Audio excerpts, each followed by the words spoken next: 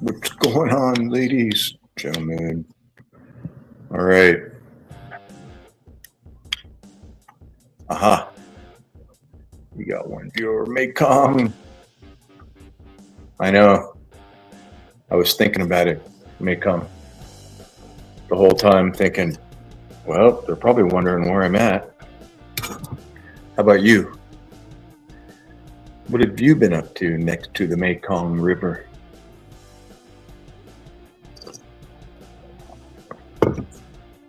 Oh, give me a mic check.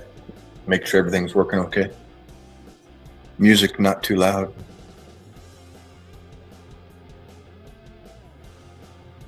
Check, check, check. 1, 2, 3, 4, 5. 5, 4, 3, 2, 1. Can you hear me okay? 5 people. Come in. Fill the room up with 5 different comments.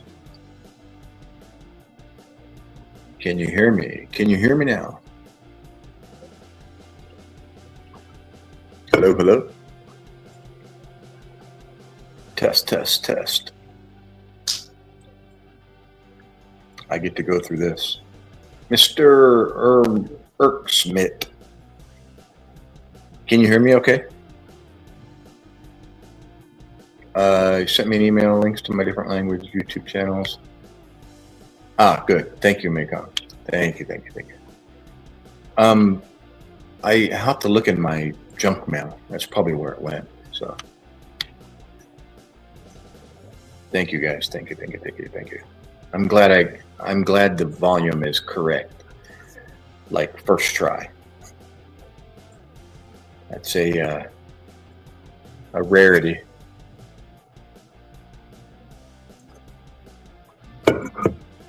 What's going on, Maycom? You like my cover? Like it? Where are you, Mr. Erksmith? I'll call you Mr. U. How about that?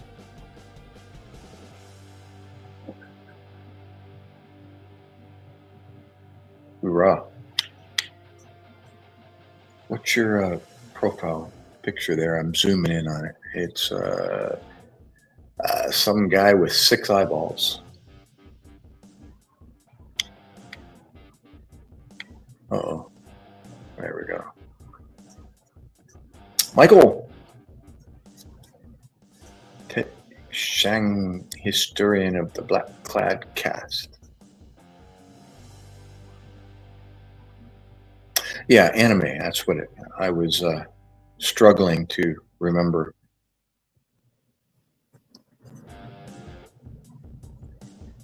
Jello.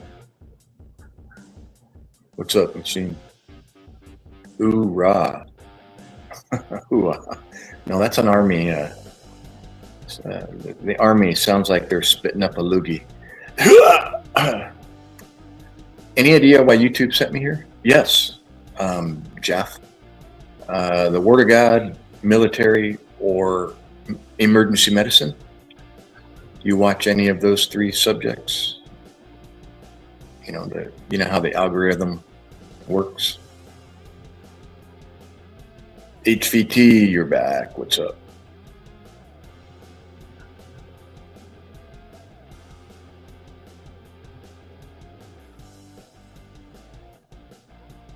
Probably one of those 3 hashtags sent you here, Jeff.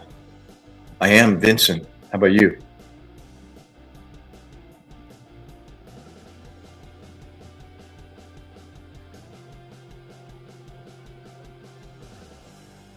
He's crying. Rumple.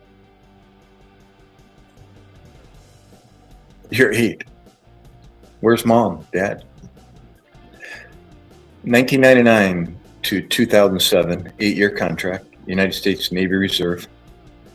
Point Mugu, Ventura County Naval Air Station, and Iraq, 2004, 2005, with the 123 Marines out of Houston, Texas.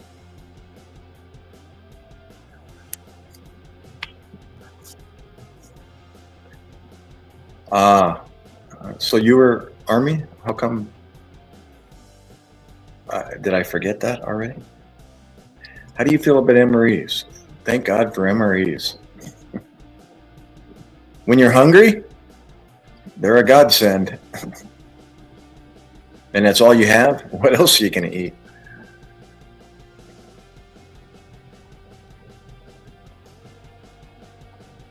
You know, there's like after 2 were taken away, there were 4 corpsmen left at the BAS in Iraq. And there were times when the Marines were out and there were no cooks. And so one of the corpsmen was a Filipino kid. He was the youngest out of 4 of us. And he was actually had more time in his rate. So he was senior, even though he was younger than all of us. We were in our 40s and he was in his 20s still. Yeah, what is it? The king palm. So anyhow, because he's from the Philippines, you know, rice is life in the Philippines. And I happen to be married to a Filipina. So I was on the same page as him, and his wife used to send him 12-kilo bags of rice, 25-pound bags of rice. And so we had rice, even though we didn't have food all the time, you know, hot cooked food. So MREs actually go well with steamed rice. So he would always make sure when we could, you know, have steamed rice available. And so you put a bag of MRE of stew, you know, beef stew, together with steamed rice and the Tabasco sauce. Oh, we're living high on the hog. Bonami, hey, ¿cómo está? Oh, that's right, Bonami. You're from, what's her name's live stream? Amy. Call you Amy. Thank you, Amy. Is that Grace's live stream? Or am I confusing? Gotcha. Hoorah! Wow, good job. ADV.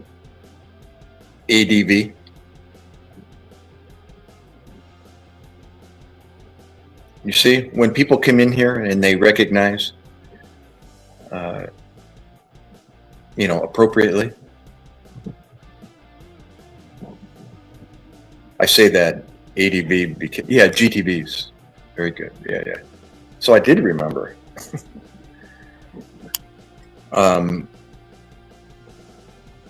The going trend here on the channel is people coming in here and second guessing what I did, who I served with, what the cover represents, what the symbol is on my cover, etc., etc. Ah, EM2, electronic mate, correct? Nice. Yep. All right, Amy. Hoorah, Shelby. Praise God for the military. Thank you for coming in. Electricians. Stand corrected there. Yeah, the Gator Navy.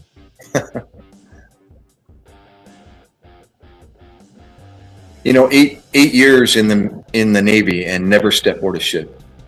Weston, what's going on, dude?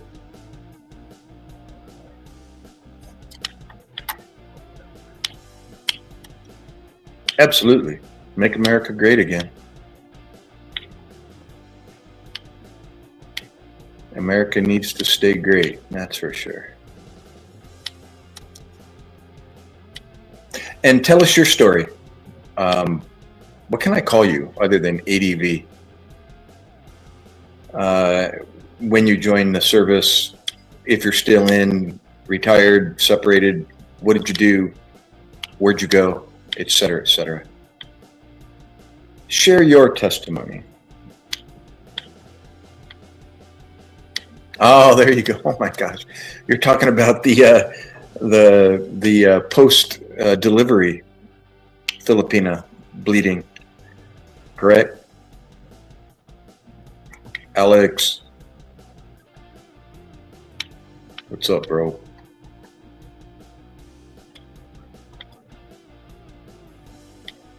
Gene, it looks like you've been listening to too much of the media, eh? He's the greatest president, one of the greatest presidents to ever have served as the president of the United States. Incredible what he's accomplished. Nobody ever points out his accomplishments, or very few people. They just want to rag on him. And don't get me started, but do your homework there, Gene, and then get back to me.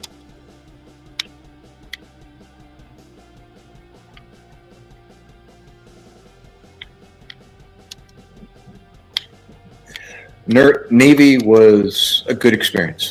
I wished I could have finished my 20 years. Absolutely not. Spiderweb.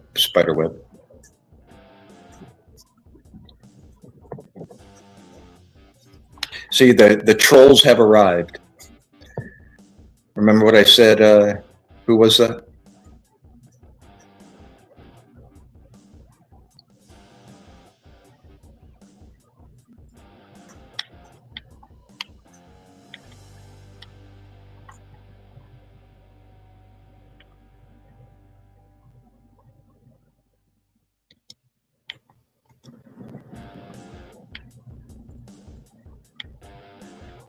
Who is Scott Descent? I don't know that name.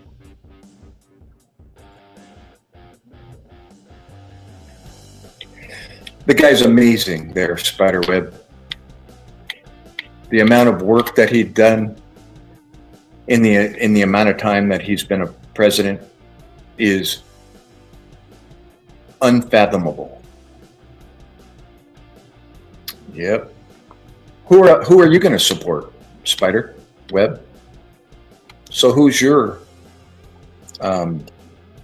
president, and who do you support?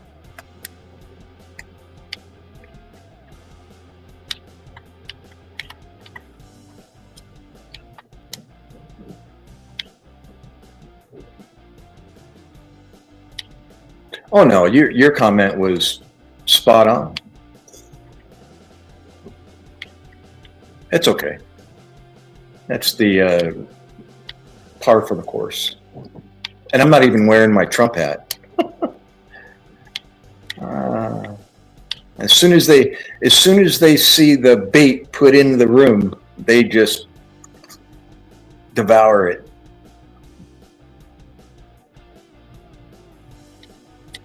Well, no, I mean, are you in the United States, Weston? And if I support myself in running for the Commander-in-Chief, by the way. Oh, okay. But in the meantime, who do you support?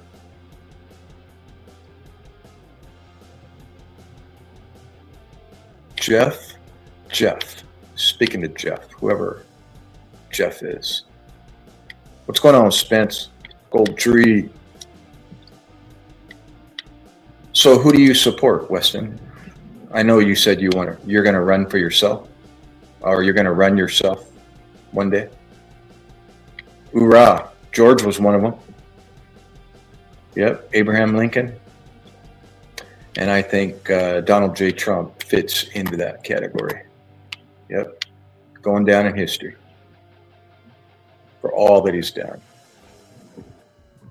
Border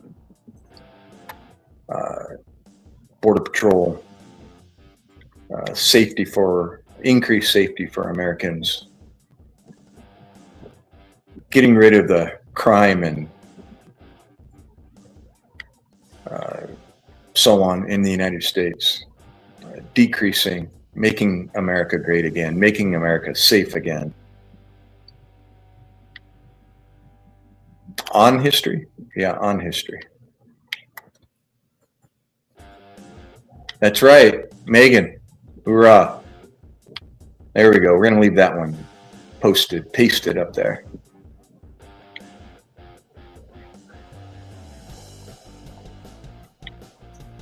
I got a friend that lives in Dearborn Heights, Michigan, actually. And he's a Iraqi. He was one of my interpreters over in Iraq, 2004, 2005. I just got it cut. I just got it cut at Great Clips. My normal barbitress, what do you call a female barber, is on vacation, but I had a lady, another lady do it for me, and she did a good job, so complimented her.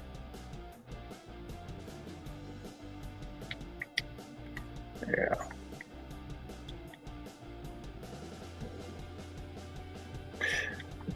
Yeah, Dearborn itself, I never visited it. There's no reason. I went to the Ford factory and with my family and spent 3 days, I think, at my friend's house there, at Ali's house, and his wife and his son.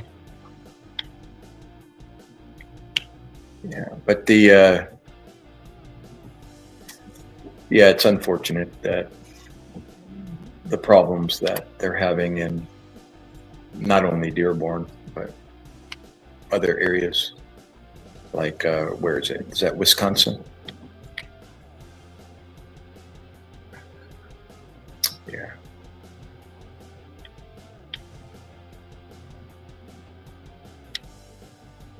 Hoorah! But Navy doesn't have the E system, so you're correct with Navy, incorrect with the E5. But yes, it's equivalent to E5, correct. Wow, no way, D-Dub. I was there 0405 with the 123 Marines out of Houston, Texas. Tell us your story. Yeah, just a barber if it's a lady. Well, she was my, what do you call her? Stylist, I guess. My daughter's a cosmetologist. She does tattooing, eyebrows, and waxing in Florida, Port Richey, Florida.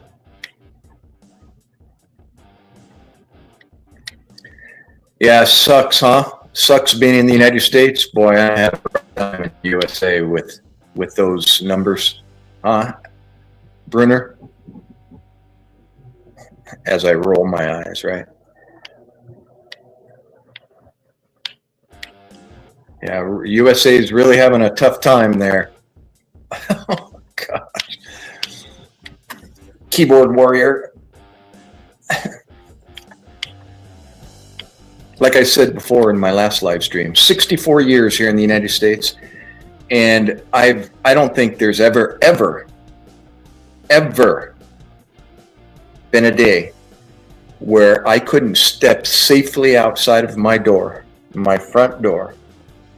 Not necessarily here in New Jersey, but in San Diego, California, where I grew up, Portland, Oregon, where I lived for a couple years, New Orleans, Louisiana for another year, and now here in New Jersey for the last 19 years. Well, not total, 15 years. Have I not been able to step outside my front door or drive down to the local store or wherever it is that I need to go? Taking vacations to Florida and traveling across the United States from New Jersey to San Diego and back 5 times. Count it, 5 times. Either the north route, Highway 70 or 80, or the south route via 70 and 80, the north route, and then 10, Highway 8, 10, all the way across the southern part of, and Highway 40 and 60 and Route 66, all the way across the United States back to New Jersey. Have I ever not been able to do that safely? And yet, what, the numbers, and we're bankrupt? What? America, such a horrible place to live. Hoorah, that metal guy. Well, if you want, don't forget the thumbs up, everybody. The least I can ask. You don't have to subscribe, but if you want to see when I come back, you know the drill. Or when I post another video, then subscribe, and you'll get all of the above. Hoorah! There it is. 21 years in the Marine Corps. This guy knows. This guy knows who I am and what this means and what it is, and why the name of my channel is Doc. If you have any questions regarding that, ask Georgiana.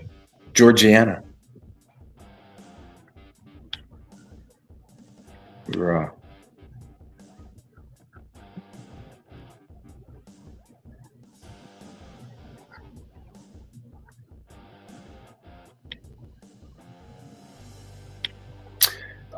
You see, Paffy, why don't you explain that, Georgiana, to Paffy there, 666. How many people you kill? I'll let you do your homework there, Paffy, instead of answering that.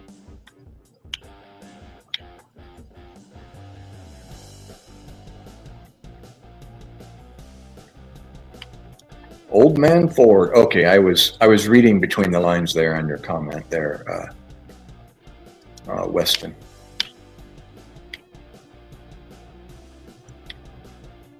Don't know anything about the USS Liberty. I don't think I know.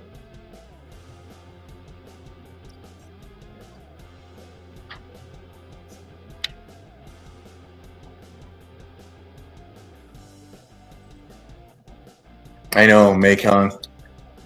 Exactly. If they're Americans, you know, I always got to ask them, so are you here in America? I know. And yet the people from other countries are praising us and dreaming one day to be here. Yet the people, our own Americans, are the ones that are complaining, and they won't leave. It's just, I call it the supervisor, what do you want to call it? Where if you become a supervisor, you know, in your company, be expecting your name to end up on the bathroom wall. You know, it's whenever somebody takes office, you know, their name ends up on the bathroom wall. And they remain. And they keep using that toilet seat. You know, they keep coming back.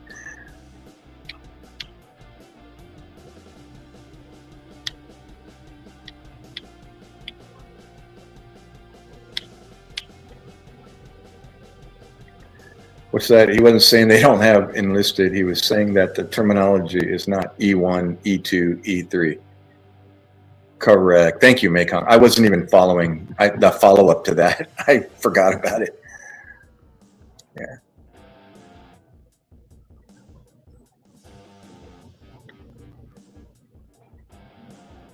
I'd have to scroll back. I'm not even going to bother.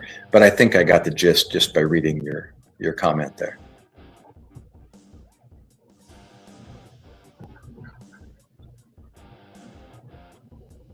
Oh, I just did. That's his profession. What's his profession?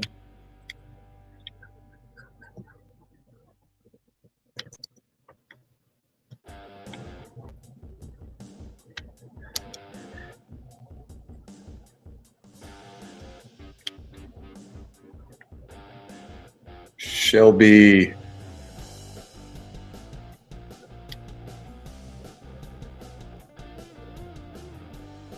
Like I said, Shelby, I'm doing fine here in the United States there, bro. Pretty darn blessed to have been born and raised in the United States. You can spend your time on educating yourself on geopolitical realities and policies and so on and so forth. Hoorah! You were born at MCRD? Just kidding. I was born in San Diego as well, Georgiana. Sharp Hospital.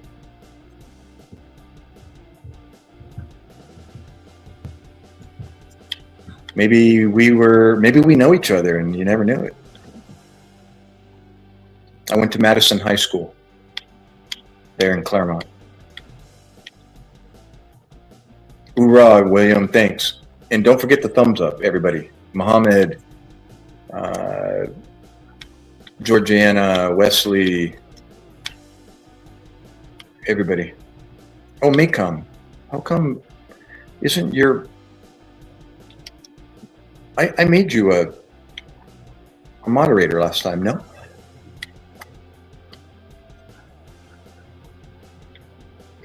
You're not... It's not showing up on the StreamYard screen.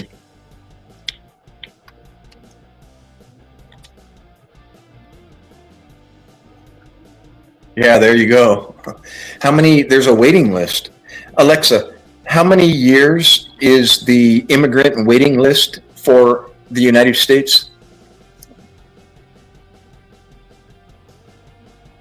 The U.S. immigrant waiting list can stretch decades. Many family decades have waited over 20 years. Some have waited over 20 years. 4 million people.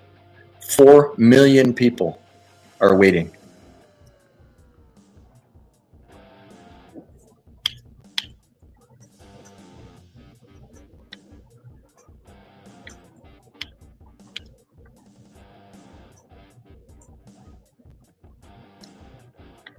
Um, 666.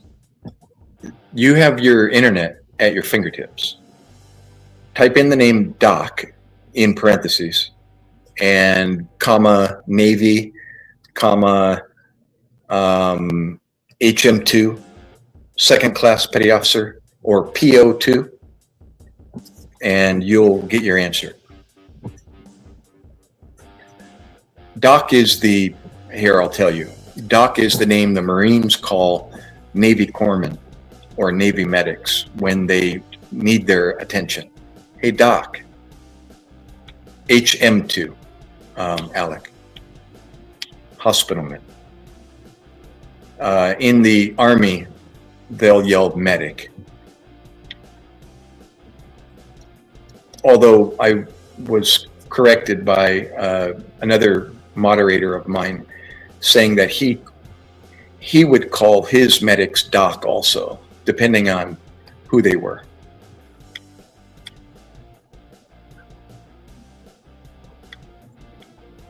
Spider, really low tolerance for that. I mean, my channel sometimes the chat room will just fill up with people like you.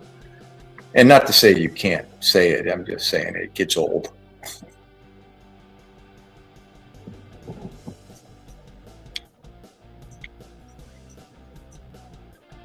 No comment, Mohammed, really. I'm letting it all play out, and then we'll see the end results years from now. You don't know where I served? I already said that. I'll say it again. Iraq, 2004, 2005. United States Navy from 1999 to 2007. 8-year contract. Sorry, Maycom.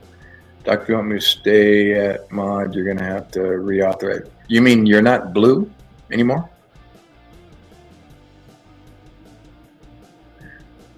USS Liberty. Maybe I mentioned something to my son recently about a U.S. Navy ship, and I'm trying to recall what it was. But no, I'm drawing a blank. I forgot. Let's see.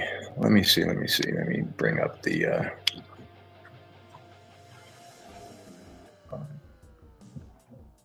sorry.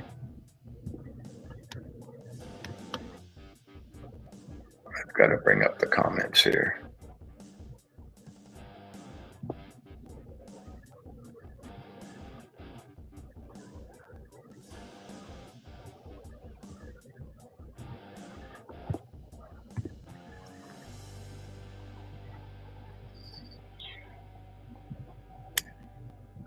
Okay, let's give me a moment here as I, whoops, sorry for that.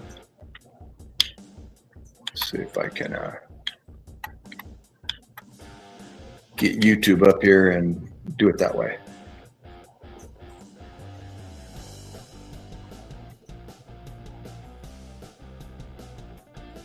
Amy, you're back. Shadow, what's going on, Shadow? From the Navy, he's well respected in his field. Hoorah, Bill. William.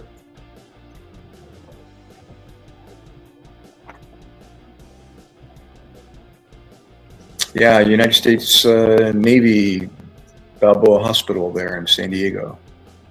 Been there, did my 2 weeks, 1 year there at Navy Balboa.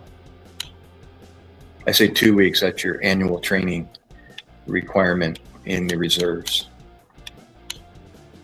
to do a 2-week stint somewhere. Either the Navy has a billet that they need you at, or you get to pick and choose online wherever there's an opening.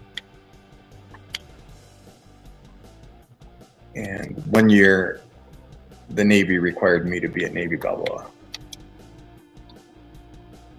So I went and assisted nurses on the med-surg floor and started IVs for them and basically helped just do their duties.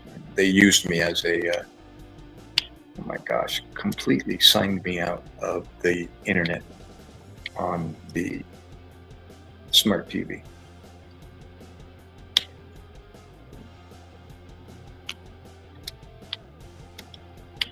So I'm not going to be able to make you a mod anytime soon there, MacKay. I'm trying right now as we speak. Sorry I can't read all your comments. I'm busy. Give me a sec. Nope. You can hear the clicking. It's the Xbox controller that I'm struggling. I'm not on a laptop, so. Okay, stand by. Okay, that was a 2-step verification. I froze there for a second. I'm still trying to get on YouTube. I'm signing in. Still signing in.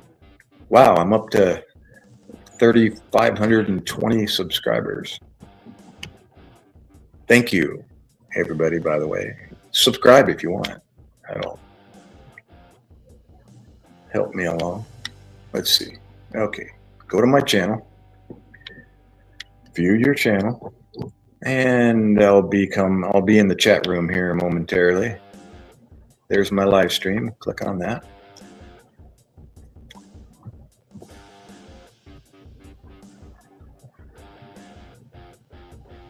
Moral values. I'm way behind, but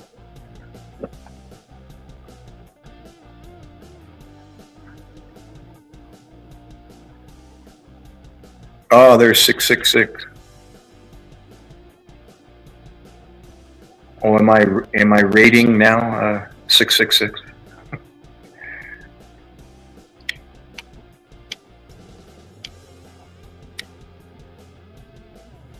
Okay. Let me where are you, MacKay? I got all the chat here in front of me on the big screen. Post something. There you are. Yeah, what happened? How come I thought I made you a moderator last time, no? Oh no. No. I'm telling you, this is horrible. I'm trying to take care of a very simple task, and it's okay. All right, here we go. Stand by. It's not as hard as it looks.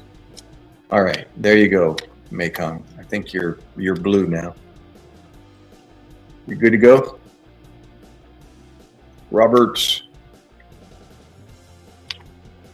I don't know. You tell me.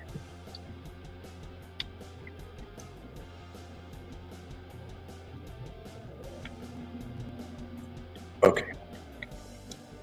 Back to, oh, you know what? It kicked me out of StreamYard also. Imagine that.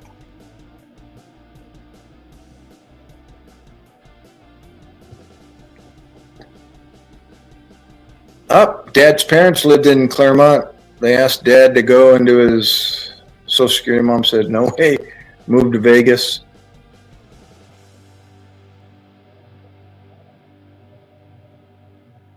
He what? He walks by generals and never salutes.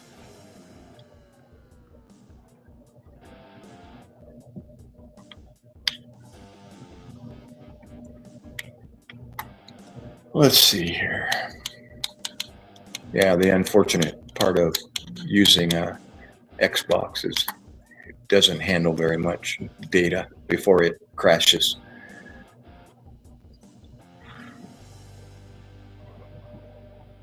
Yes. Now, I wonder why you're not a mod or how it dropped off. Because I didn't do it.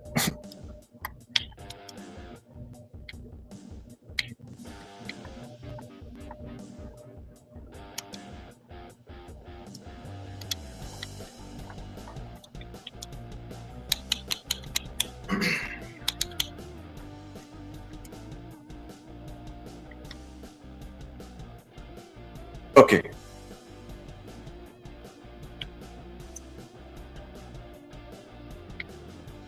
Wait a minute. I'm on the wrong page here. Oh my gosh. Seriously. Pete, he's the man. Pete Hegseth, former Marine. You know.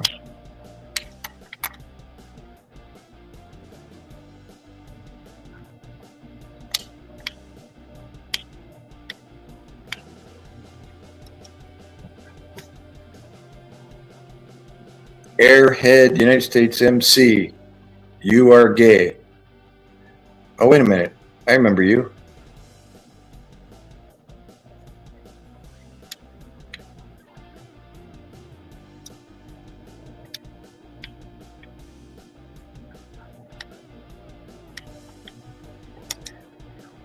If you really are there, Airhead, I understand why.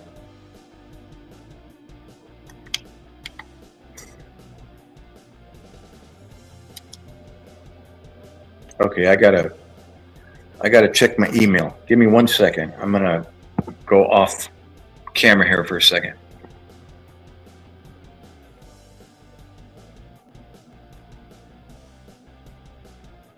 (832-188).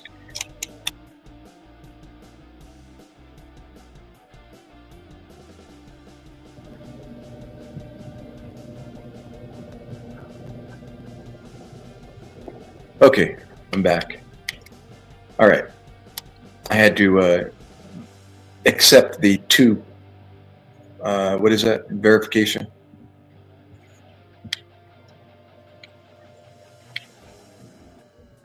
Okay. There we go. I just entered my own live stream. So now I can view it on the big screen here.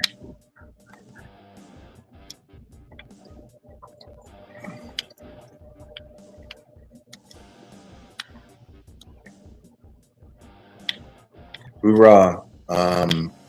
Rice Hosogan. Raisho Shogun. Raisho Shogun. Risho Shogun. Praise God for the military.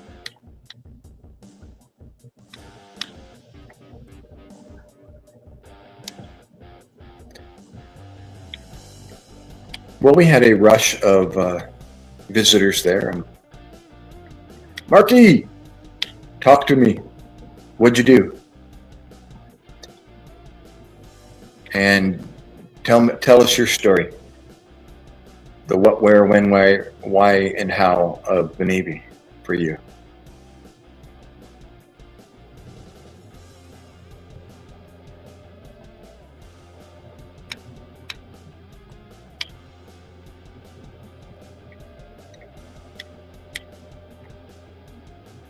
Welcome, by the way, Mark.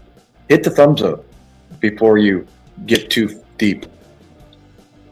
No MOS, Raisho, in the Navy. I was a corpsman. They have rate and rank. HM is the rate, rank is the second class petty officer. Enlisted. There you go. You see there, he was a corpsman, everyone. So even the Marine Corps would call Mark Doc because he's a corpsman, even though he's playing his pharmacy tech position down, which is absolutely untrue there, Mark. Everybody has a part in that cogwheel that makes things, right, go round. Yeah. Yes, I already found the truth, Lee. The truth is not a something, it's a someone. His name's Jesus Christ. And yes, he found me, praise God. In Portsmouth, Virginia. There you go. Did I see big waves? HM3. I came into the Navy, Mark, as an HM3 through the APG program, Advanced Pay Grade, in 1999. I joined at 37 years old, and I served an 8-year contract till I was 45. I got called to Iraq in 2004 and spent one tour over in the Al-Anbar province with the 123 Marines, providing medical support for them. Awesome. What do you mean, too many secrets? Now that always raises a red flag. I hate to say it, Mark, but there's no...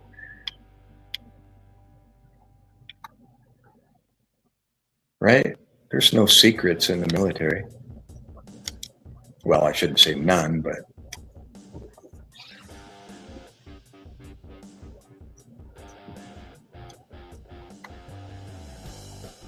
'88 to '92. Cool.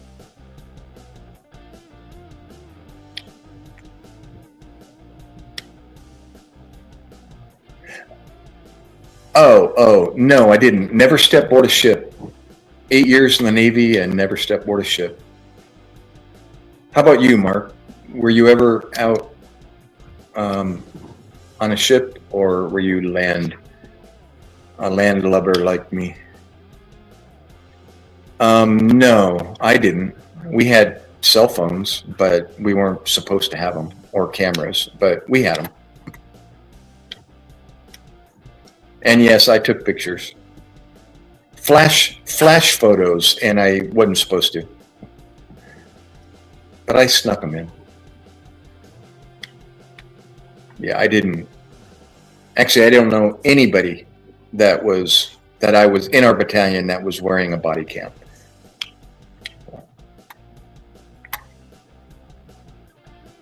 Sounds like you've been watching a lot of media there. Recent media. 666. Yeah, now you know, Raisho.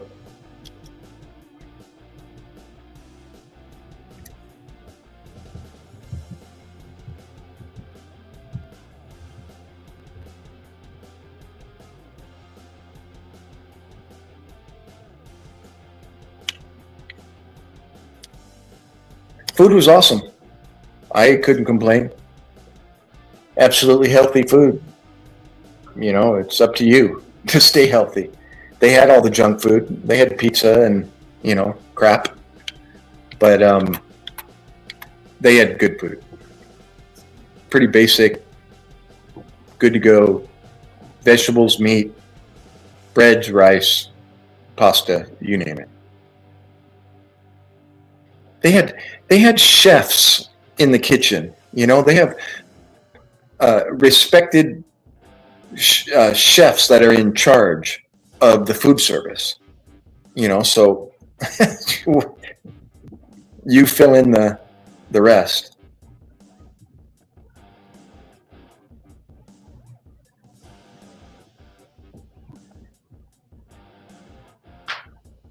Yeah, there you go, Mark. Right there, San Diego. They had a McDonald's. Yep. right there at Navy Balboa on the campus. Been there, did McDonald's. What the heck? I just got a beep. What was that? Classmates.com. Ship, a unit, or station. Yeah, I guess you could say that. I was assigned to a unit there at 32nd Street, my very first day. I told that story. Maybe I'll tell it again. The opportunity that was presented to me my very first day in the Navy. I mean, totally took me off guard. I was like, what? You want to do what? There you go.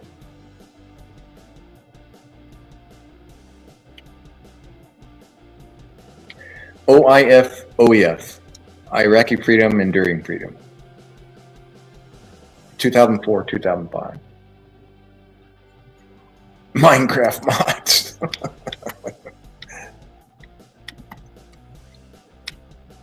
Seymour, you're back. Or, no, wait. There was another person in here with those Under the Grandstands by Seymour Butts and your variation thereof, and somebody else came in with a name similar to yours, but it's not you. Varro, the Word of God, military, and emergency medicine. Let me read your comment here. Loads of British military were charged over nonsense from their body count, creating to think they were sent to war, then made to be criminals for certain acts on the battlefield.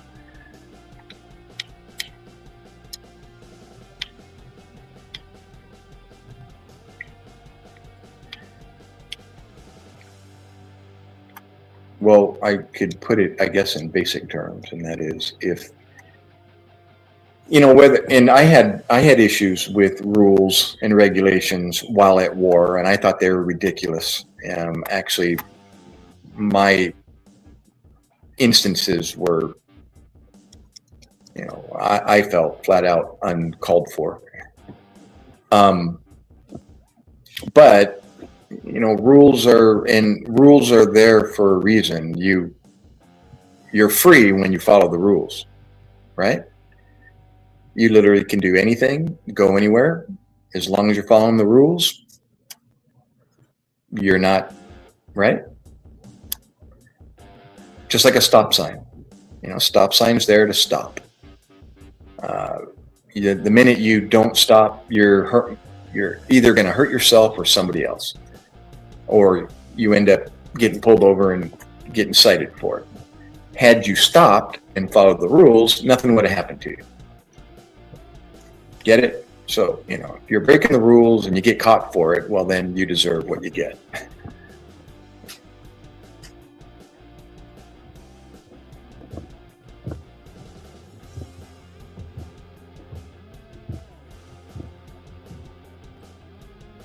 Say what? Now you're getting on to something else there, Weston. That's a big topic. Not to do war. So we just let people like Hitler and Japan, I'm going to take for example, back in World War II, bomb our harbors and then not respond back and do anything about it, or let Hitler his regime just multiply and let him continue to do what he did without somebody intervening and stopping him.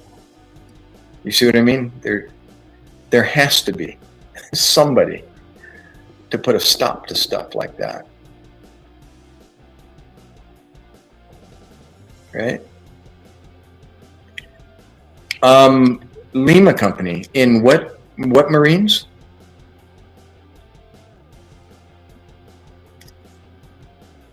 Warren, You know, as far as I know, I don't know. I don't remember if there was anybody other than our battalion, other than the Iraqis, the ING, Iraqi National Guards, coming in for, you know, assistance or treatment. But as far as the Lima company, I'm sorry, I'm not familiar with Lima company.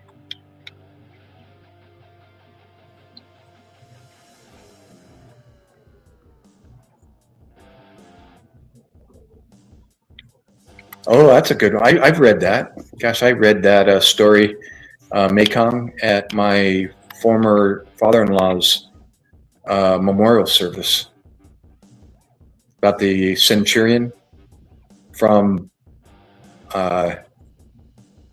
what is that in again? That's Romans 2:10, or wait. His name was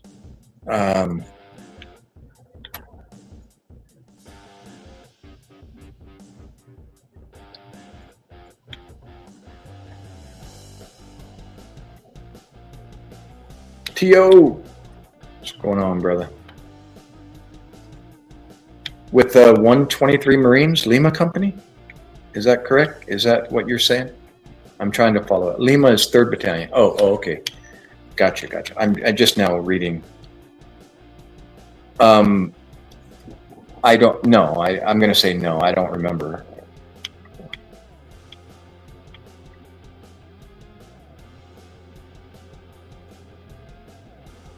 You know, a couple of some battalions came through, as we were leaving, like 2 weeks before we left. The oncoming Marines, I forget who they were, out of Ohio. Is that 3? No. And then there was a M1 tank unit that parked a couple of their tanks on our fob, and some others kind of just started showing up. Maybe they were part of the battalion that were relieving us, but I don't think they were, unless they were the 3rd Battalion. I'm trying to remember, where's 3rd Battalion based out of?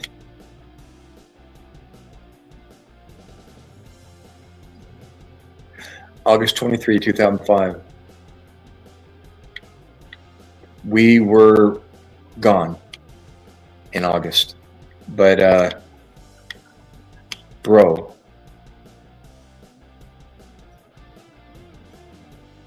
were they at Haditha Dam and Fob Heat?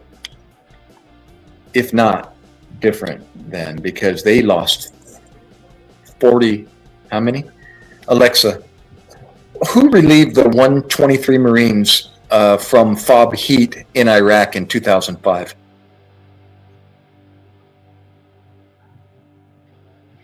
Colonel Stephen W. Davis led the Regimental Combat Team 2 that moved in to relieve the 123 Marines stuck in the heat and fog around Haditha in 2005. What battalion was that relieved the 123 Marines?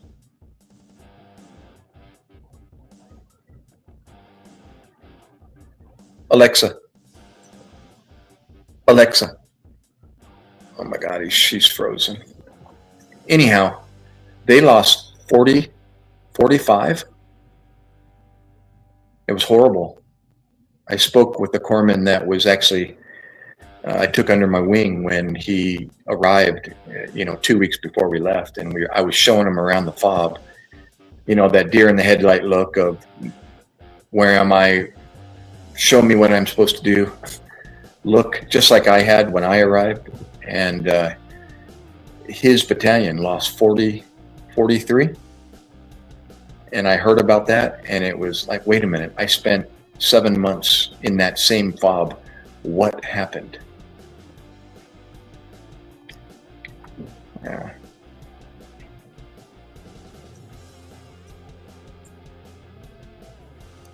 Let's see, Active Reserve, National Guard, 17 to Marine Corps, 17 to 20 Navy, 74 to 1 Space War. I don't know what I'm sorry, I'm not following all your.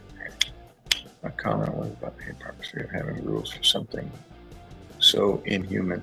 Yet war has always been very human. Why not sand people?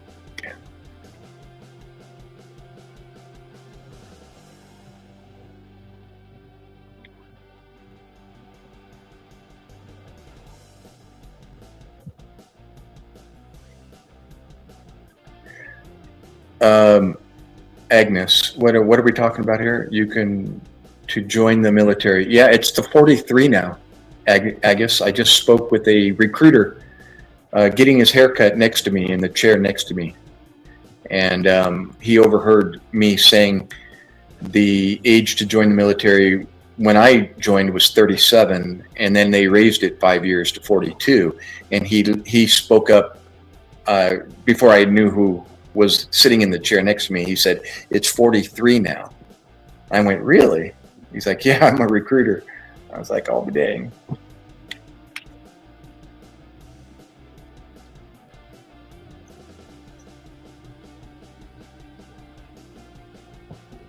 So you can do 20 years and retire at 63. So anybody out there under the age of 43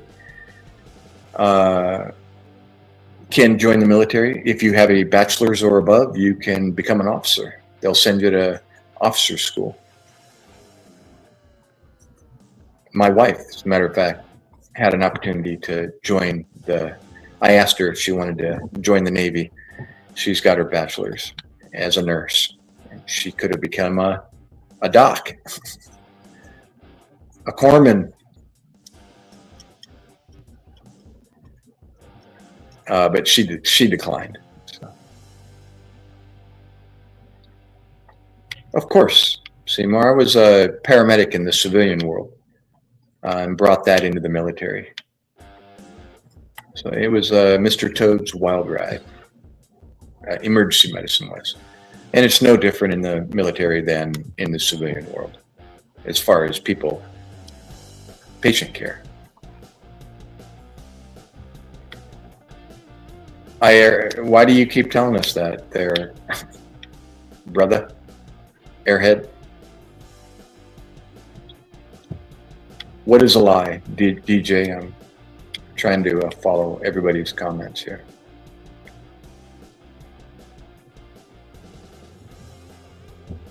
HM2, you should be able to, if you don't know, you can screenshot that and then plug it into Google and it'll tell you.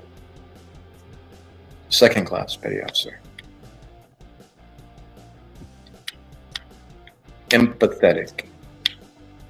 Empathic, sorry. The Jocko, I don't, but I know who he is. Bradley, yes, correct.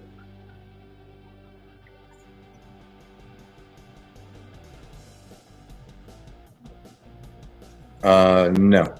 Where did 25 years come from? Or are you speaking to somebody else?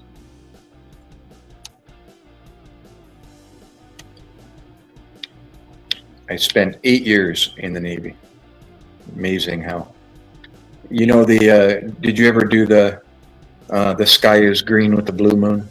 And the teacher would tell the student in a whisper, and then they would whisper to the next person, and then they would whisper to the next person, and they would whisper to the next person. And by the time it got all the way around the class, back to the teacher, what that sentence now took on, it's kind of like, oh, so you spent 25 years in the Navy, and all you were was a petty officer second class? Amazing, huh?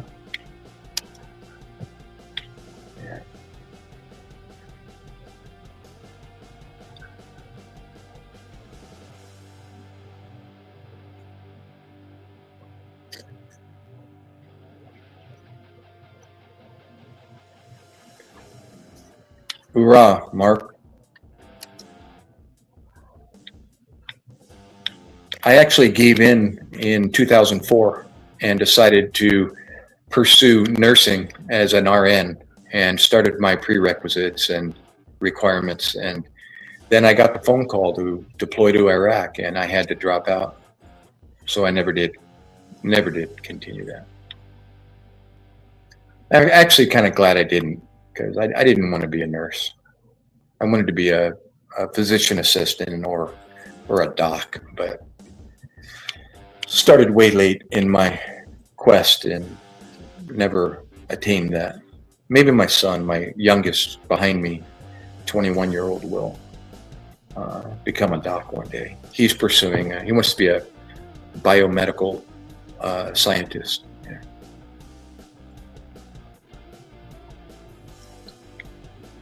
Not too many. It was very quiet over in Iraq, which is good from a people standpoint. But for me, it was absolute boredom.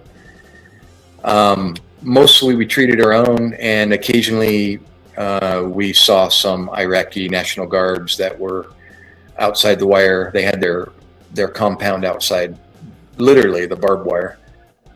And when they would get sick or injured, they'd bring them over, or we would get a call that they needed assistance. So I'd go walking over there with, an escort or in a vehicle and go pick them up and bring them back to the BAS. We had one bad guy at the very end that was shot up with like 16 rounds. I think we counted 16 entry exit wounds in this guy, although he didn't survive. But we got to play and work on him. It's kind of a morbid way of looking at it, but that's exactly what we did. We got to play, finally do something invasive. At least we tried, and no success. So.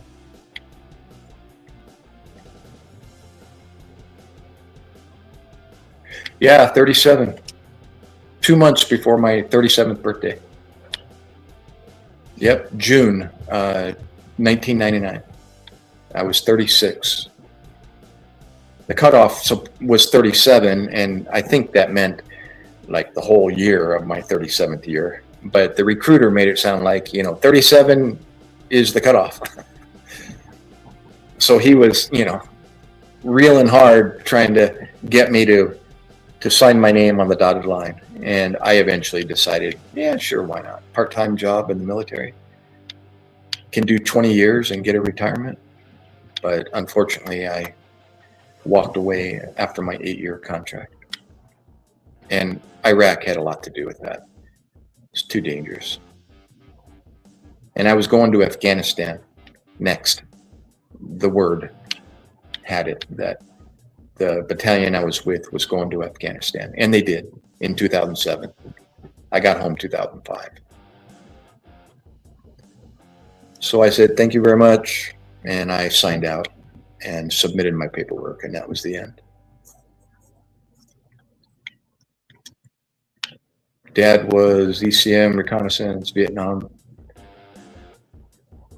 You see, he volunteered. Check that out. Not everybody was drafted. See there?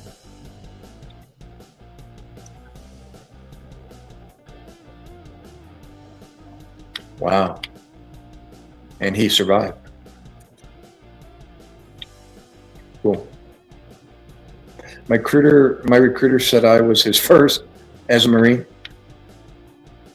We're off.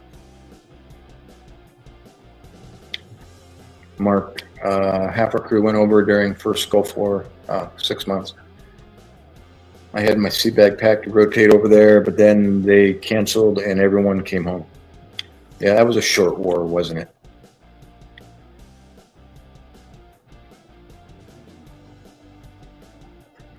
Awesome. That's cool.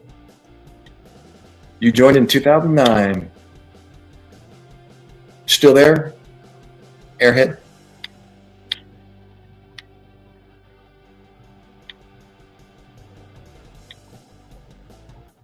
Hey, do me a favor, DJ. And I know you want to talk, but get rid of the caps.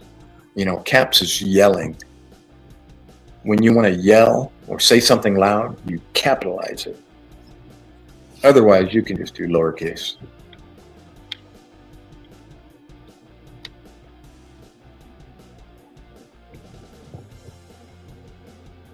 What do you mean when I gave up? I didn't give up.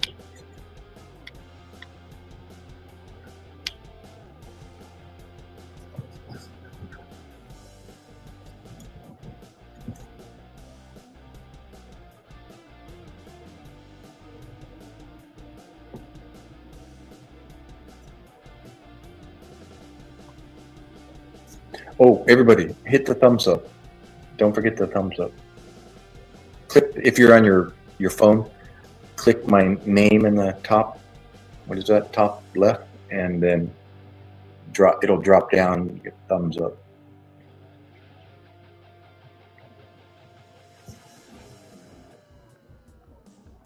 $38.21. Are you talking to somebody? Sorry.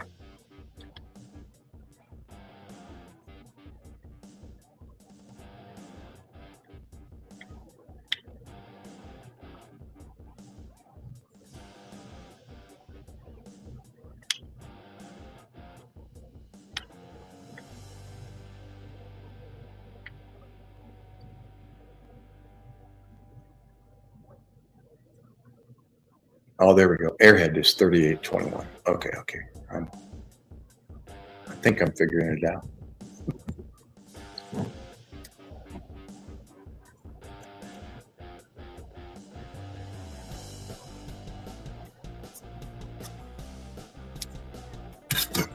How's that background music? It's low enough, or?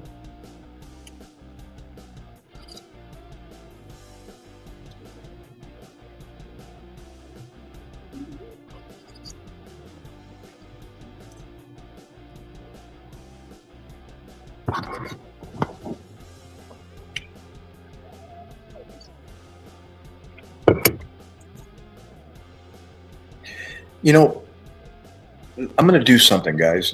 Let me know, okay? I'm going to take off this mic, or I'm going to shut this mic down that's on my shirt, and type in the room, you're mute, if it shuts off.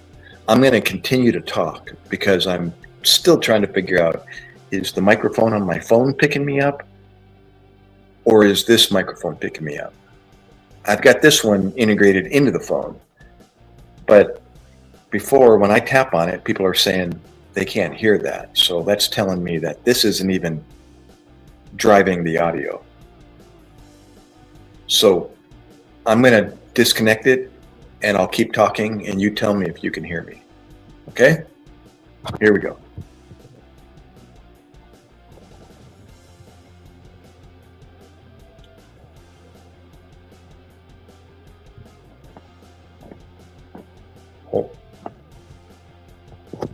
Hold on a second.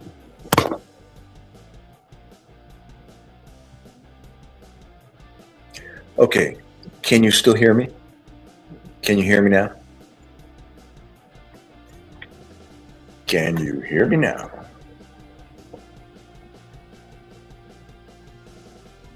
Thank you, Mako. Can you hear me? Can you hear me now? There's like a 10-second delay, so I'm going to wait.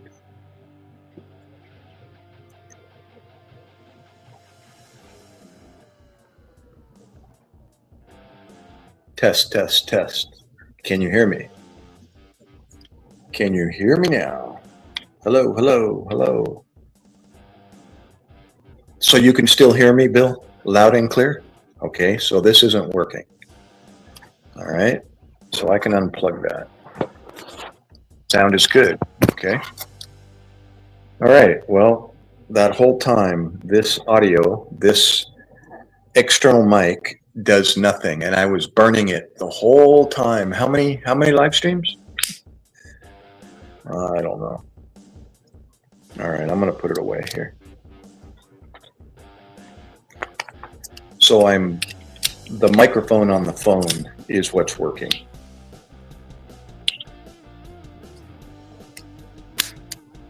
All right. Give me 1 second here. I'm gonna go ahead and charge this thing while I'm not using it, since I used it a little bit. Okay, there we go. Okay, thank you guys. I'm gonna do some more research as to why the StreamYard is not picking up the external mic, and I'll try again next time.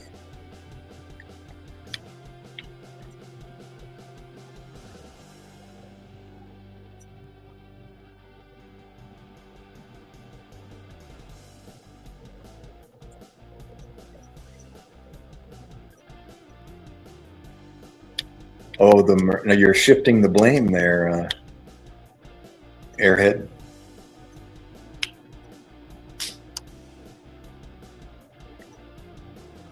Accept the blame, God will remove the guilt.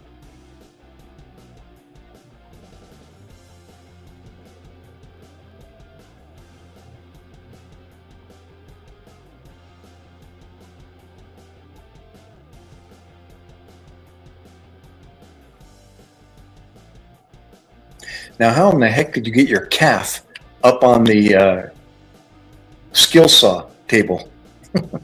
Or was it talking about a manual one?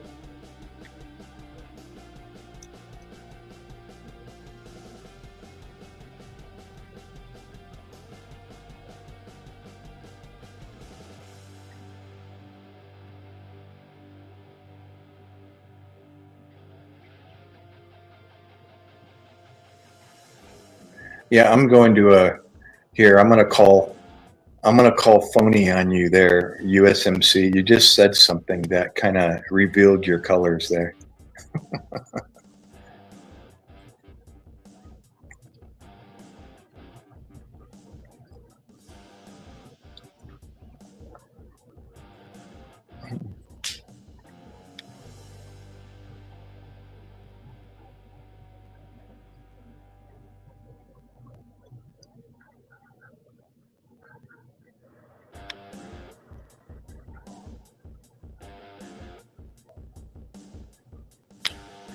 Hoorah, Bradley.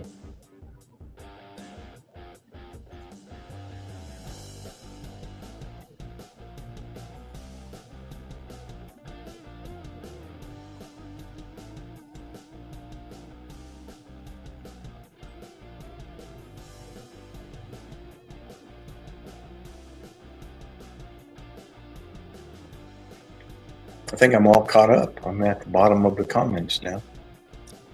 Right? That's the last one. Oh, the one just came in. Michael, that's me.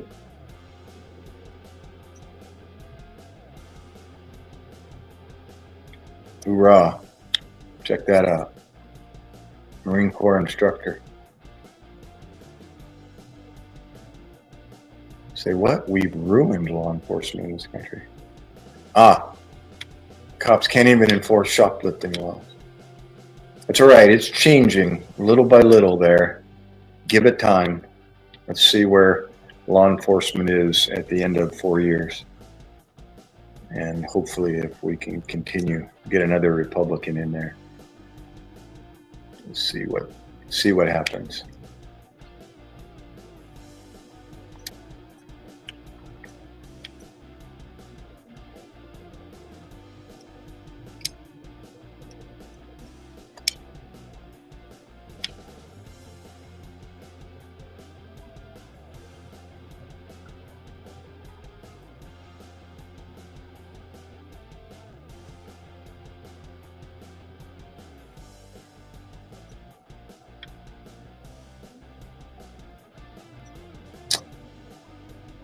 Oh, what?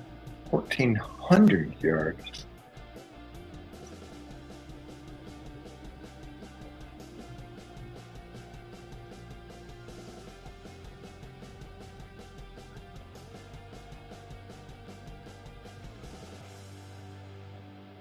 As opposed to who, Bevs? Whose boot are you licking? If not Trump. Talk to me, Bev. I want a name. Whose name are you licking? Whose boot are you licking?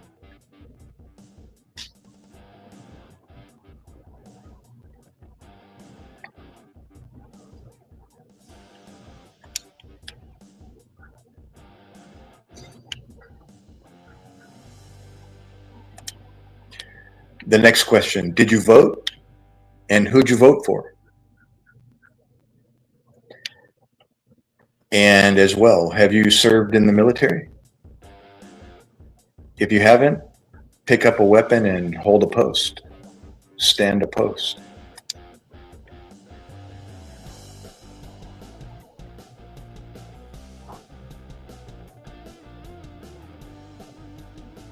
Wasn't the table. I was cutting the blocks for a wall, and it was frozen lumber. Kicked back, cut me into the cow.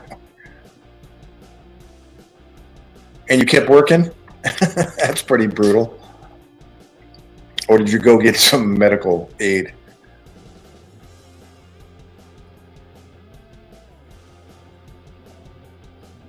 Oh my gosh. That doesn't sound pretty. No hospital, no stitches, just a big old fat scar? Well, even if the stories aren't true, I'm enjoying them.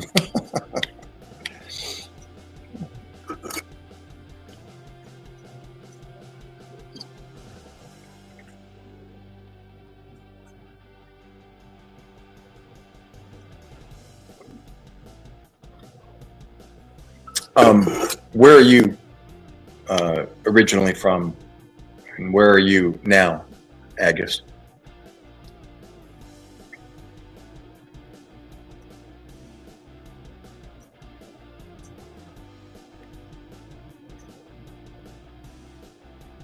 Later, Mark. Thank you, bro.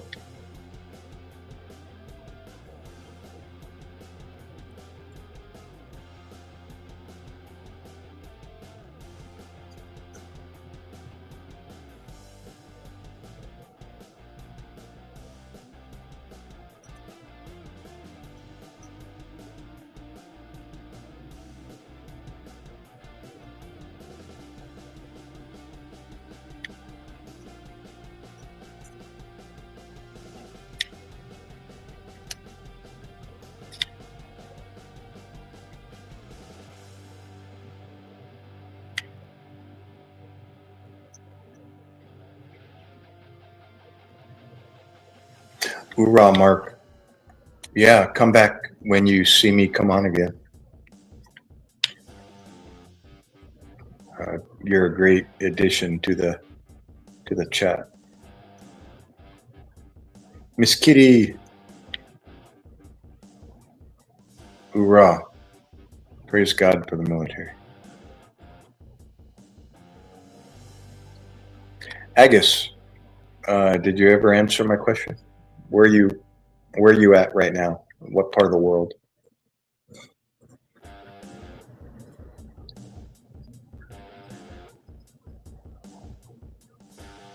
You seem to be pretty active there on the keyboard, Agus. You're kind of out typing everybody.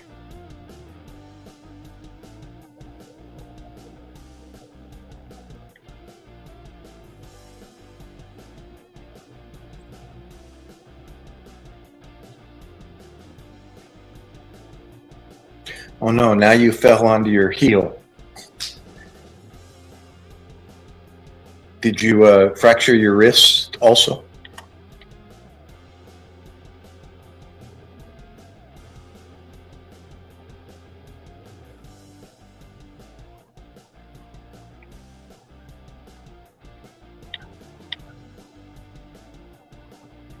Now wait, you said 16 feet earlier. Now it's 18 feet? Oh wait, 12 foot. And now you fell 18 feet. Oh, David, I'm sorry. Sorry, David. I thought I was reading Agus's. Okay. So you had a similar fall, but yours was 18 feet. Gotcha. Okay. Yeah, solid ground sucks.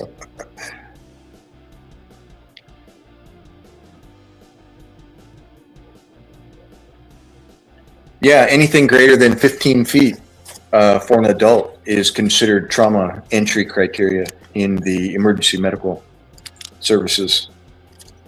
I'm actually looking at the San Diego County Paramedic Association, SDPA. This was a long time ago, but then, let's see, this is 2007, 2008. Actually, the year I got out of being a paramedic, 2008. Trauma criteria. Hold on. I'll tell you. I used to know this by heart. Let's see if I can Find it real quick.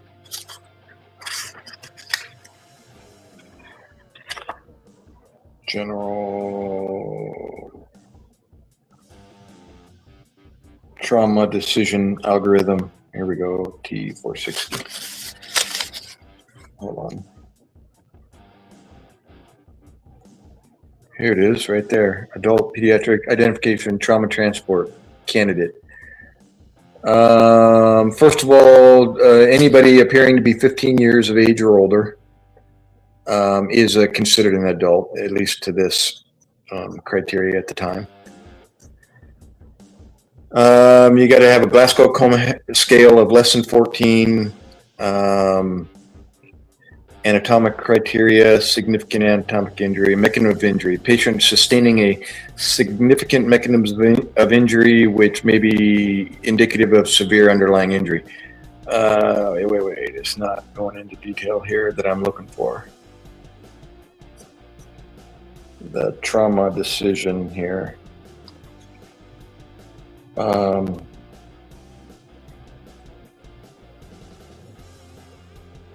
There it is. Fall greater than 3 times a patient's height or greater than 15 feet. There it is. See, my memory didn't fail me. See there? Any fall greater than 3 times your height or greater than 15 feet is considered trauma criteria. You're going to get entered into the trauma criteria, which means you're going to have a trauma team waiting for you when you get to the ER. And that's because that amount of speed that your body attains at 15 feet and the mechanism of injury that creates to your body, your neck, your head's on a, literally on a swivel on your neck, and 15 feet, you're not able to support your head going that fast. And so your head is likely going to hit the ground. If it doesn't, you're going to sustain fractures to your extremities or both, to your legs and to your arms. Internal organs start to separate from each other. Your liver, your kidney, your spleen starts to, that force that your speed is, that the body is traveling at, now all of a sudden comes to a sudden stop when it hits the ground. So all those factors thrown into there, they decided, anything over 15 feet or greater than 3 times your body height, just enter them into the trauma center. And it's better to be overtreated than to be undertreated. So it catches more injuries by sticking to these criteria. And that's for your benefit. So do we enter everybody into the trauma center, or we take everybody to the trauma center that falls 15 feet or greater? Not necessarily. There is paramedic discretion, they called it, but I leaned towards the aforementioned, meaning just enter them. And if they don't, if they're fine and they walk away and they have no injuries, then that's a good thing, right? But people always say, why'd you enter him into the trauma criteria? He was walking, talking. He looked fine when you got there. It's like, yeah, he did. But what if, he goes home and next thing you know, he's bleeding out his butt because he didn't know he was bleeding internally, from that fall, and he landed on his, flat on his stomach or something like that. Or a head injury 3 days later all of a sudden reveals itself. It's called a subdural bleed. I'm trying to remember the one that surfaces. The textbook says 3 days later. Been there, ran on that before. You don't even know your brain, the lining of your brain has been ripped because it's a slow bleed. The epidural, what is it? Epidural bleed and the other one is the quick bleed that reveals itself quickly. But the other is a slow bleed. So, what if you miss that and the person's walking and talking and they have that bleed in their brain and they don't even know it, and you don't even know it, but they just fell off a roof 15 feet or more. and you didn't enter them in the trauma criteria. And next thing you know, 3 days later, you're running on that same address, and it's that same person. And you're like, whoa, I don't know what happened to him. We just walked in this morning and we couldn't wake him up. And you realize, oh my gosh, I ran on him 3 days ago. He fell off that roof, and I didn't enter him into the trauma center. When you get entered in the trauma into the trauma system, they treat you head to toe. They'll do a CAT scan. They do everything. They just scan your body, and they would have caught that if I had entered them into the trauma center. So, anyways, I went off on a tangent based on that comment that you guys made about falling 15 or 18 feet. Artillery, airhead. Miss Vicky, did I miss you? Sorry, yep. Hey, Vicky. Sorry I missed you. I was talking away. There you go. What is that? Did you do a quick AI? 220 pounds, 979 newtons, dropping from a 12-foot height. There you go. So you say, see? And how much does the body weigh after it hits the ground? At 18 feet, or how far? 8.47 meters per second. That's a 12-foot fall. See there? So, and people say, oh, I was able to break my fall. Sure you were. Yeah. I mean, a lot of people, that are involved in that. What sport is that? What is it? Guys and gals, where they jump off, buildings, and they tuck and roll, and you can break falls and be perfectly fine, but not everybody is into the word I'm looking for.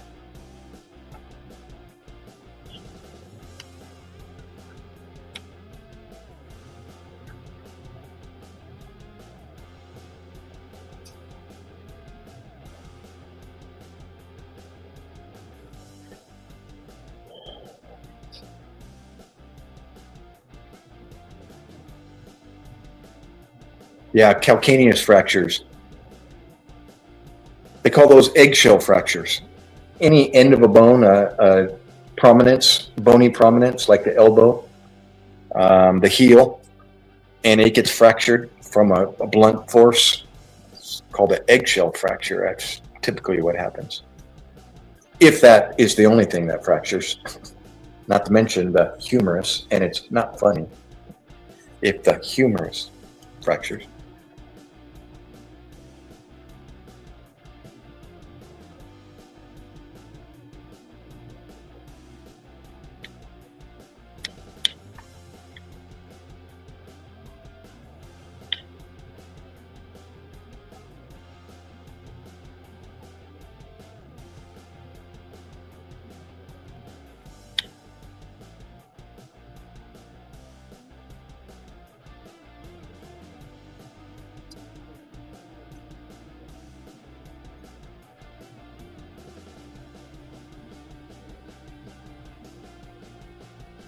I ain't a veteran unless I have VA disability.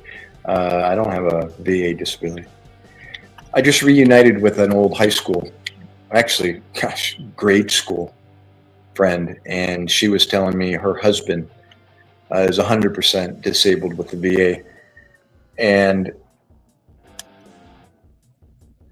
she encouraged me to look up the PAC Act, PAC Act, and just submit my information, my military information, and just see where it takes me. She says, you might be surprised. You have benefits waiting that you never even knew. And they might just make you, a percentage disability and get compensation for it. She says, why not? If they don't find anything or qualify you for anything, then so be it. But if they do, then you're pleasantly surprised. I actually did that before and I came out 0%, but there's something new, she said. So might as well pursue it and see.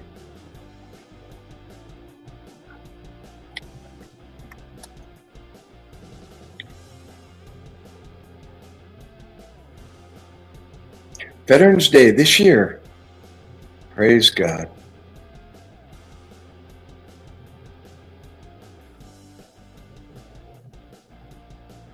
Hoorah, Miss Vicky, for your dad. Praise God. Oh, don't be misled there. Don't judge a book by its cover. It was a good, I've been blessed, that's for sure.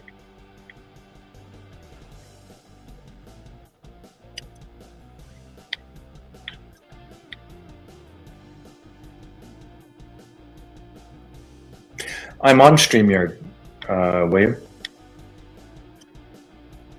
I'm using StreamYard. See the little blue dock in the bottom left corner? That's StreamYard. I just don't have any StreamYard logos up, so you don't. And the ability to post your comments like this, that's StreamYard. I'm currently using StreamYard like that, and yours like that.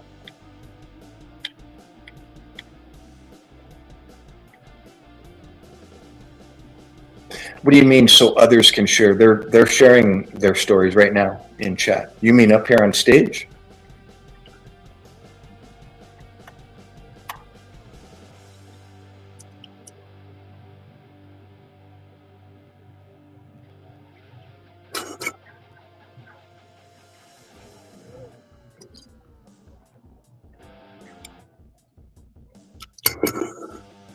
Oh, up on stage. Yeah, well, been there, tried that, and it wasn't a very,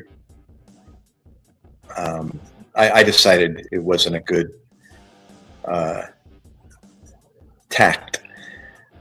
So, but what I have wanted to do, and I've always thought about it for years, and I actually pursued it and then never got anywhere with it, is trying to advertise the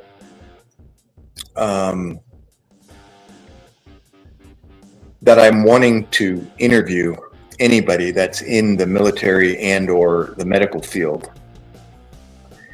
and interview them off the air, record our interview like a podcast, and then after I'm done, edit it, get it good to go for posting it, and then post it as a video, on my channel.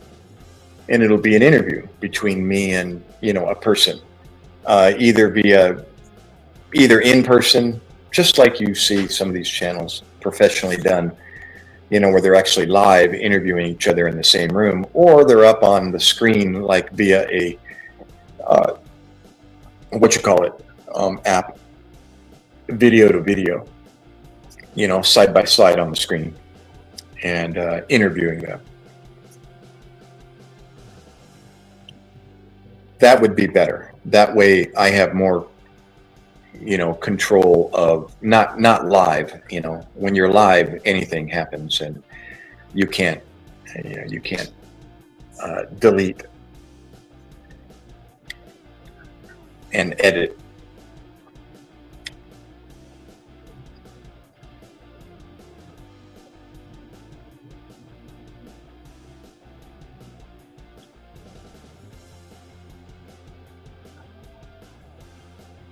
You're not as think as you're drunk you are. I've only had 2 officers, Mr. Beer.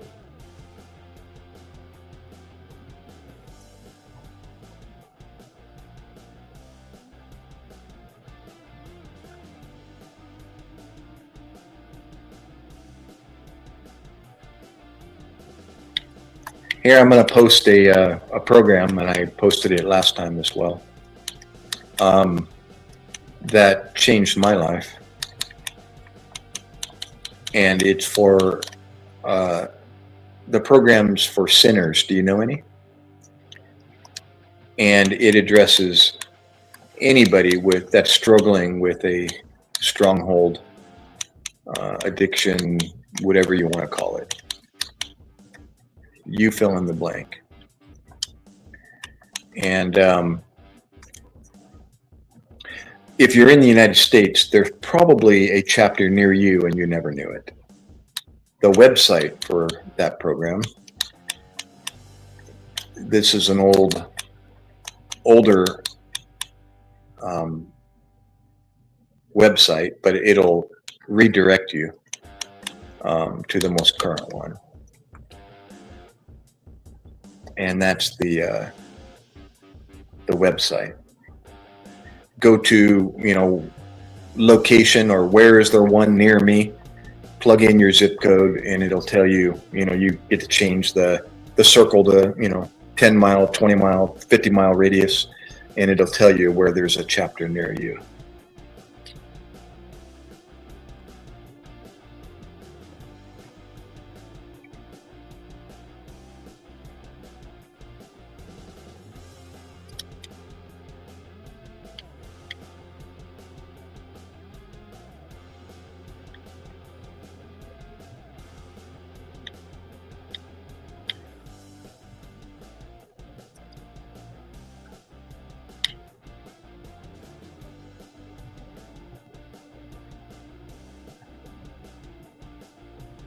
Did you hear that one? Well, that was a delayed response, Agus. Is there really that much of a delay in what I say and when you hear it? I mean, when you type it and send it? I've only had 2 officers, Mr. Deere.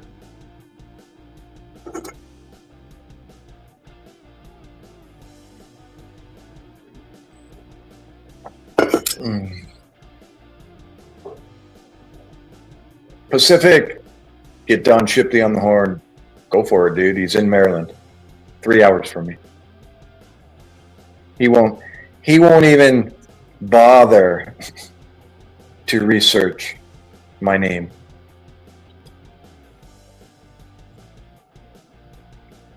You can do it yourself, bro. All you got to do is punch in, probably get my information online somehow and find out whether or not I was actually in the Navy.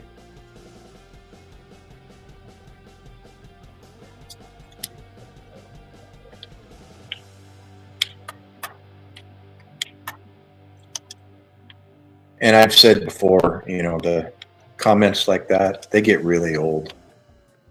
We get a whole slew of naysayers in here, and they end up getting kicked out. Only because, I used to give you a first, second, third chance, but when people decide to be trolls, they get the boot.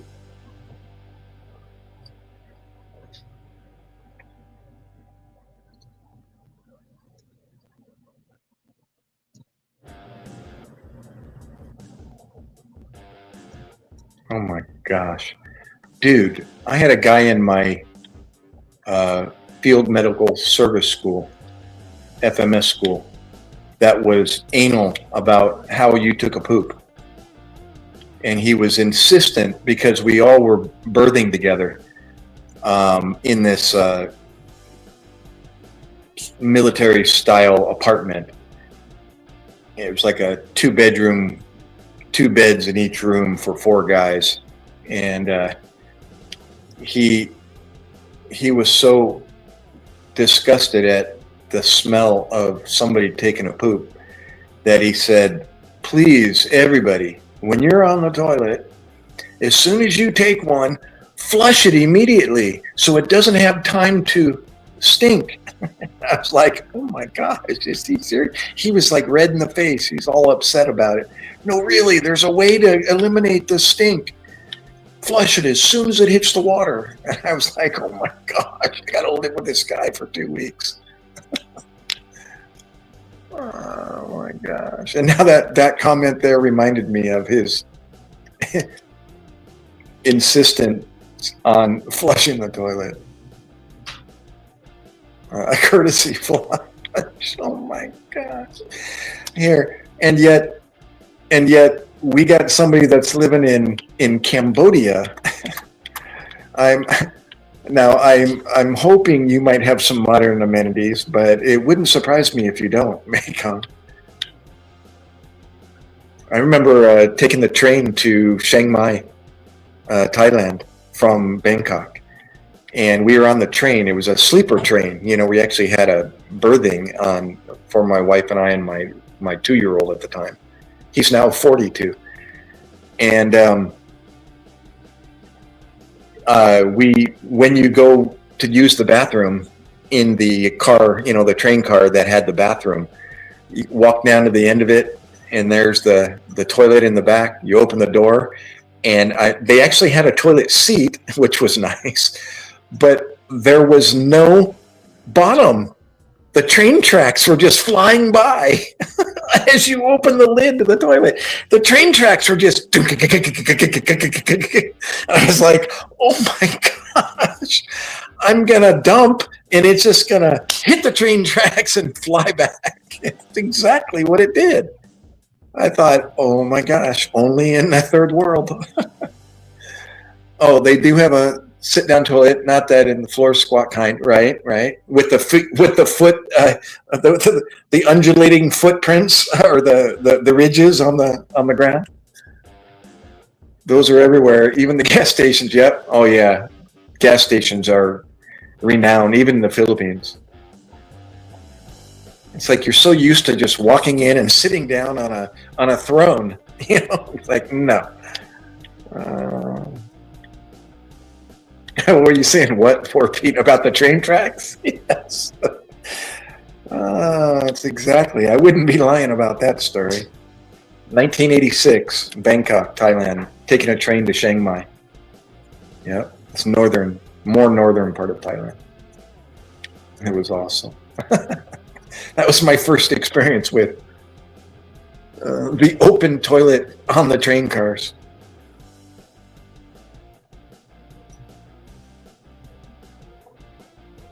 No blue water, nothing like that. No. It was just train tracks.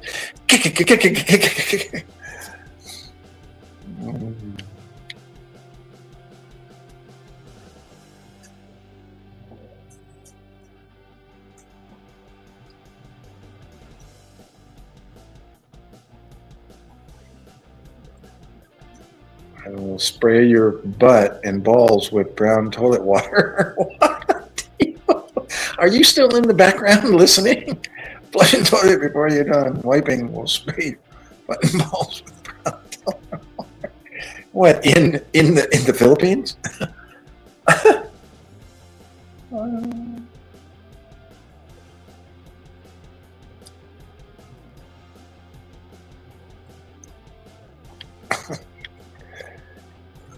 I hate it when that happens.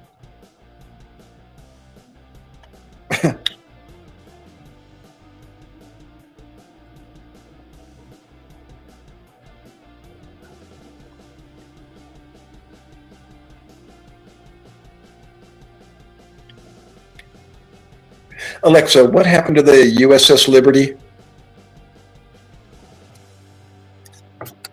The USS Liberty, a U.S. Navy intelligence ship, was attacked by Israeli aircraft and torpedo boats on June 8, 1967 in international waters off the Sinai Peninsula during the Six-Day War.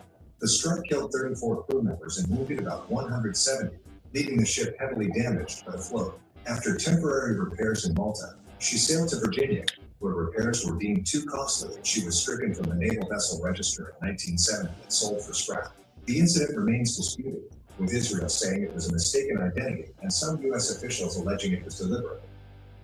Oh, why was somebody asking me about the USS Liberty back in 1957? I thought it was something that happened just recently. I was like, nope, I haven't heard about it. It was that was before I was born. Sorry. The USS Liberty. Alexa. Alexa. No. Stop.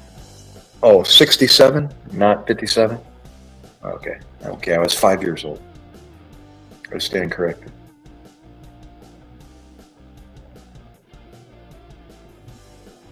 Oh, Pete, everybody, did you hit the thumbs up? Agus, Pete, Tio, I'm sure you did already.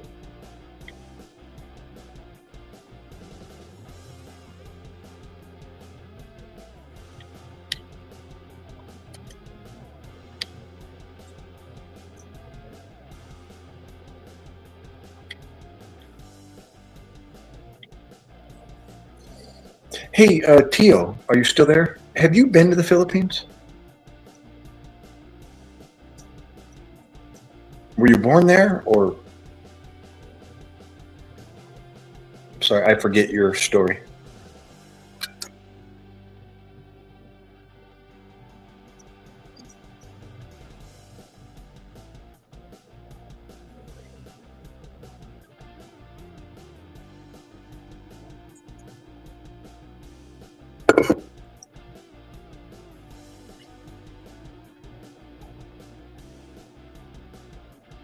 Well, hover above dirty laws, but he was so close to Jesus, he said, he sincerely prayed, Lord, if I have to sit on it, you do too.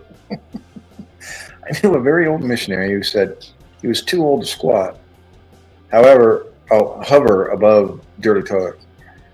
But he was so close to Jesus, he said he sincerely prayed, Lord, if I have to sit on it, you do too.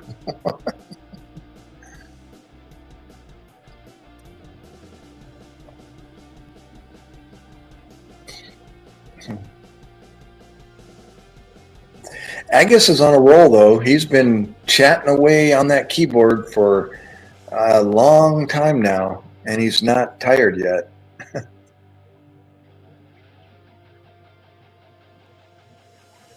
He must be bored. Agus, are you good to go? I did have a head injury. Oh no, don't get him started. Tell us about your head injury, Agus. Where were you? What happened? How did it happen?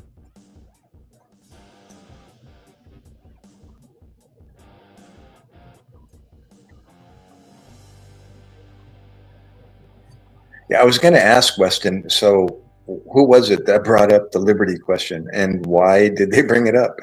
From an incident that happened back in 1967.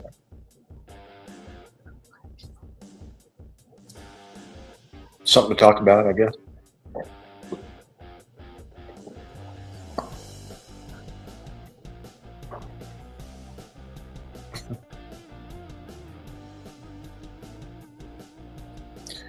To those that love God, to those called according to his purpose. Right, Macon? To those whose the Lord is their shepherd.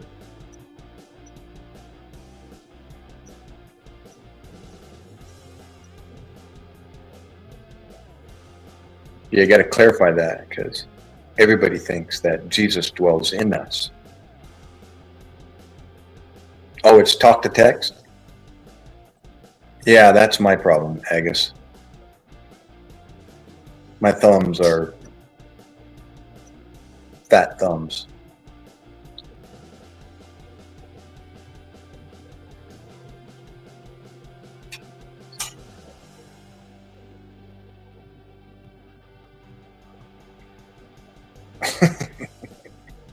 You're wrong.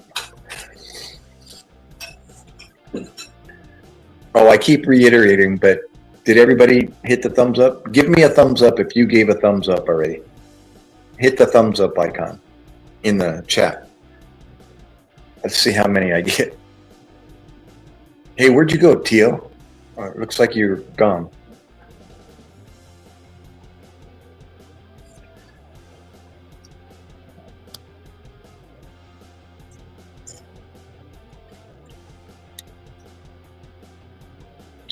Looks like I got 20-something people in the room. Really?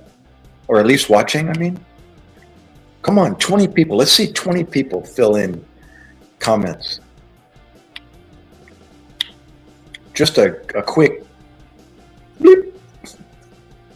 Even if it's just a period, let me see 20 people all of a sudden post something. 50? Oh, 53. Oh, gosh, mine says 23, 22 here on the phone. Not how many people have liked it, but how many people are watching or viewing. No stance there, 812. Sorry, bro. I'm waiting for it to end and years probably later to see the repercussions of it, and then I'll comment on it.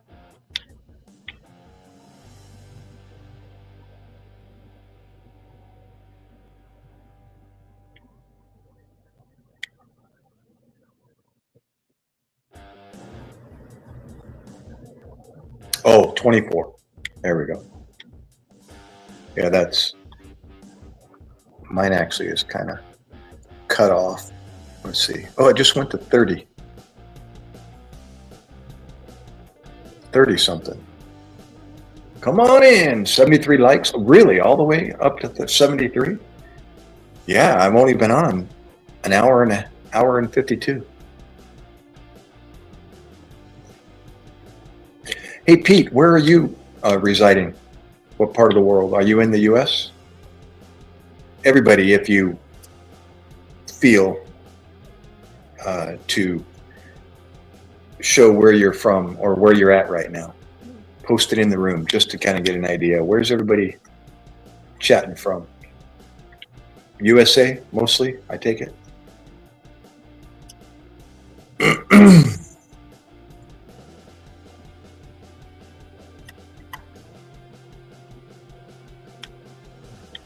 Chicago. We have family in Romeoville, about an hour from Chicago, if I'm not mistaken. Anybody else?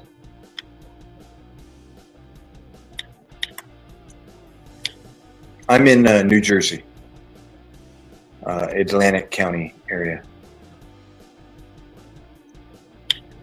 How about you, Agus? Where are you at? What part of the world?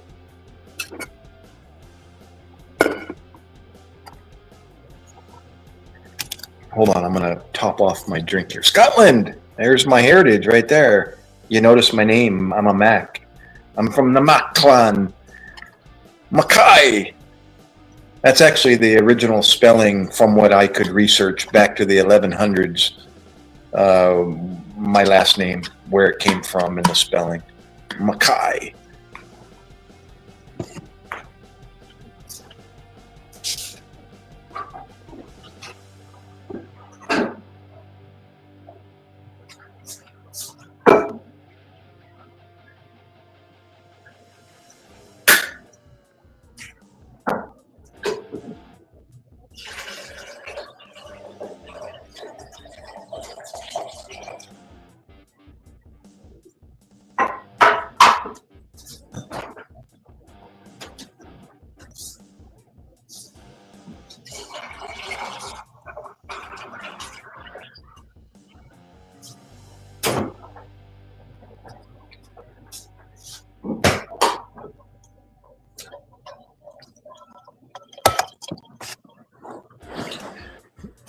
Ladies, gentlemen, I'll be right back. I'm going to hit the head here real quick.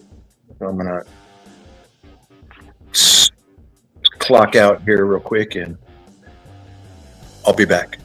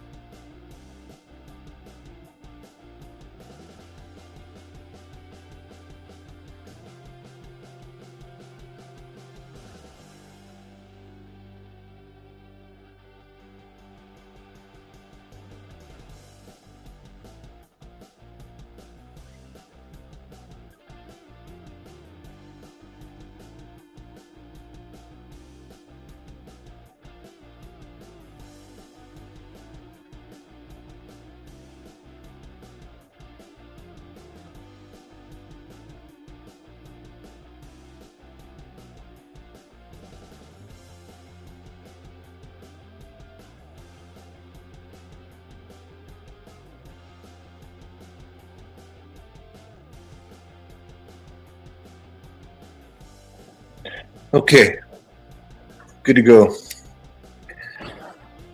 I should be about a ½ pound lighter.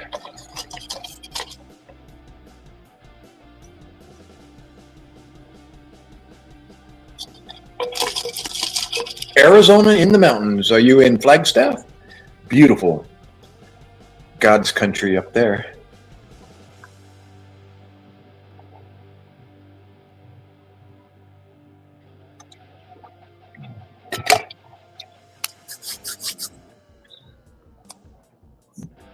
Yeah, Arizona's got some pretty high country, right?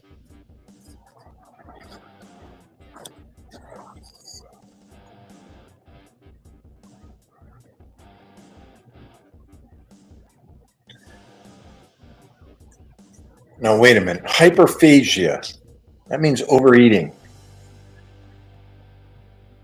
Wait. Hyperphagia. Speaking, eating. Wait. Phagia, swallowing.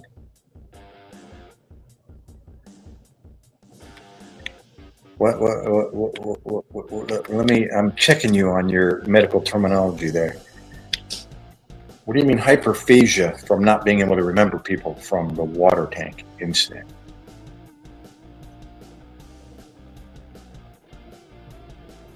Speaking, that means you talk a lot? Phagia. Phagia is SIA and GIA are two different things.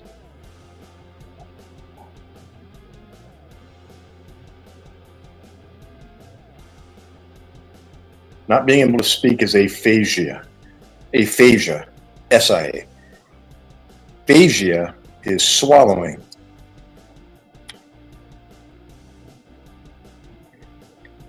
All right, Mekong. Thank you, bro, once again.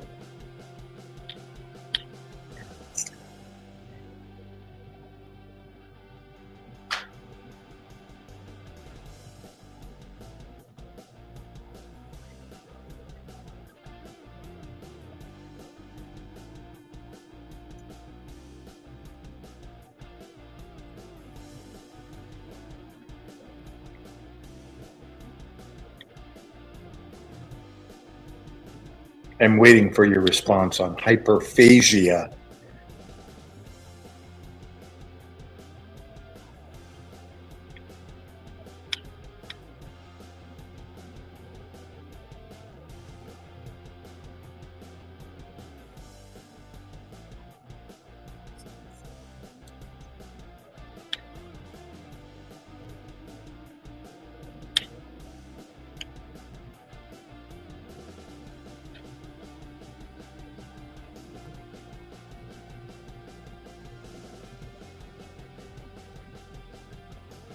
What? You're out skeet shooting and the clay pigeon arm whacked you in the head? Whack! Whack! That must have hurt. Did it knock you out? Oh my gosh. What?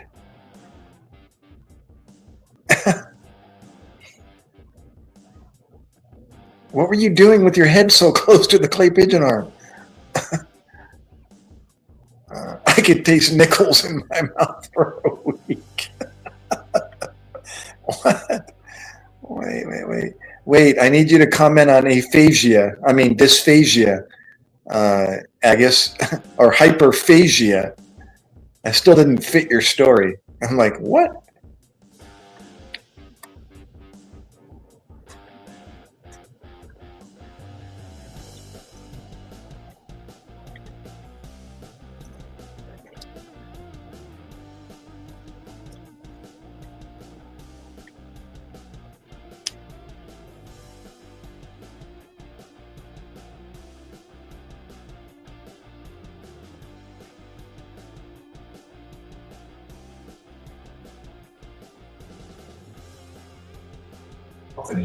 Yeah.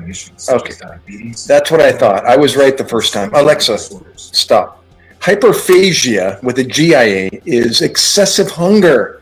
That's what I said in the first place. And then I started questioning myself. Hunger.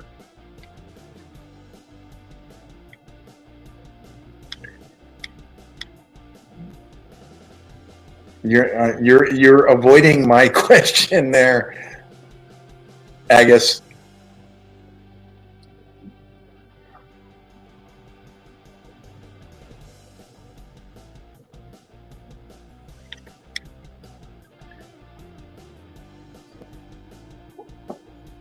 This one. Hyperphagia is excessive hunger. So you're saying you're suffering from a slight excessive hunger for not being able to remember people from the water tank incident? What?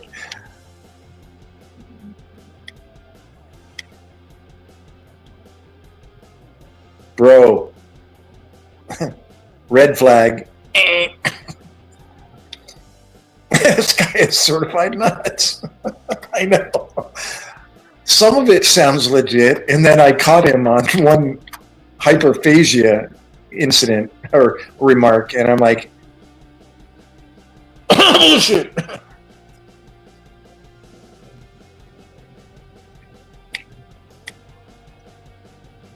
You know, I think, Odin, you might be the same guy that was in my live stream years ago, and he had the ability to just hold a crowd like you. And his stories were, you know, just above and beyond. They were like a condition my late grandfather suffered from. What was it? Where you're depressed one day and then you're real hyper the next day. Manic depressive disorder. And you're like on the manic stage right now. you're just going a mile a minute.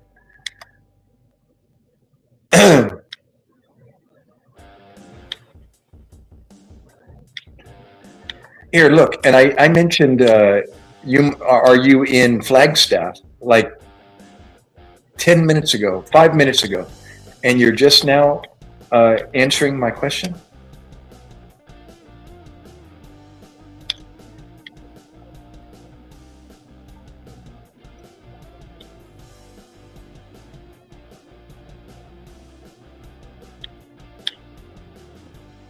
I know 3 giants personally. Oh, no! Now where are you going? What? Tell us about the 3 giants.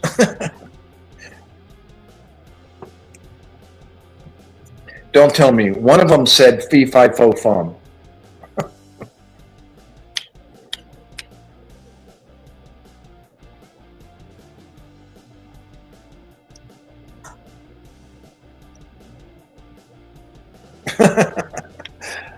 Here, let me, you know, Agus, as questionable as his stories may be, he's adding to my watch hours, you know, meaning somebody that's spending a lot of time in the channel, you know, which is racking up as watch hours for me.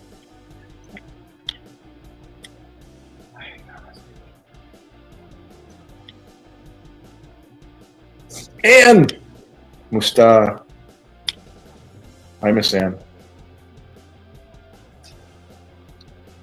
Mustaka Mare.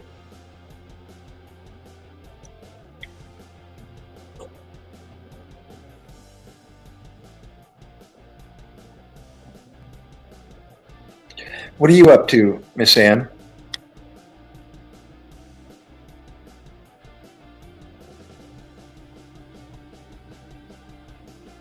It is hapon sa Pinas.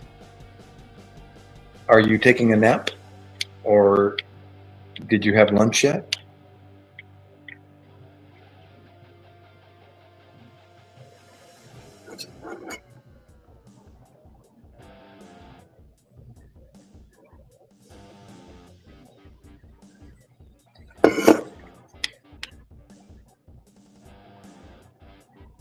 Mabuti po naman, salamat.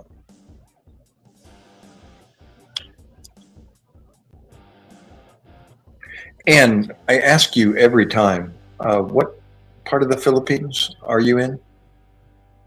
Saan ka nakatira sa Pinas? Taga-asa ka sa... You tell me every time, and I have to ask every time. I forget. There's so many people I can't remember.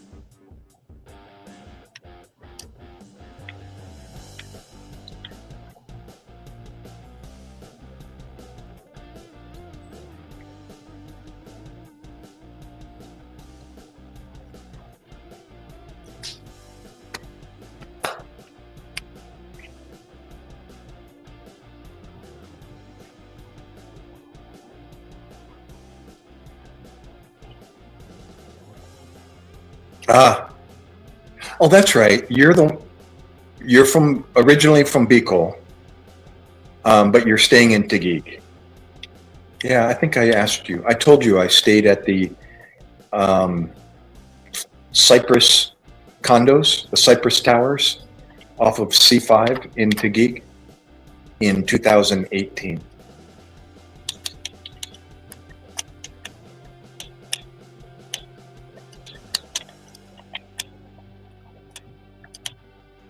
Yeah, we stayed there 1 week when we first arrived. We actually arrived in Mactan in Cebu, but the people that we were meeting ended up in Manila, so we went, actually they were in Cavite, so we went to Manila the next day, and that's where we started our 3-week vacation, was staying 1 week in an Airbnb there in Taguig, 2018.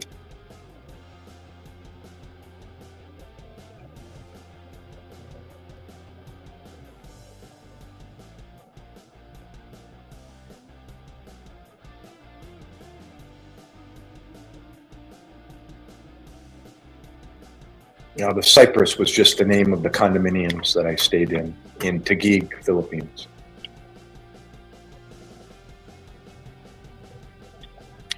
What's up, Pete? Sorry.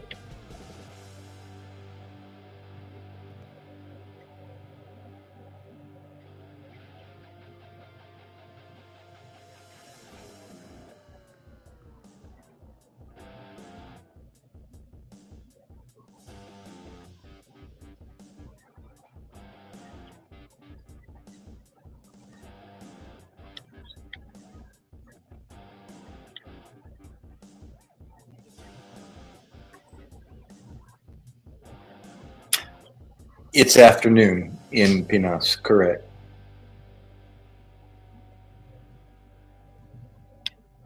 It's 12-hour difference right now from the Philippines to the East Coast, United States. So it's 2:40, sorry, 2:20 a.m. sa New Jersey and 2:20 afternoon or hapon in the Philippines.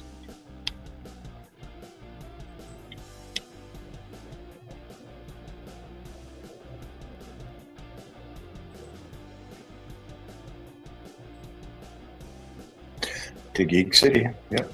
You know, right next door, correct me, and right next to Taguig, behind the Cypress condos, was a Starbucks, and I believe the Starbucks was in the next barangay, or the next city over, not barangay, but what is right next to Taguig is oh, I'm struggling. What is the name? The name of the...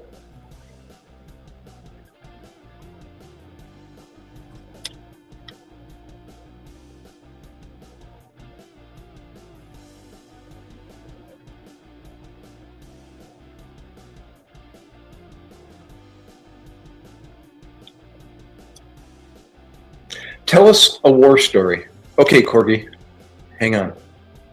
I've only got a few. My 7-month stay there was relatively quiet, but I got to play a little bit here and there, so I can tell you a story. McKinley? No, that's McKinley Hill. Pasig? No. McKinley is McKinley Hill. That's in Taguig there. No, it's the other town, or the other, what do they call that? Taguig is a what? A city? It's the next city. It's not a city though. It's a small, smaller than a city. What are those towns called? There's Taguig, and right next to it. I forgot. Anyhow, no, not Makati. That's the airport.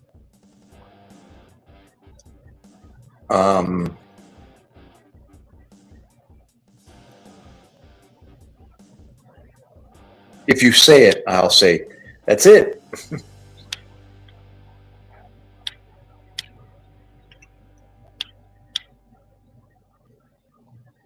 Alexa, what are some of the towns or cities right next to? What are you trying to ask about? Oh my I'm God. here to help with any questions you have. No, not Baclaran. Alexa, what are some of the neighboring cities to Taguig, Philippines?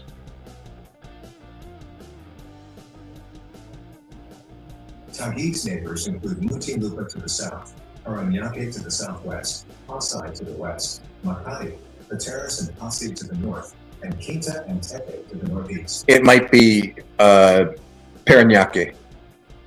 Paranaque. Alexa, stop.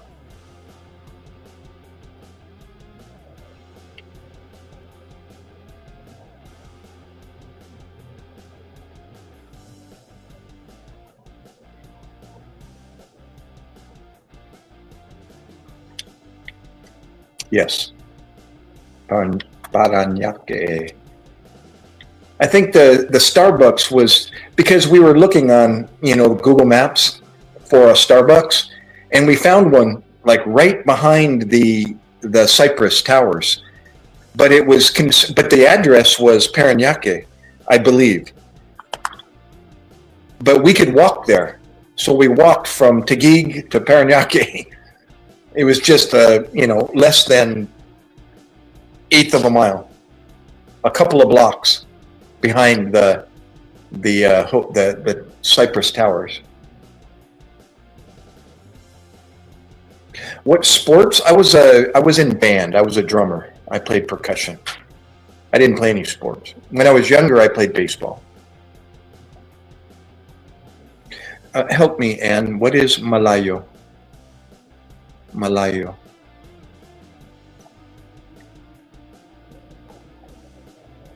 Is that good? I don't know that word. Malayo. Now, Market, that's over by the Grand Canal. Yeah. Ayala Market. We have a Starbucks. Yeah. I was at the Ayala Mall. That's in McKinley Hill, correct? That's where the Grand Canal Market. We did Market. That was pretty cool. And all the bells and whistles. Yeah. We had to take a taxi to get to the McKinley Hill. And it was pretty heavy traffic, so it took us, 20 minutes or more. Not too far, though. It wasn't too far. Then we visited Tagaytay, and we did the zip line in Tagaytay and enjoyed the cool weather and the rain. And then we went down to Taal volcano, and we had Bulalo in Tagaytay, and we had Bangus and Linaga or Nilaga.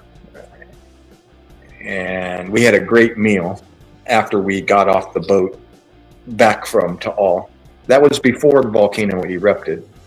I actually took the horseback to the summit of Taal volcano.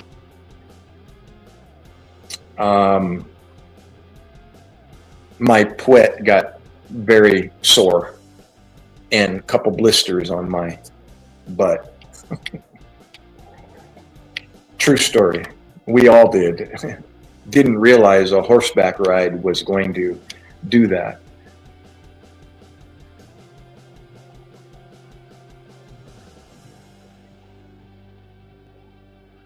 But that was good. That was a good start to our vacation. You know, we did the city, you know, the market, the mall, swimming pool in the hotel, Starbucks. You know, we did the wine and dining at the beginning, and then we started doing more of a adventure hiking, Tagaytay and Taal Volcano.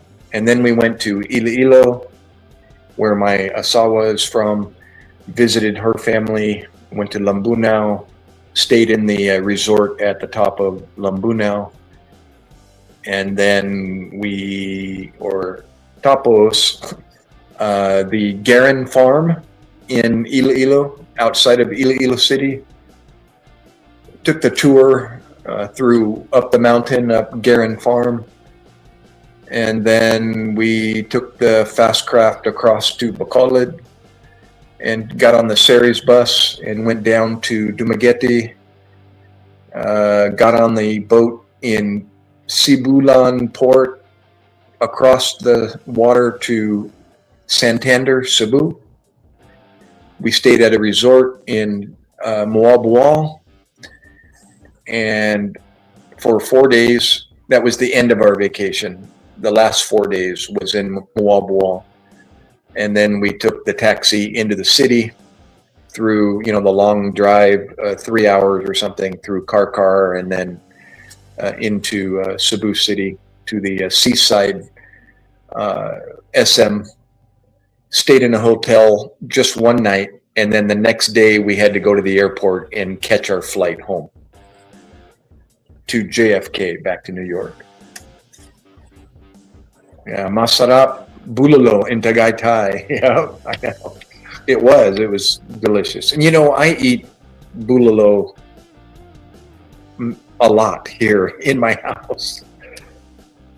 Not necessarily bulalo, you know, with the marrow in the bone, but she makes nilaga or linaga in Ilonggo all the time, and sinigang, and you know, I'm spoiled with Filipino cuisine. Afritada, oh my gulay. Put some coconut milk in the afritada and some chili. Oh my gosh, masarap. Namit gid.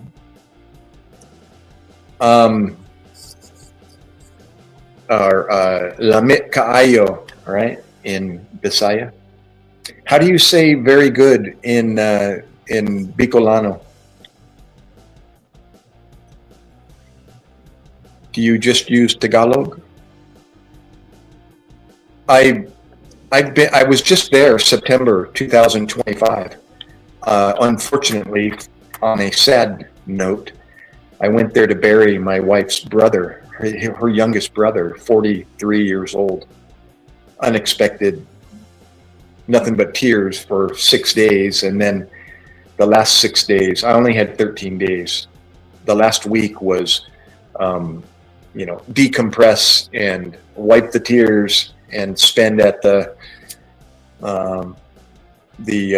mall and you know, enjoy the family and etc. But I didn't visit really anywhere. That was just the last time in the Philippines was for a funeral. So I was married in the Philippines, Anne. I was married there in 2002, 24 years ago, my wife's hometown, at her university that she graduated from, CPU, Iloilo. So we decided to get married back there because it's a lot cheaper. And I met her father and her mother for the first time in 2002. So, of course, I have to meet mom and dad before I marry their daughter. So I said, "Where's mom and dad?" She said, "The Philippines." I said, "Let's go." So That was my first time in the Philippines.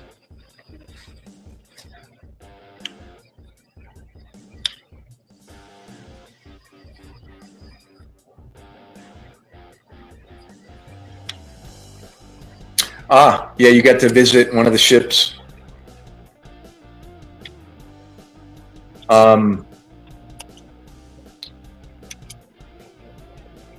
What was I saying? So I got married there 2002, and we spent 4 weeks, I think, and then we went back in 2007, and then we didn't go back for 10 years, and we got back there in 2017. Unfortunately, to bury her grandmother in 2017, but we spent, I think, 3 weeks to a month, and then I went back. I told you about the trip from Manila to Cebu. That was with my Lolo friend, a grandpa friend, who was meeting a lady, and we decided to provide escort for him because he'd never been there before, and he's 80 years old, 80 plus. Actually, then he was 79. He had his 80th birthday while we were there, a couple days before the end of our vacation. So it was myself, Lolo, that's Grandpa, not my grandfather, but he's Grandpa's age. He's my father's age, born the same year as my dad. So myself, Lolo, a Filipino guy that was a family friend, so 3 boys, and then Lolo's girlfriend at the time, and her friend. So there was 5 of us, and we all traveled from Manila to Cebu. Tennessee, welcome back.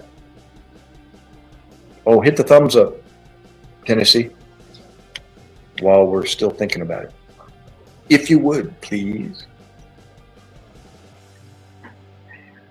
Yeah, back to, someone said tell a war story. I will. That's still in my mind. On that note, 8 years in the Navy, and I never stepped aboard a ship. So I never did get to experience the berthing, the sleeping arrangements personally.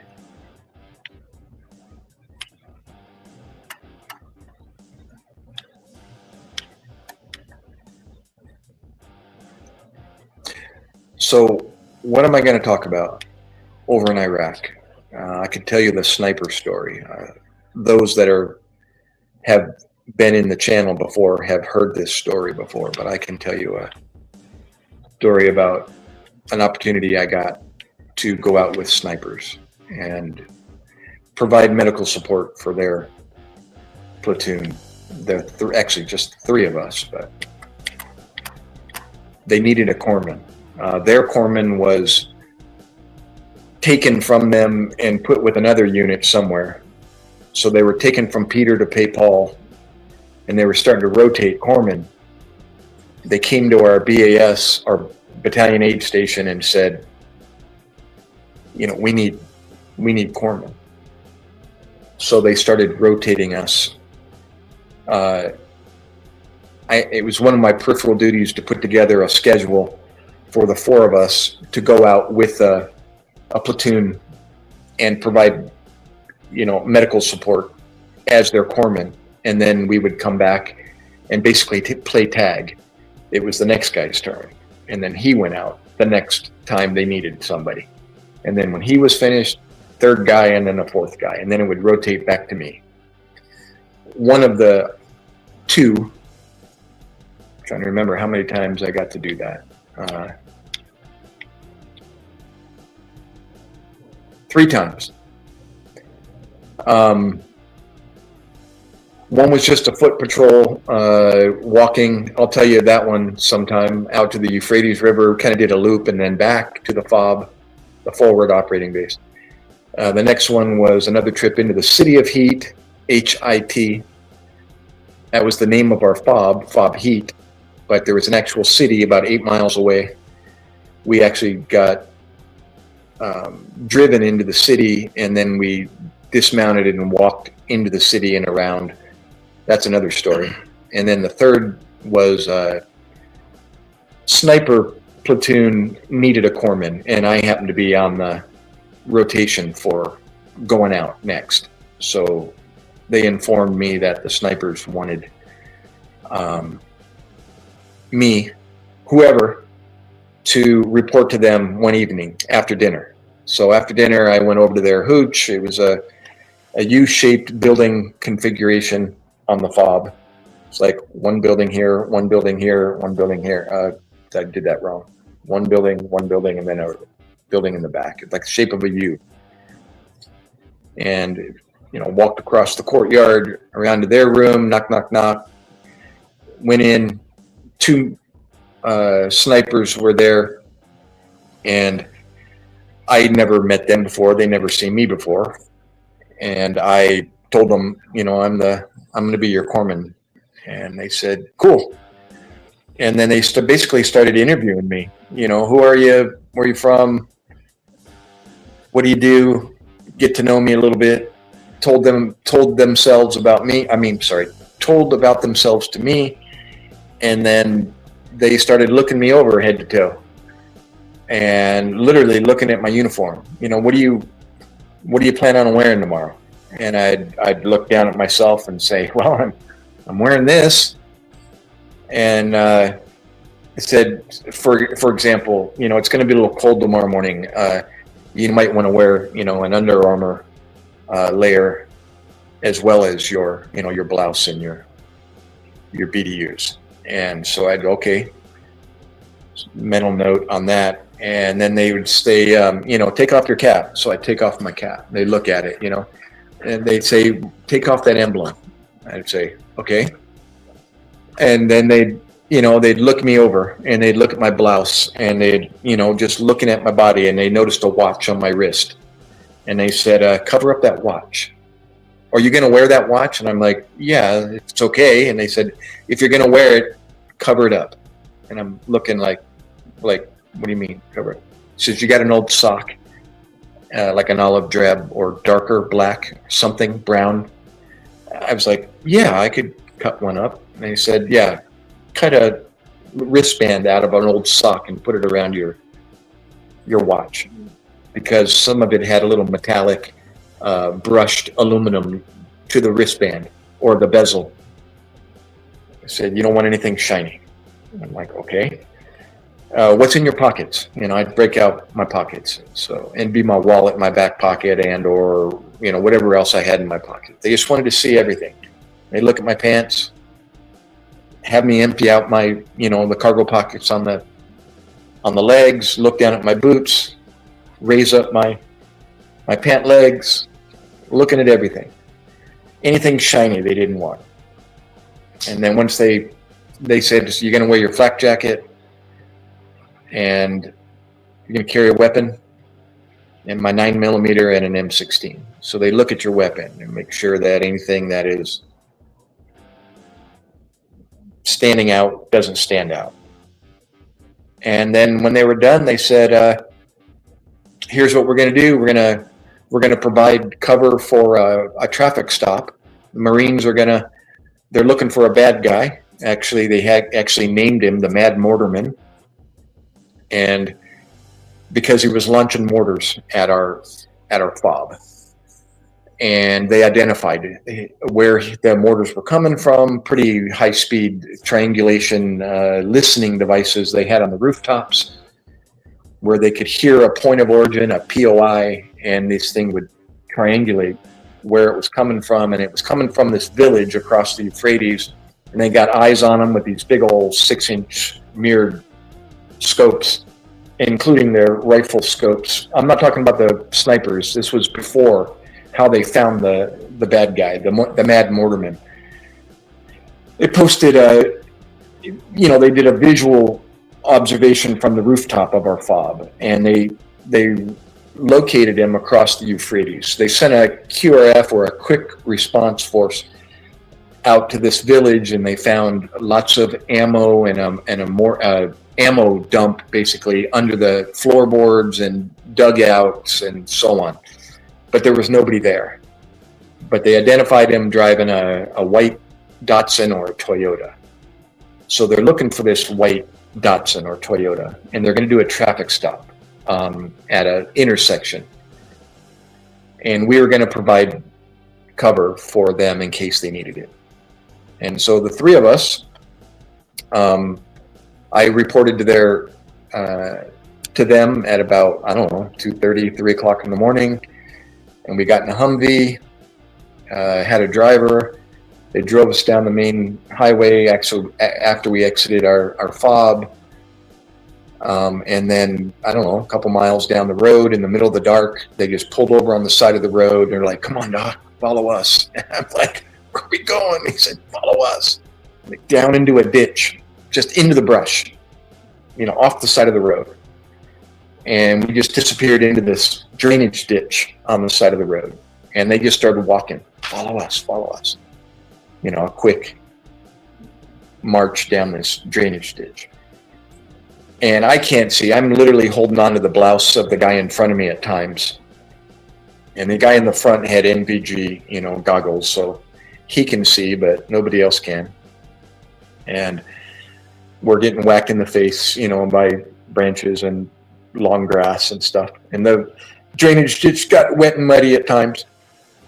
And then, I don't know, a mile or so down the drainage ditch, all of a sudden it just opened up into this kind of clearing. And right in the middle of this clearing was this mound of dirt, I don't know, 8-10 feet high. And it obviously man-made mound of dirt. And then there was some lumber constructed around the top of it, and then kind of a camouflage netting over the top of that, sandbags all around it. And up this mountain they went. They'd been there before, been there, done that. I hadn't. And they crawled into this hole, literally a hole in the top of this mound. And that's where we sat. And they started setting up, and they had their Barrett 50 cal in a zipper pouch, and they had their M14s. And I again had my M16 and my 9mm, and they had NVG goggles, binoculars, and they had infrared, real high-speed toys that was kind of fun to play with. Still dark out, so we were doing 1-hour watches. The sniper told me, this is what we do, Doc. I'm going to watch for an hour. You guys sleep. I'll wake you up. You watch for an hour. Don't fall asleep. When you're done, wake the next guy up, and we'll do that throughout the night. It's like, okay, cool. There you go. You said it. So, yeah, we just played, stayed awake. When we were awake, I played with the toys, they showed me how they worked. And I would just sit there and just look out into the dark, into nothing. Nothing's going on at this point, but it was just fun to play and look around. And then when I was done, I woke up the next guy, and he would, and so on. And we sat there like sardines, three of us in this hole, sleeping. And then in the middle of the night, all of a sudden, the one guy, I was asleep, or at least trying to sleep, and the other guy next to me wakes up yelling in a whisper. God, he starts expletives coming out of his mouth. What in the hell? Who pissed? And I said, I'm waking up going, what? Oh my gosh, I'm soaked too. I can feel it. My butt is all soaked, my leg, the side of my body is soaked. And he's screaming, who pissed? Who pissed? And we're all trying to get out our lights and low key trying to figure out where's this, what's wet? Come to find out my Camelback valve came open on my mouthpiece, and it was leaking all over the bottom of the hide. And thank God it wasn't piss, it was water. So we literally packing everything that we could down on the bottom, so at least we could sleep on something dry. And that was that fire was put out pretty quick. And then daylight starts to come up, and then they get word through their comms that the Marines are coming, and they're going to be here in so many minutes.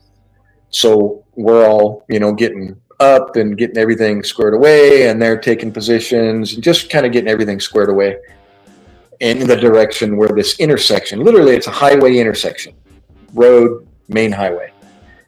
And then these vehicles showed up and Marines started dismounting. They started setting up barriers and, like a traffic stop, like here in America. And then eventually the traffic starts picking up and cars are being stopped and they're just searching them, looking for paperwork, asking them questions, had their mirrors out, looking underneath all the vehicles, and traffic starts to back up. And it was just an ongoing, repeat and repeat, motioning people through both directions, cross the street, so on and so forth. And that's what we did. We sat there and observed, through, using binoculars, using the weapons. I didn't have a scope on my M16, but they had a little ACOG scope on their M4s. And occasionally, I would ask them, or they would give me their rifle, and I'd play and look, or sit there with binoculars, whatever, just going through the motions. And then all of a sudden, a guy gets out of his car down the line, and he's in a white man dress, head wrap, and white, dress. He starts walking up the line of cars. You can see him in the distance off to the right. And all of a sudden their weapons, adjust over to this guy walking up. And I guess about halfway up the line, Chris, the one sniper, turns to me and he says, "How good you shooting, Doc?" And I went, I qualified just like you did. Why? I can hold my own. And I'm not bragging, but the Navy taught me well. And, I got my whatever marksman expert pistol, rifle, whatever, and had that ribbon. But I'm wondering, why do you ask? And he said, he hands me his M4, and I'm a lefty, no comments. I'm right-handed, but I shoot left-handed. So I take the scope, and he says, "See that guy in the white man dress?" He's pointing at him, without the scope, and I'm like, "Yeah, I see him." And he says, "Get an eye on him." And I'm like, "Okay." He says, "Put your crosshairs on his, center mass." And I'm like, "Okay." I'm thinking, I hope he doesn't say what I think he's going to say. He says, we've had instances where people will be walking up to the intersection just like that guy's doing right now. And he says, they'll get up to the intersection and they'll detonate themselves and kill our Marines. And I'm thinking, holy crap. He's like, "Yeah." He says, "Keep an eye on him. Keep those crosshairs on his midsection." He says, "If he does anything," honest, I ain't making this up, "if he does anything that you think is a harm to those Marines, you think you could pull the trigger?" And I went, I don't know. I'm sitting there like, it's just like target, just like being at the range, or taking a sight, through your iron sights. I've got my eyes, the target lined up, and I know how to hit that. And I even asked him, I said, "So do I need to adjust anywhere? Is he at a distance where I need to?" He's like, "Don't worry about it." He says, "Whatever your crosshairs are, you'll hit him." And I was like, "Okay, cool." It was that short of a distance. And so I just sat there and followed him all the way up to the intersection. And he said, if his hands aren't visible, if he puts his hands in his pocket for some reason, he says, "Take a shot." And I thought, wow, he just gave me his weapon, and he's asking Doc to do the dirty work. Maybe it wouldn't be. But anyway, so I just sat there with the crosshairs while he was talking to our Marines the whole time. And I just sat there, and he didn't move very much. I just sat there and followed him. And I kept thinking, after I hit him, I know what to do. I'm the doc, so I'm going to go over to him, treat him, and I'm going to extricate him by ground or by air. That's the sequence of events that I would have done for anybody. that receives a gunshot wound, a GSW. And as morbid as it sounds, you know, it would give me something to do. It would. And I would do what I normally would do. But make a long story shorter, he never did do anything stupid, and I never did pull the trigger. And he ended up walking back, and they told me now he'll tell everybody in line down the line back to his car the conversation he just had with the Marines and telling them what's up, how long the wait's going to be, you know, what to expect when they get up to the front. So that was the big scuttlebutt. Actually, it wasn't scuttlebutt. Scuttlebutt is rumors or hearsay. That was the story that Doc got to sell back at the BAS when I got done and they drove us back. Oh, speaking of the end of that,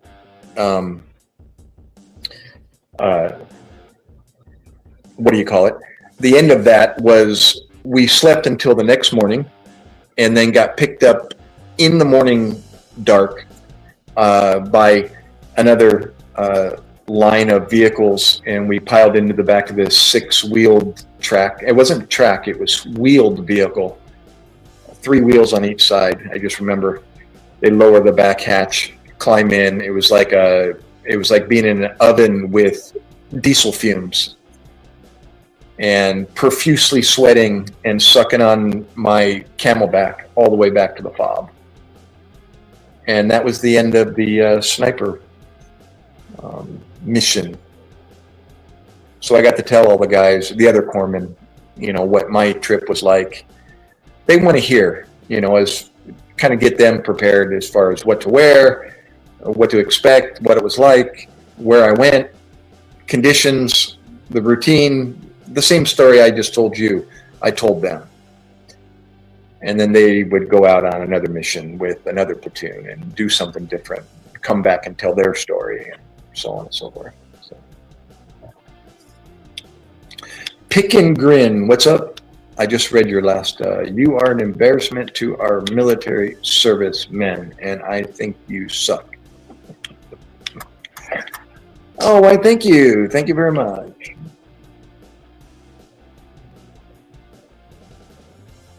And why is that? I got to ask, since you posted the silly comment. So why do you think I'm an embarrassment, and why do I suck?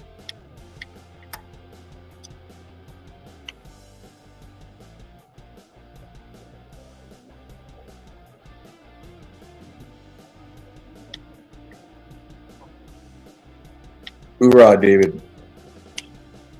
No, that was Operation Iraqi Freedom, Enduring Freedom.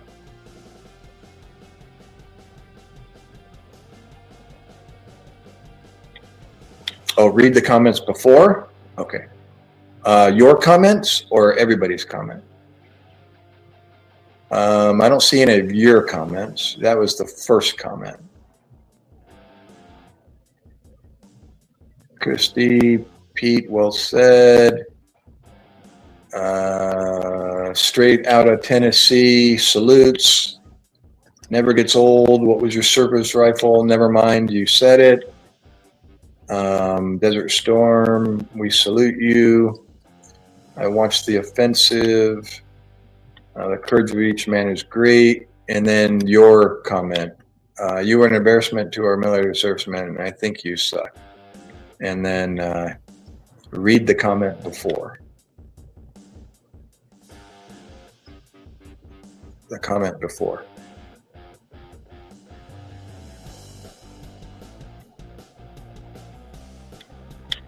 You mean the actual comment before yours? That one?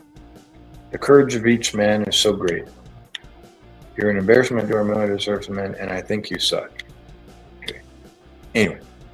Oh, because I support what? Okay, there's more.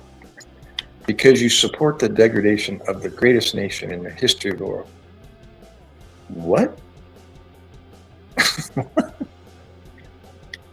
I take care of people, bro. Like you.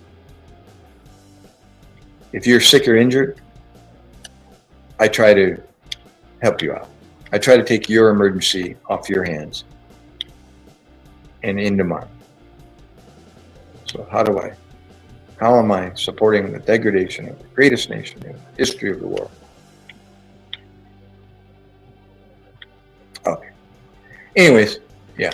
Pick and grin, you're just another one of the trolls there. Oh, now YouTube deleted it. Nope, nothing withheld on my end. I'll see it if it's withheld.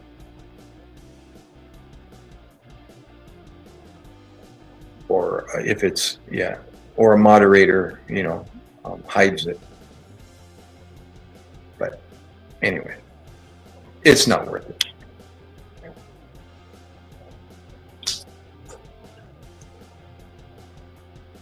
What's up, Pick and Grin? What happened, bro?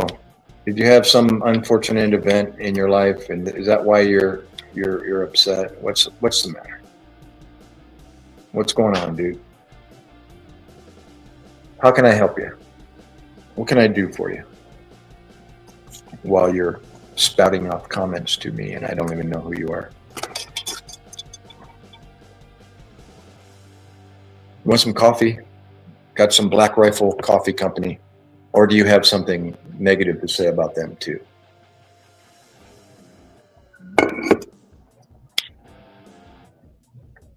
What do you mean you're not upset? Oh, so that's a positive statement? You an embarrassment to our military servicemen, and I think you suck. Woohoo! Let's celebrate! Bells and whistles, fireworks, flags waving, right? No, I'm not mad. And I think you suck. Oh my goodness. Are you 13 in the basement or something? Where's mom and dad?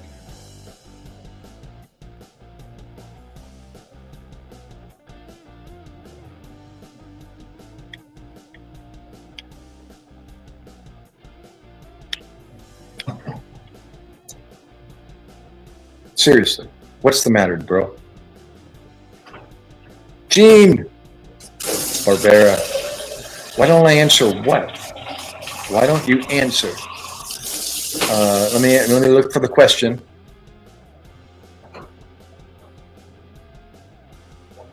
I'm still looking for a question. Because you support the degradation of the history of the world. Maybe YouTube deleted it. I'm not another anything. I'm a family man. I'm not upset. And now, why don't you answer? I don't see a question, bro. Oh, the question about Trump from me. Oh, now it's Hillbilly.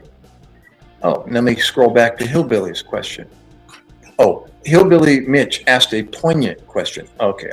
Remember, there's like a 12 to 15 second delay in your post and me getting it. All right.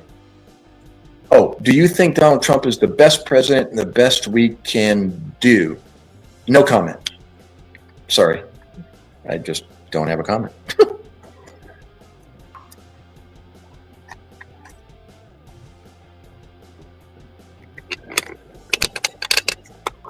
Okay, sorry, I gotta reboot my light here. I just ran out of battery. I thought it was plugged in. I guess it wasn't plugged in. There we go. Tone that down a bit. There we go. Okay, next question. What did I miss? Who came in? Robert and Lord Ultima.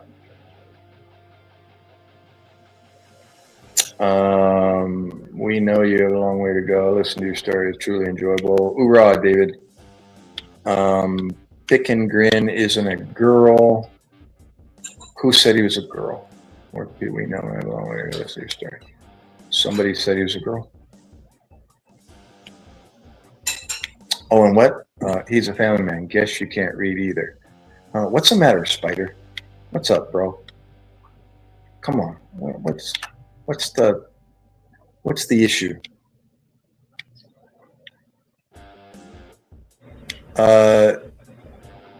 Is that's your answer, Hillbilly?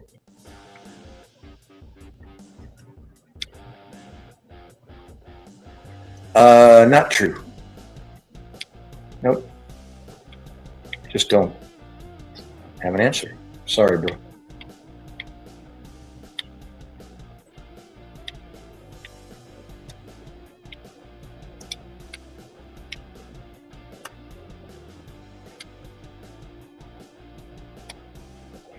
Yeah, some people are amazing. You wonder, how old are they?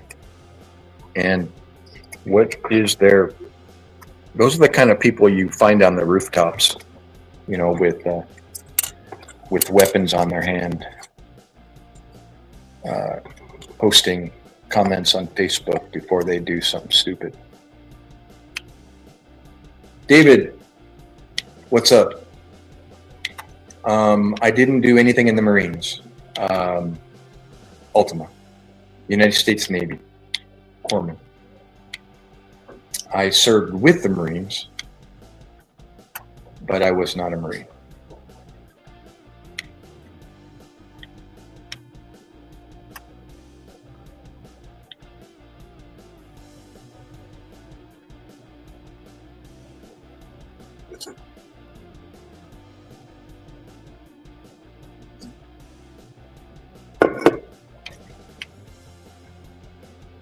Oh, don't forget the thumbs up, guys, gals.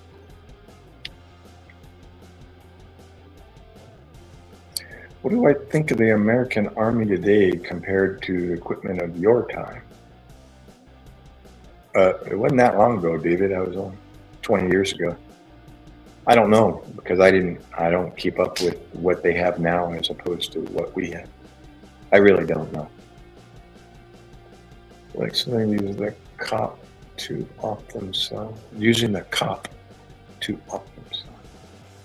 You think military has a suicidal problem? I don't know. I have no idea, William. Sorry.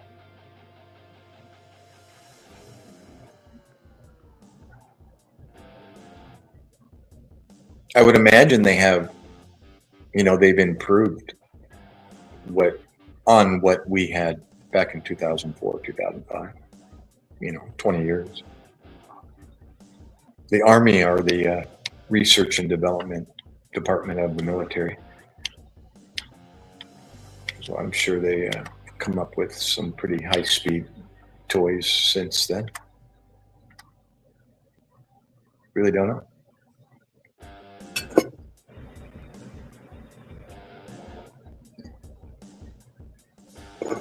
I'm surprised the Word of God hasn't been brought up, or yeah, a door hasn't been opened to talk about that, talk about the truth.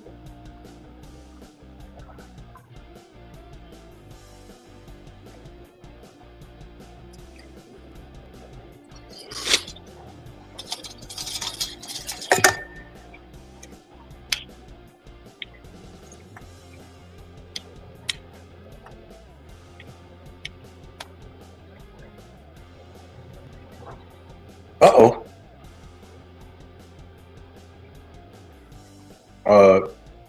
Hillbilly Mitch. I just hit delete comment. I didn't hit ban. Huh. Wonder if I can reverse that. Let me see if I can. That's weird. I'm using an Xbox controller and oh, you're back, Pick and Grin. You got another channel? You got a second channel?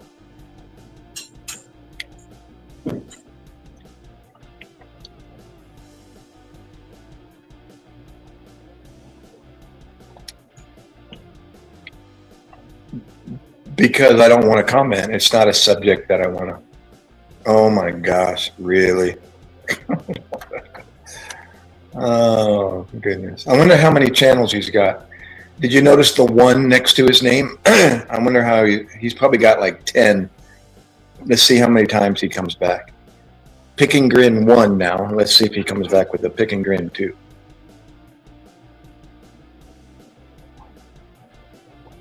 What other question do you got, David?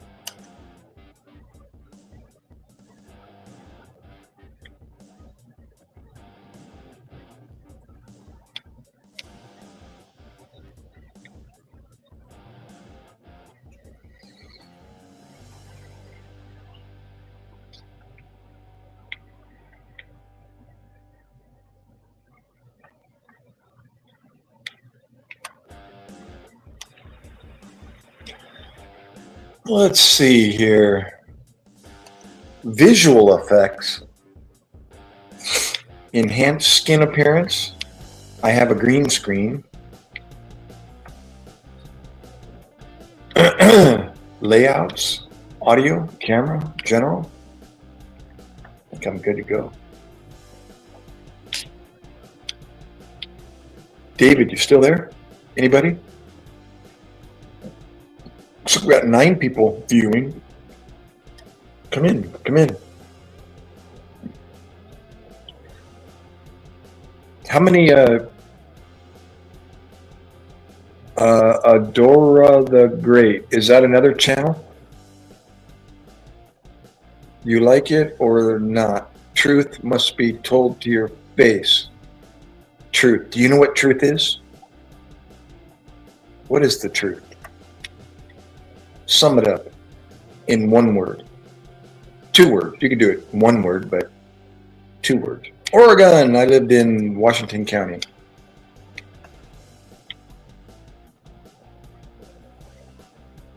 No offense to you.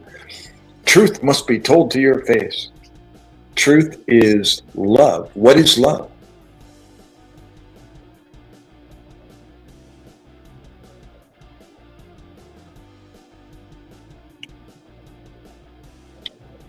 What is love?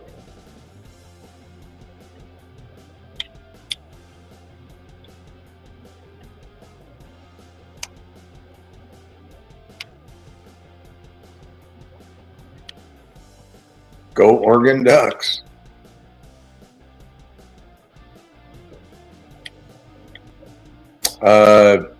It can be even summed up in less than 1, 2, 3, 4, 5, 6 words. What is love? Be summed up in 1 word. There is no love. Huh. That's not true. Or you wouldn't have said it, right? If there's no love, then why are you using the word? Love is what? If it's nothing, right? That's like saying there is no God. Like, so if there's no God, then why are you using it? There would be nothing, right?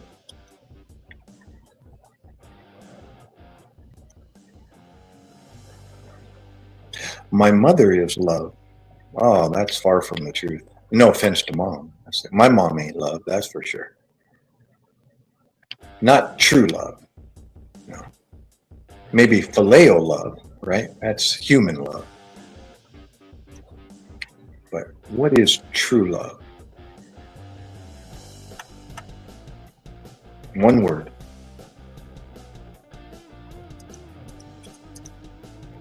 What is it? 1 word. Come on, you can do it. 1 word. What is love? William, what's going on? Bill, welcome back. Oh, Adora, did you hit the thumbs up? And what you said is stupid. Did you hit the thumbs up? Love makes you say stupid thing.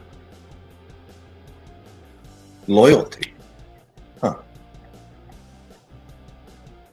1 word, Adora. 1 word.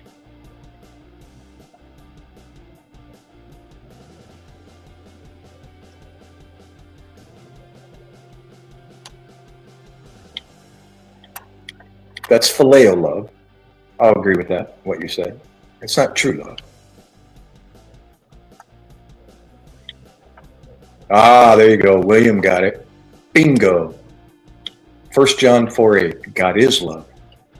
That's right. That's right. For what God did, even I, nor Adora, or the rest,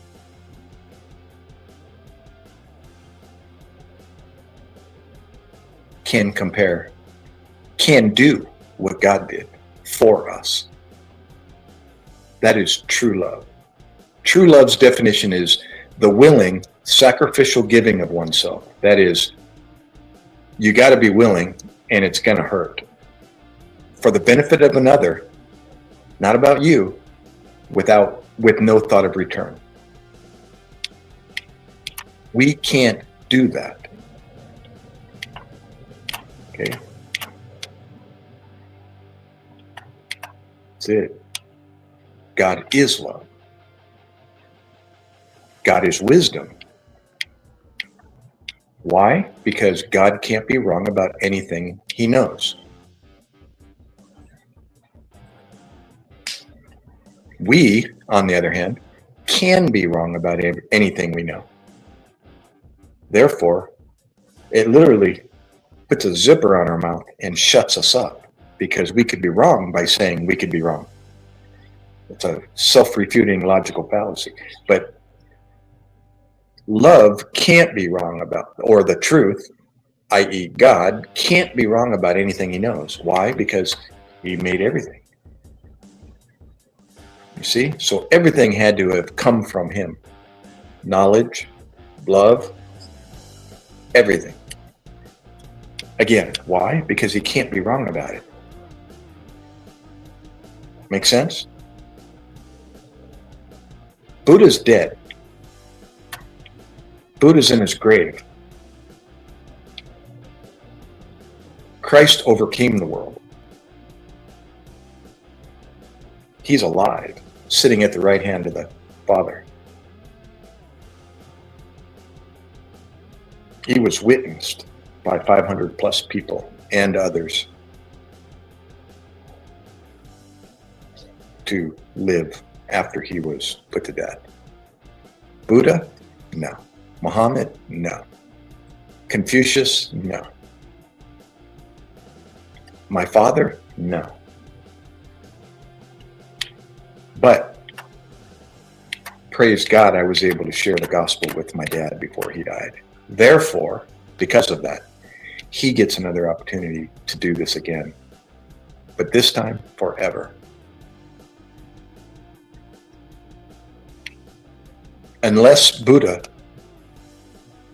cried out to God and believed in his only begotten Son, then he's still, unfortunately, not only still in his grave, but he gets what he deserves as a sinner, like we all are, in a place reserved for sinners. God didn't do that. Buddha, if he chose not to believe, that was his choice. No. Catholics believe in works will get them to heaven. For by grace are ye saved through faith, and that not of yourselves. It is the gift of God, not of works. Did you hear that? Not of works, lest any man should boast. Ephesians 2:8-9.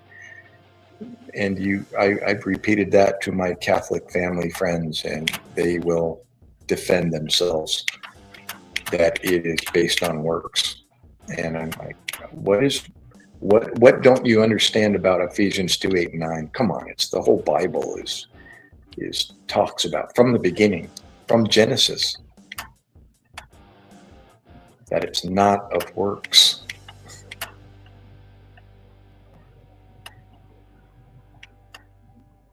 If it was of works, then why did Christ go to the cross and do his work for you in the place of us? Why did he do that if we still have to do something? Doesn't make sense. Therefore, they don't understand. Forgive them, for they know not what they do. They just don't know what they don't understand. If they did, they'd fall to their knees and say, I get it. I understand now. God, forgive me. I understand. I can't do anything to change the sinful inherent nature of myself. Christ did what I couldn't do. And then it's all it takes. God said, if you believe in me, if you understand who I was, who I am, what I did for you, I'll give you another opportunity to live again, forever this time. I'm like, I want part of that. I want a ticket.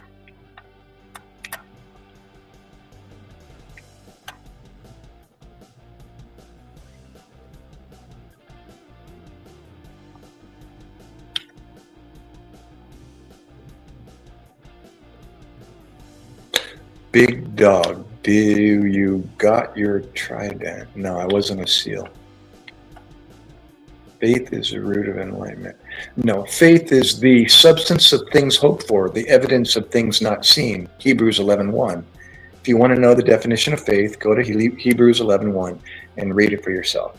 Okay? That mentions nothing about enlightenment. As a matter of fact, you don't know what faith is. If you want to know what faith is, go to Hebrews 11:1 and break it down, dissect and define it. Look up each word, literally every word, the substance of things hoped for, the evidence of things not seen, and you will have your definition of faith. No, I don't know. I know the Black Death, but I don't know the White Death. What was the White Death?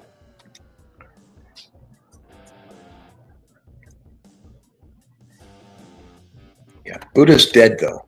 You see? He's dead.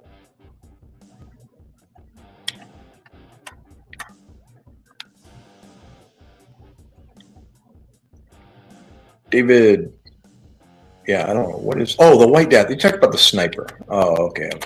I thought you meant an actual medical condition. You talked about... what's his name? Yeah, Robert Hathcock.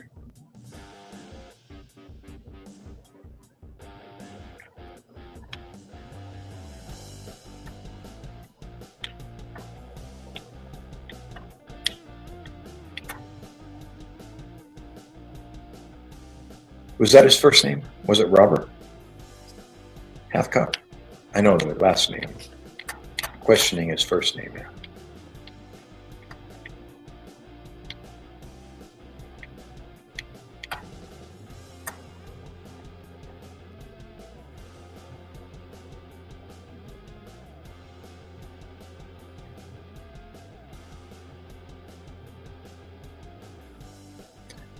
What's that? Not another lengthy back and forth addressing yet another non-believer?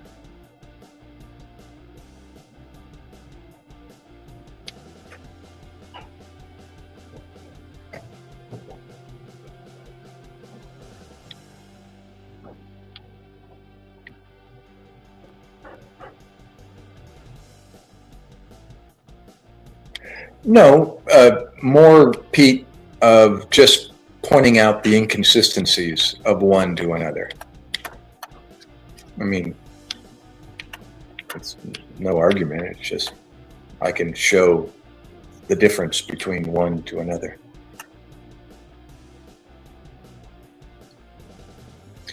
David, the eyes of a great fighter. You sound like, you remind me of, who was the Teenage Mutant Ninja Turtle sensei? The rat, what was his name? You have the eyes of a great fighter.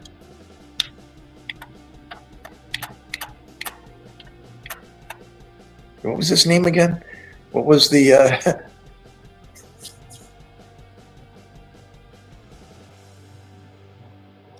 Sensei something. What was the name of the Teenage Mutant Ninja Turtle sensei? Alexa, what's Teenage Mutant Ninja Turtle sensei's name? Splinter. Splitter? The Teenage Mutant Ninja Turtle sensei is Splinter. Splinter. Master Splinter. I just thought of it. Splinter. That's him. That sounds like something Splinter would say. You have the eyes of a great fighter.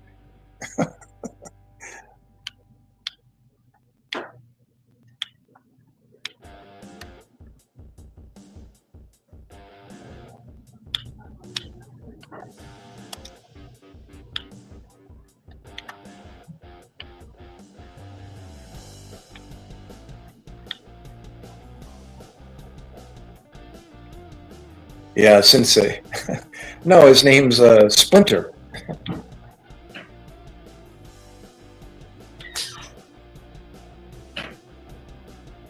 Oh, it's okay. You know what, Pete? It's just an ability to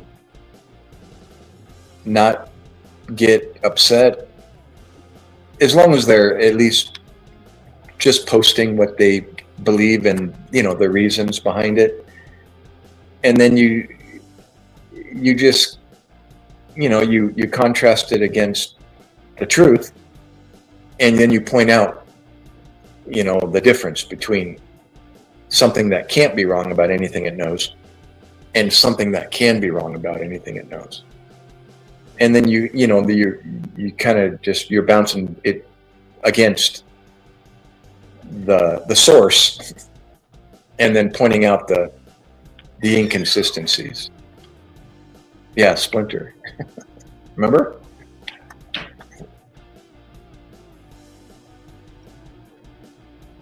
And the longer I can keep somebody, you know, engaged and talking, hear a little bit about, if you didn't already know this, you might already know. But for anybody that's trying to, even those that are monetized, you know, that are actually making money through their YouTube channels. I'm not monetized. You as you can see, you don't see any $ next to, you know, the chat box where you can click on it and donate. But the more somebody watches somebody's content, whether it's a video or a short or a live stream, the longer your content is viewed, the larger your channel grows. You know, it gets put out via recommendations on other people's channels that watch similar, you know, content, and it helps their content grow. Hey, pretty Grasha, where'd you come from? Oh my gosh. Speaking of the Philippines. And so, and for those that are not monetized, like myself yet, in order to be monetized, I need to meet certain criteria. One of them is subscribers. Now, I surpassed that a long time ago. You know, I've got 3,500 something subscribers. You only need 1,000. And then the hard part is the second part, which is watch hours. How many hours people watch your content? And you need 4,000 within a year. 4,000 hours. All right. So how do you accomplish that? Well, if you have a channel that has great content, and all of a sudden, you know, as you know, in the YouTube world or the media world, you know, when something goes viral, it might just get lots of views. Maybe it's just a one-time thing, but if you can keep that going, and you got an audience now that watches your content on a regular basis, your watch hours exponentially start to grow. The amount of time people are watching your content. And when you get thousands and tens of thousands and hundreds of thousands of people viewing your content, maybe even for 15 seconds. If you multiply 100,000 times 15 seconds into hours, you see how that just is like exponentially large. So I'm still trying to get 4,000 watch hours. I'm at just over, I'm like at 1,200 right now. The easiest way to get people to, the easiest way to grow your watch time is a live stream. Why? Because you guys, for example, have been in the room for how long? Some of you have been in for 2 hours, maybe. How many times does somebody sit down and watch a video on YouTube for 2 hours? It's just unheard of, right? I mean, you don't find too many videos out there that are 2 hours long. Well, this is just like a video. You're watching a live stream. So the more people I can get in the room watching me for the longest amount of time, my watch hours will grow. And the number of people viewing my channel at one time. And I am getting now anywhere from 6,000 to 8,000 people viewing my channel every time I go live. Multiply that by, let's say they only viewed it for 5 seconds. Alexa, what's 8,000 times 5 seconds? That's 40,000.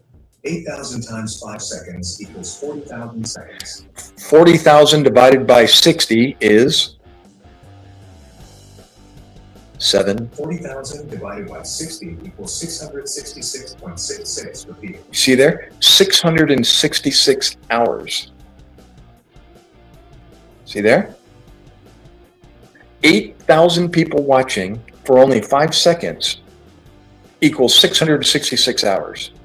Is that right? Yeah, 40,000 seconds divided by 60. Alexa, what's 40,000 divided by 60? 40,000 divided by 60 equals 666.66. Yeah, 666.66. 666 hours every time I go live. So I should be able to reach that 4,000 within 5, 6 more live streams. If I get 8,000 people watching for 5 seconds, that's only 5 seconds. Some of you have been in here for hours. You see what I mean? So you do the math. You know, you could really reach that 4,000 watch hours pretty quickly. So maybe someday in the near future, I'll be monetized, and then people can, you know, choose to donate if they choose to. But then again, YouTube gets 30% of a donation, and the user gets 70%. If you didn't know that, yeah. So, anyways, that's the gist behind the importance of, or the advantage of, keeping people in the room. So just because they're atheists and they don't believe, you know, you can tactfully, you know, guide them to stay in the room and engage their conversation, or maybe just change the conversation and keep them interested by not, you know, talking about atheism, whatever. Luke, sorry, do I watch Jocko? No, you're not the first person to ask me that. I've seen him before, but I don't subscribe to his channel, so no.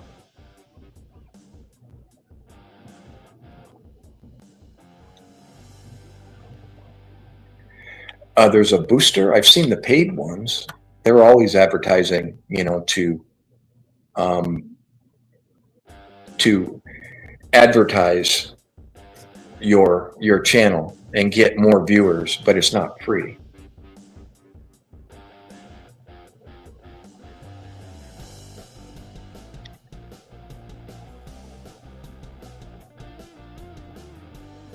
Although here on that note, if you do want to contribute to, donate to somebody, a channel or their live stream or whatever, if they have PayPal, that's the way to donate, because PayPal, they get everything you donate to them. You end up paying a fee like $1.99, anything under $100, but that's on you, the person that's donating. But for them, they get everything that you donate to them, 100%. So if you're going to donate to somebody, look for a PayPal. Ask them if they have PayPal. But it requires you to have PayPal as well, and a PayPal account, which just requires a email account. But you can, and your bank account attached to their, to the PayPal, just like Zelle and all those other, methods. And yeah, donate through PayPal. Buy Me a Coffee. Have you seen that app? That's even worse. That's 60-40. You get 60 cents. They get 40 cents out of the dollar. So that's even worse. YouTube is 70-30.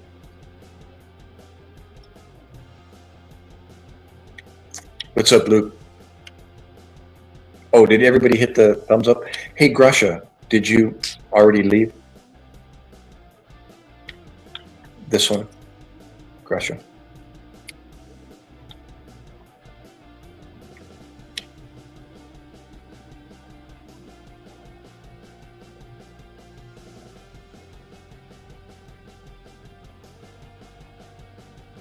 $3:30 in the morning, Eastern Standard Time. All right, Dora.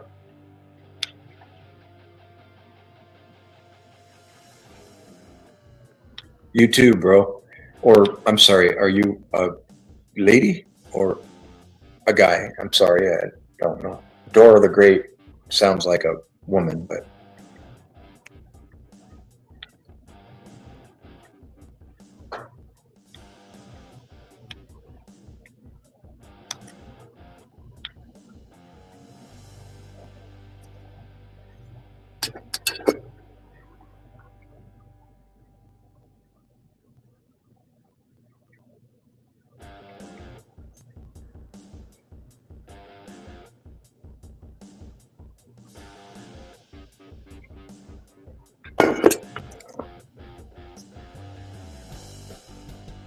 Oh, I gotta watch I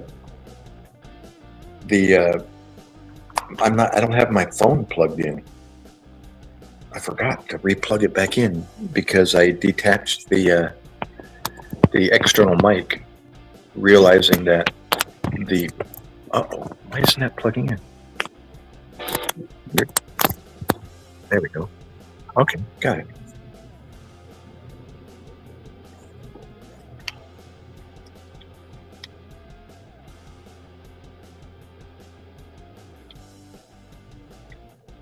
Ooh, my neck is getting shooting pains.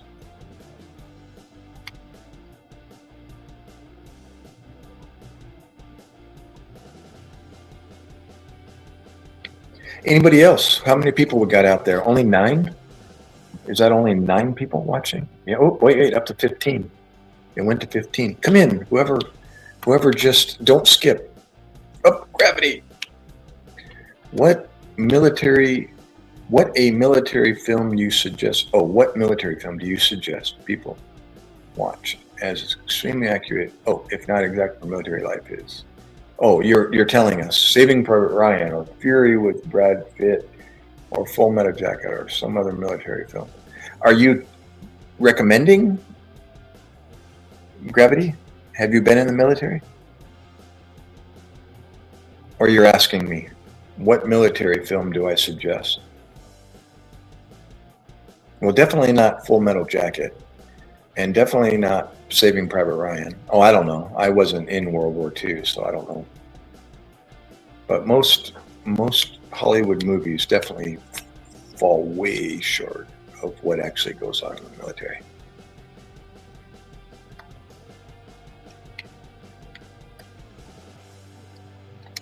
Again, There's when I was there in Iraq, there was 175,000 people deployed. Okay. Out of those 175,000 people,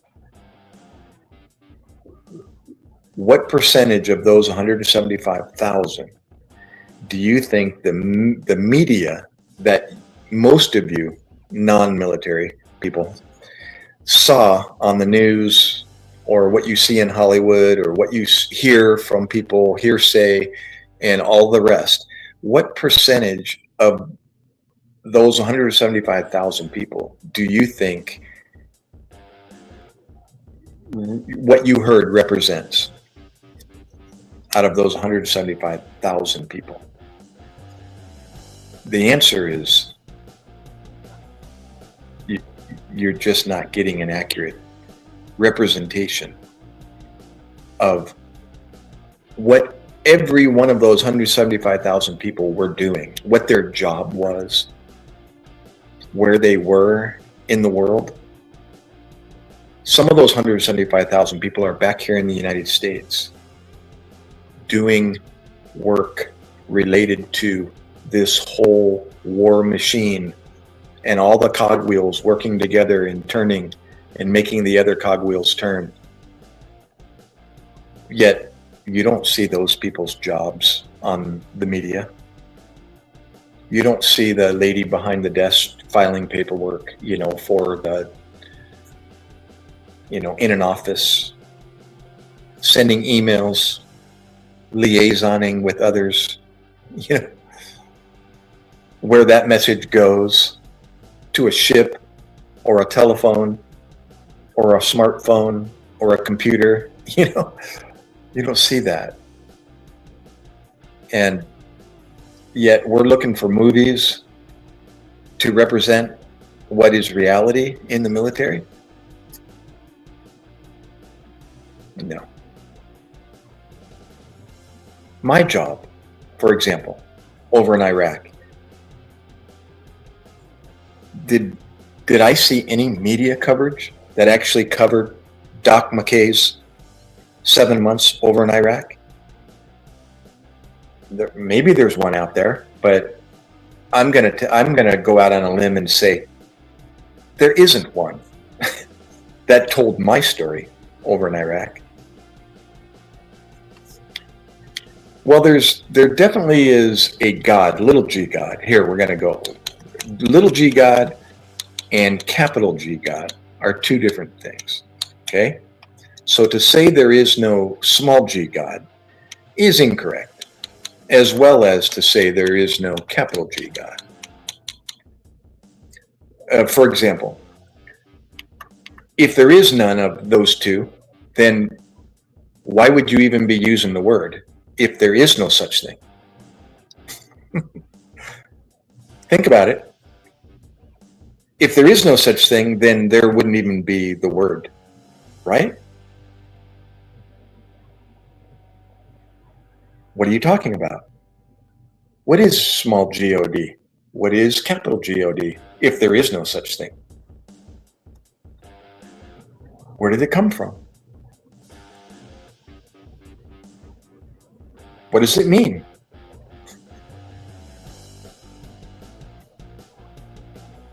It's a made-up word? What word? What word? What word are you talking about? If there is no such thing. The minute, oh, what letters? What are you talking about? There is no such thing.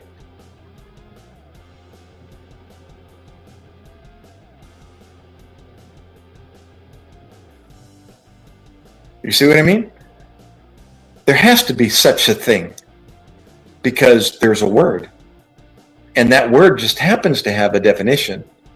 And that definition happens to be overwhelmingly convincing of what I see on this earth and in this universe. It creates the best model the definition of God, capital G God, creates the best model that I have found that represents what I see on this earth and in this universe. Therefore, I have no choice but to believe that there is. You see? You see what I'm saying? So to say there is no God, well, there obviously is a word, right? Otherwise, there wouldn't be one. And that word happens to have a very specific definition, and it goes even further than that, exponentially further. And it just so happens to describe what we see on this earth and fits it, overwhelmingly convincing to a T. So I have no choice but to believe. The word believe even has a definition, and I can sum it up for you. It's to study and to take in everybody's account and or the facts, and then you formulate in a picture of, okay, that makes sense. That fits what I see. Therefore, I believe. Yet the most common discourse in today, when using the word believe, is more I think or I suppose. That's what they should be saying. I think that's true, or I suppose that could be true. But instead they use the word believe, and that's incorrect. So I believe there's a God. Why? Because the evidence supports it. That in the beginning, God created. An intelligent designer, i.e. God, created. I've done this before. I'm going to do it again because it's so good. I'm going to talk about it, and it's good because it'll bring more people in the room, and everybody will be debating this and naysaying about this, and it's good stuff. Okay, I'm going to show you the obviousness of in the beginning God created.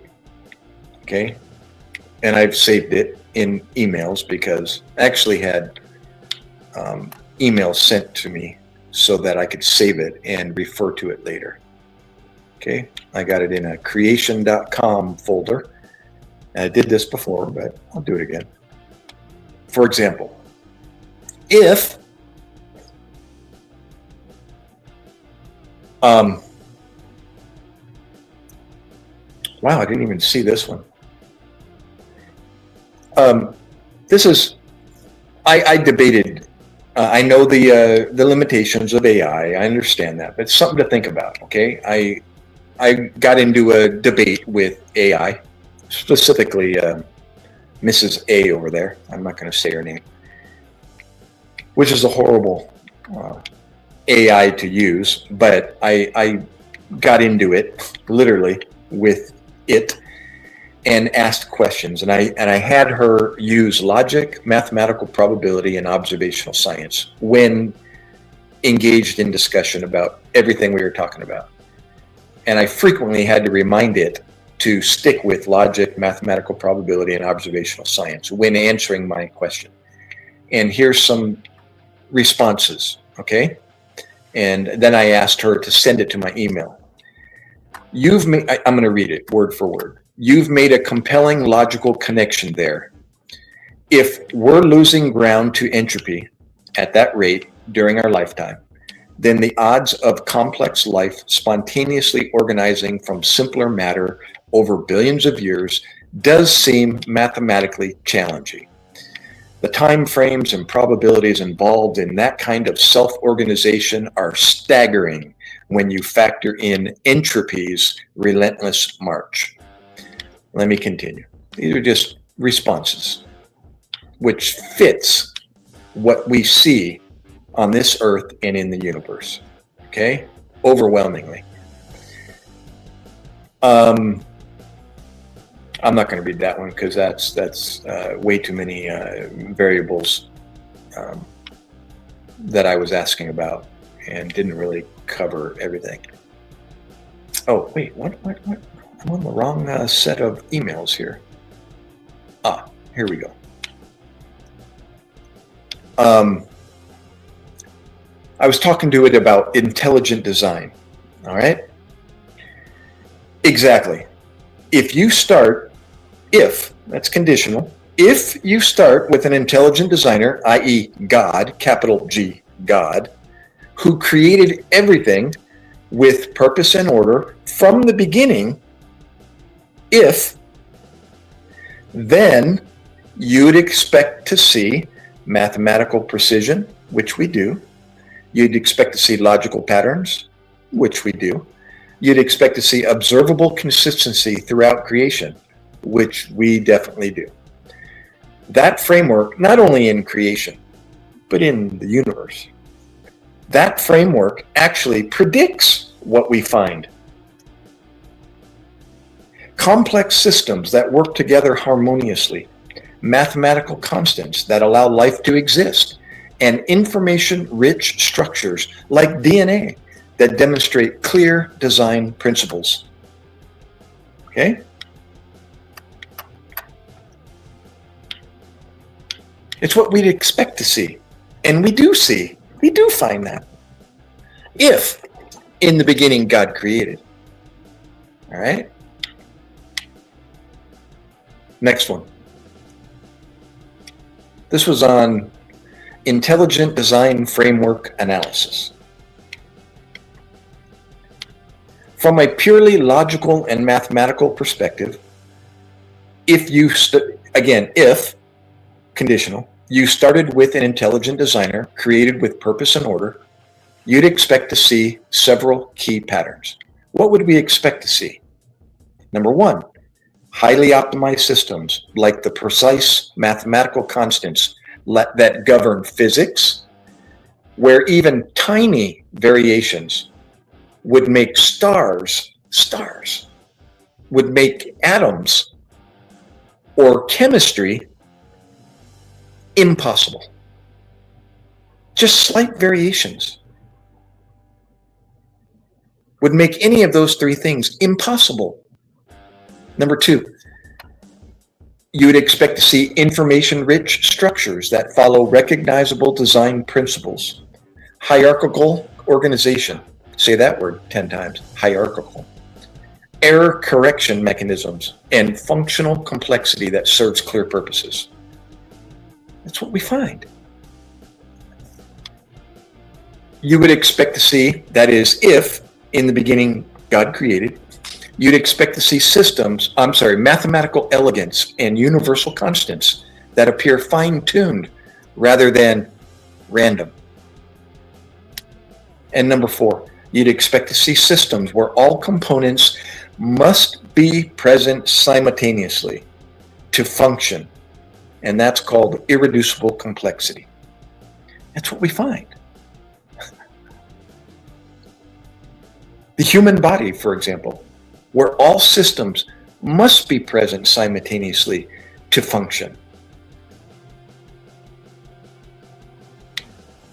Is there more?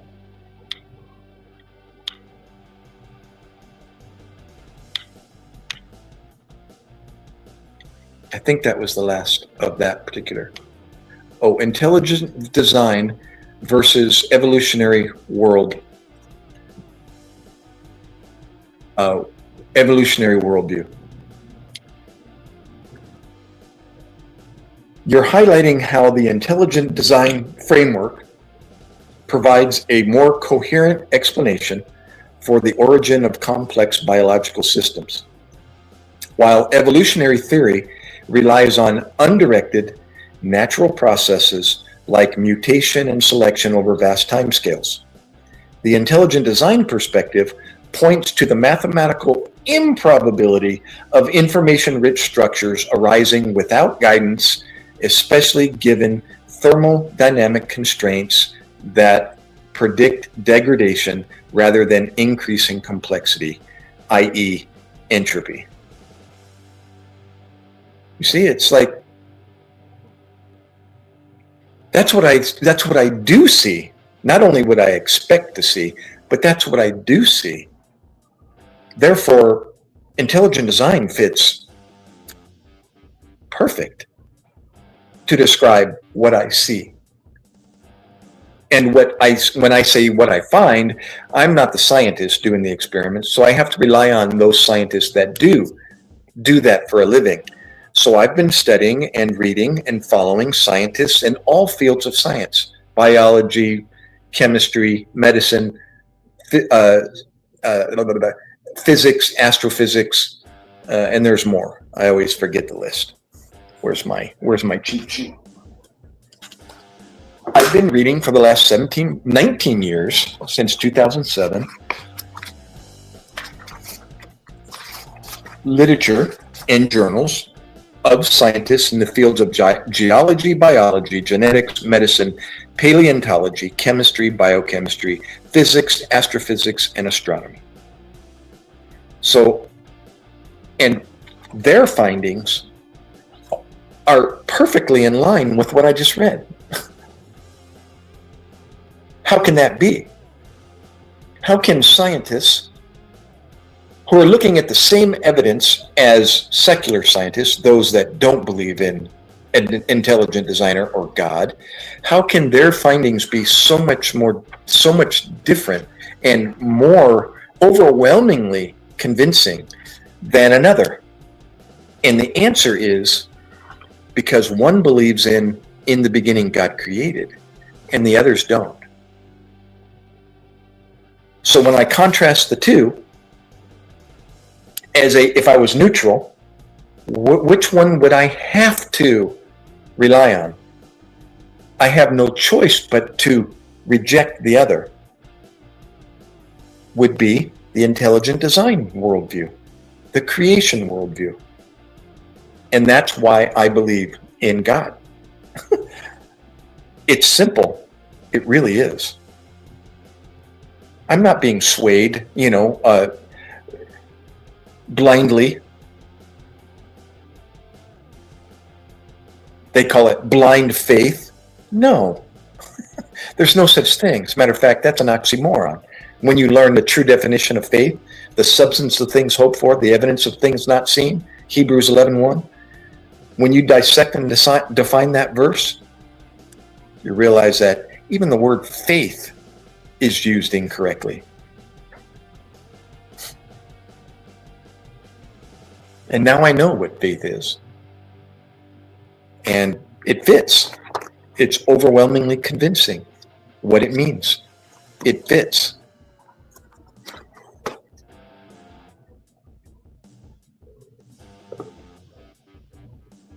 Faith is 100%. Just to give you a little insight, faith is 100%. There is no blind faith. See, that word is used out of context. It doesn't make sense to say blind faith. Faith is 100%. If you have faith, you have 100% what you believe in. 100%, without fail.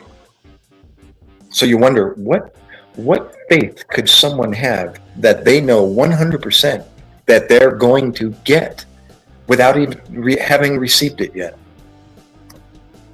And for the believers out there, they know they can fill in that blank. But to the layperson, it doesn't make sense for me to say what I'm saying. It probably doesn't make any sense to you. Faith is 100%, just like hope. Hope is 100%. You can't have hope and not receive something. Otherwise, you wish or you desire. Wish and desire can be accompanied by disappointment or anxiety. I wish for a bicycle for Christmas. I desire a bike for Christmas.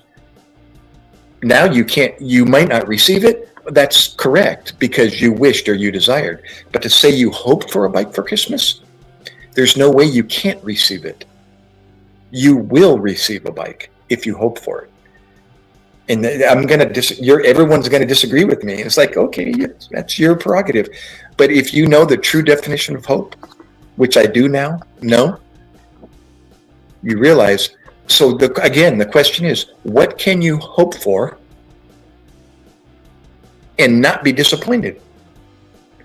The believers out there know the answer to that. There's only one hope. There's only one truth. There's only one life. There's only one way. See, it all fits. The substance of things hoped for. That's the definition of faith. The evidence of things not seen.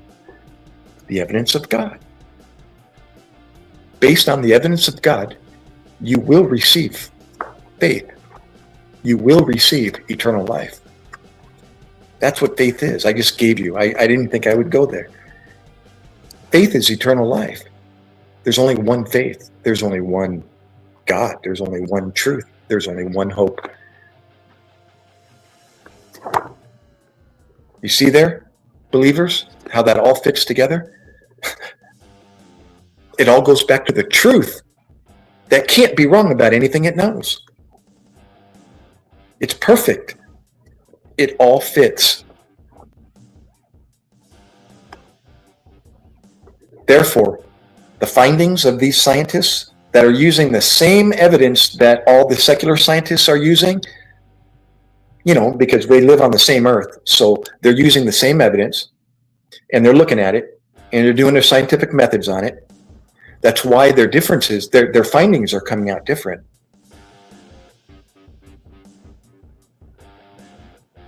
But the findings of the creation worldview, they're absolute. It's the answer. Why? Because it's the truth. It can't be wrong about anything it knows, and it makes sense when you look at the model that is created by all the evidence, all the findings of all these creation scientists that believe in the beginning God created. They create an overwhelmingly convincing model as to what we see around us and in the universe. Overwhelming. It makes more sense. See there? So I'm convinced that evolution, the greatest deception in modern history.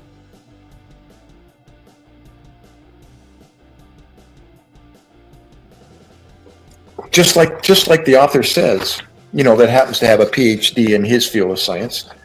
He says, I challenge any skeptical person to give this book an impartial reading before dismissing the creationist viewpoint or the creationist worldview. He even says himself, creation, as described in the book of Genesis, i.e. in the beginning God created, is perfectly, this is his words, perfectly consistent with all known scientific laws and evidence. And the scientific evidence is overwhelming.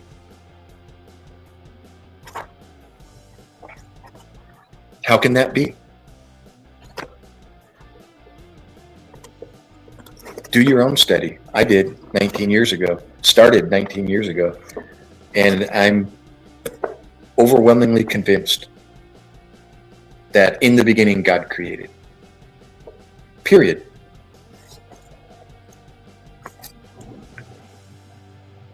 So, what did I miss? Yes, I was, Dickley. That's correct. Presley! What's up, bro? I get to read. Kylie. That's not the Kylie that I know, is it? Kylie? Nope. But you almost look like somebody that I know.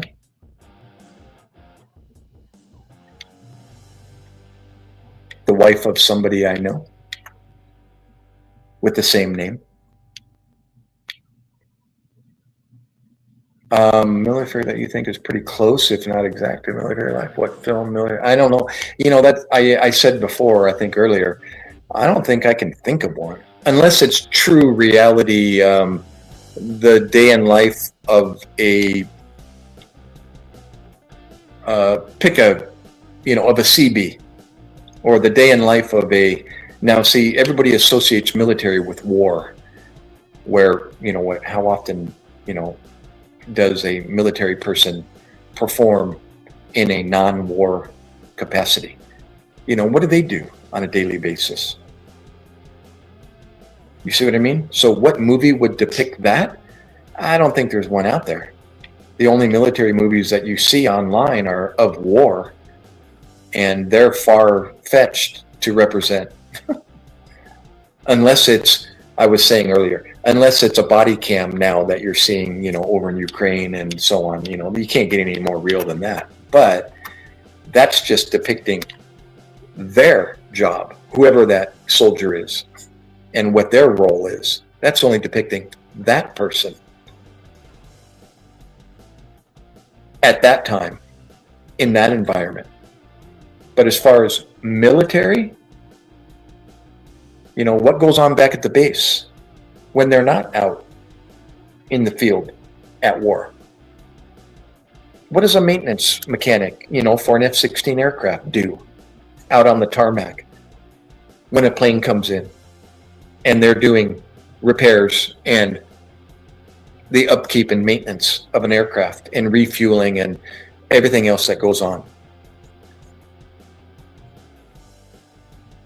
What about the machinists, that are behind the lathe in the mills? All that. You don't see any of that in movies. And that's really the representation of what the military is that type of stuff.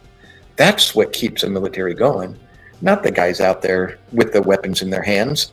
It's like, what about the research and development that went in behind that M16 or that M4 or that Barrett 50 cal? Where did all that come from?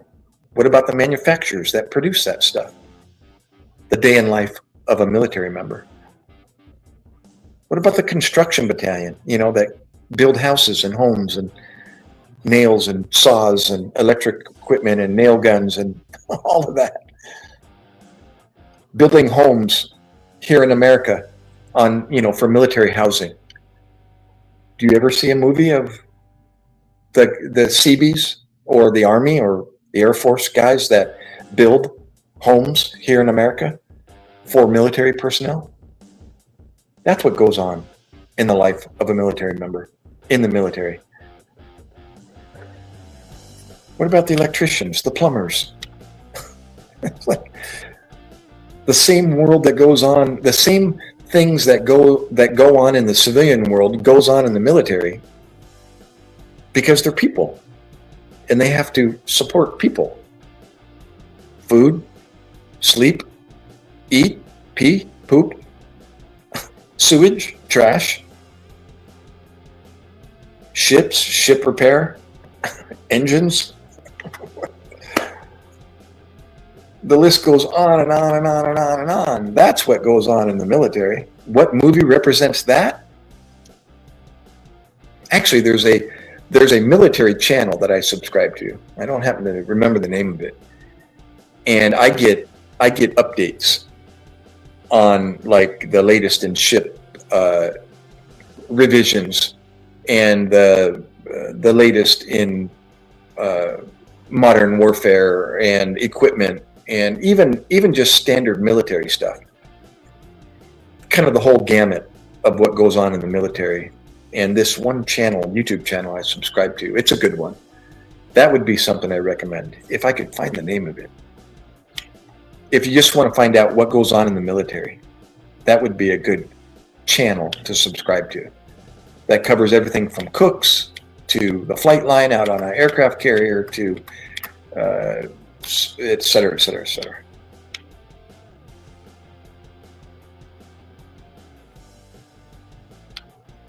Hoorah, Mad Prophet. You can call me Doc. Sir are for commissioned officers, and that's a military thing, but I'm just going to relay that to you. I know in the civilian world it is appropriate to call, those older than you that you don't know, sir and ma'am.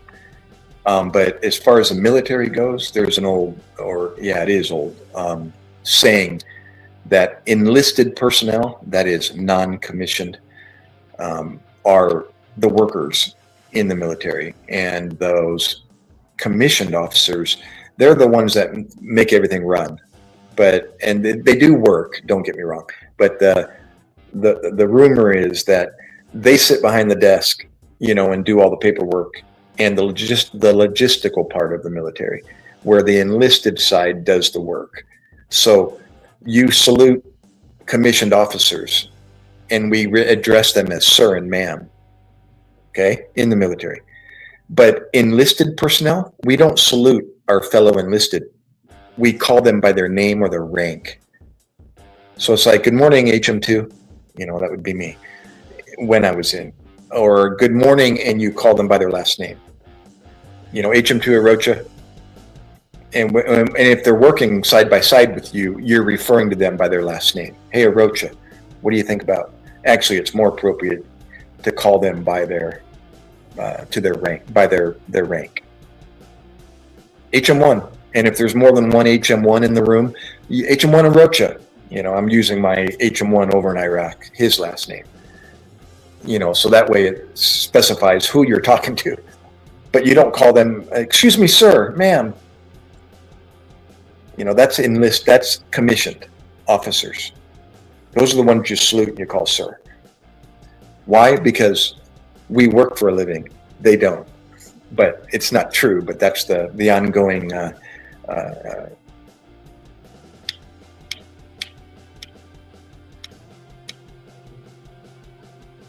No, corpsmen are in the Navy, and they provide medical support for the Marines.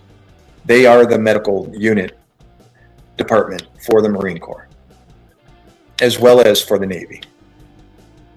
What is somewhat right, Jesse?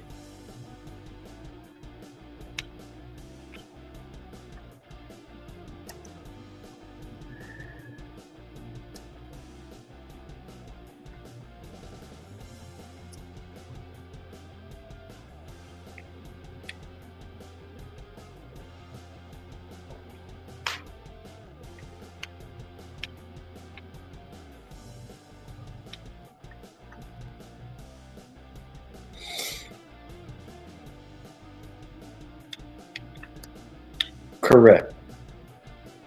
Corpsman in the U.S. Navy.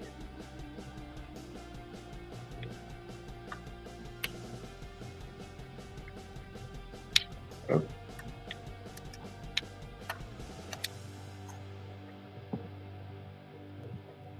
Committee.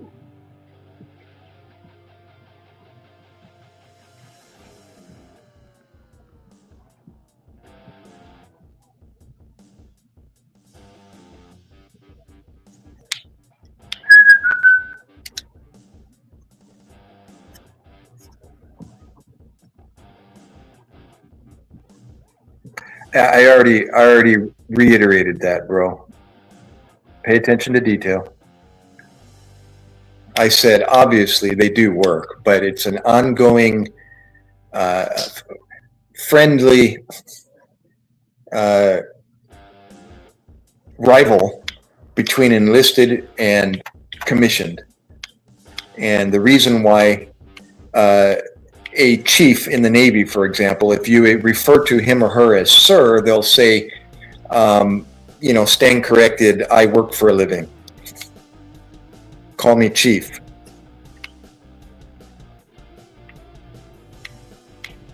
That's the friendly rivalry that they have between the two. Obviously, they work for a living, but that's what you will get in response if you end up calling an enlisted person by sir or ma'am.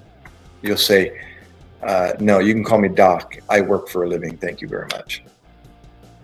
Implying that commissioned don't, but obviously they do. Again, need I reiterate?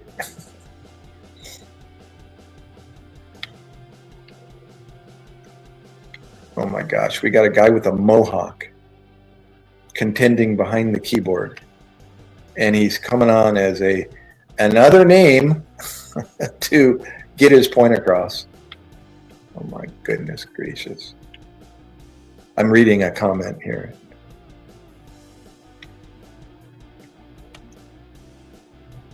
Oh my goodness gracious. Has no content. Did he just create it? Let's see. How long's he had it? Oh, he's had it. He's had the channel for 4 years with no content. So he's just using it to troll other YouTube channels.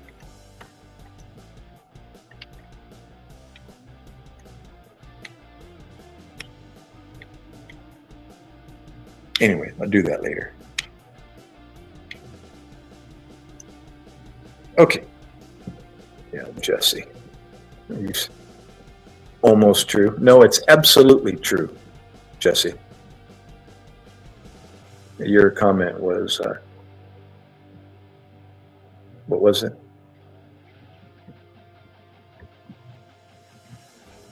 Somewhat right? No, absolutely right.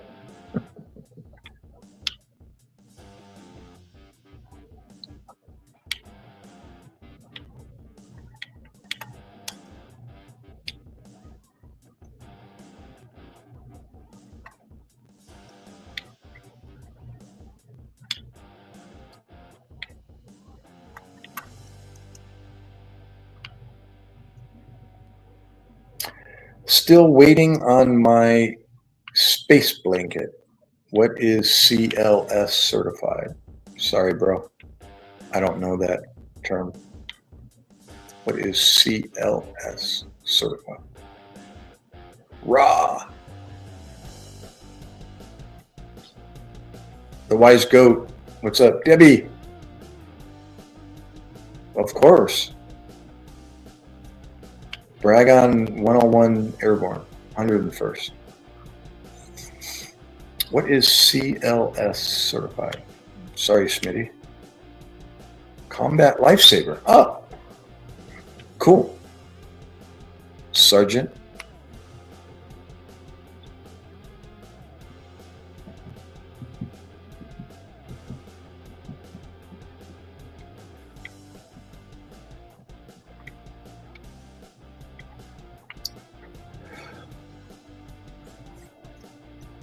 And I am assuming you were in the military, Sarge? Army? Hey, Debbie, thanks for coming in.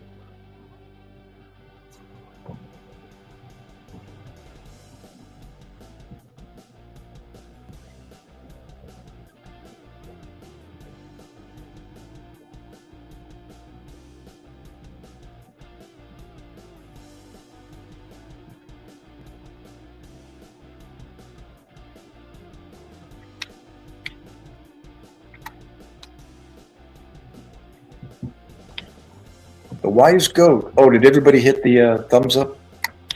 That's just coming in. If you would.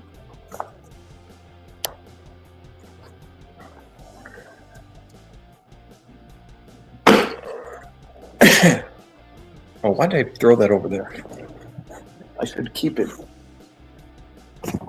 next to me so I can use it again if I have to. What time is it? It's almost 4:15. It is 4:15 in the morning.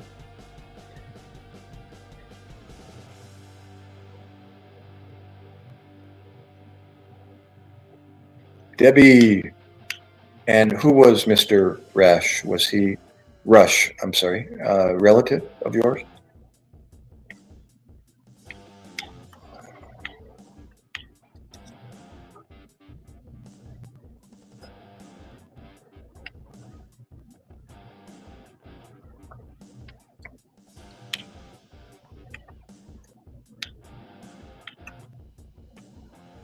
"27 years. Awesome.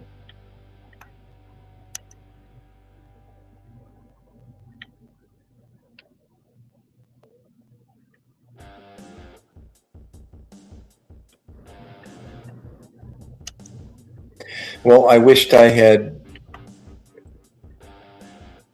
the opportunity. Well, I had the opportunity to stay in 20, but I wish I would have.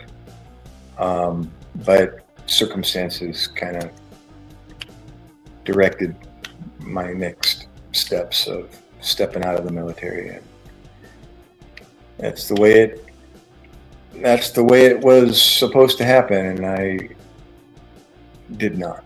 So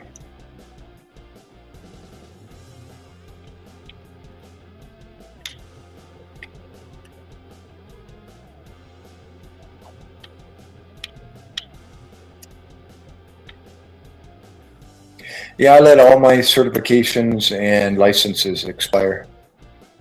I held on to it, I forget how many years after I stopped in 2008.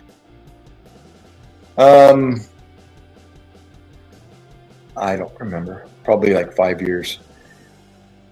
And then I just decided, you know what, I'm not gonna be employed as a paramedic ever again. I didn't see any reason to keep it up. So I went ahead and let everything expire. And then here, just this past winter, I happened to be on a pair of cross-country skis about 2+ hours north of here. Sequence of events, something that I was watching, or I don't know, desire to get back into shape, prompted me to get on a pair of cross-country skis. I had done a little bit of it in California way back years ago. And then that led the owner of the park heard my story, and he's like, you could be a part of the ski patrol and challenge their the medical part of that. And I went, oh, tell me some more. So he started his background, obviously skiing, and so he gave my name to somebody, and then they contacted me eventually and gave me a class schedule of the upcoming ski patrol, National Ski Patrol schedule, and the what do they call themselves? Emergency Medical Responders, EMR. Never heard that term before. EMTs, of course, but EMR was new, and so I started asking, liaisoning with via email with the director of the program, and then he started filling in the details, and I decided, I've skied a little bit, still a beginner, but I have medical background, and that kind of never leaves you. Although you do, if you don't use it, you lose it. But that should be easy, from a basic life support standpoint, relearning that. And if that's all that's required, then maybe I could do that on a part-time basis. It's not paid, just free ski, opportunities while you're working as a volunteer, and give me a reason to get out of Dodge and go play, and both in skiing and the medical part of it, the basic life support. So I'm going to school as we speak, and it'll be like my 4th class this coming Tuesday. It's every Tuesday night for now, and I'm just relearning what I used to know, and then some. It'll be a lot of splinting and packaging, C-spine, and because it's a trauma field, on a ski slope. So, their primary thing that they do is treat trauma, lumps, bumps, bruises, broken limbs, and so on. So it'll be more emphasis on that than anything, which will be good, because actually in the civilian world, in almost 20 years of being in pre-hospital emergency medicine, splinting and I mean, that was part of EMS, but not on a daily basis. I ran more medical calls than I did trauma. And even trauma, we called it the Guns and Knives Clubs, where you're working in an area that had a high incidence of trauma. Even then, it wasn't broken bones and splinting. It was more guns and knives. That's why they called it Guns and Knives Clubs, the hood part of, the city. If you wanted experience in trauma, you worked the Guns and Knives Club.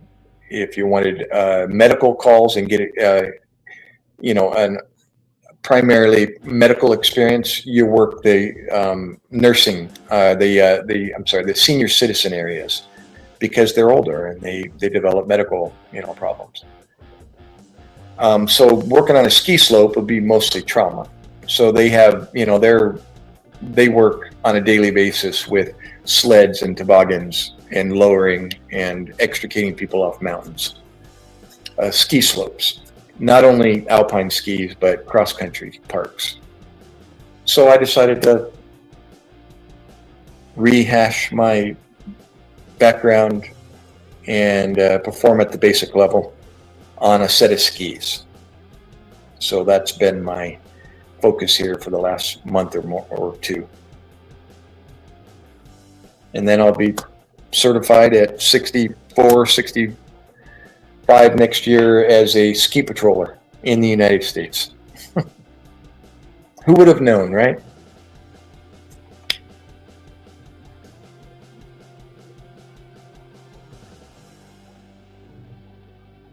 Hey, Howard, you're back.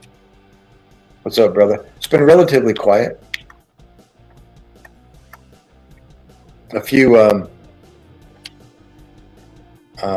shenanigans, but not too much.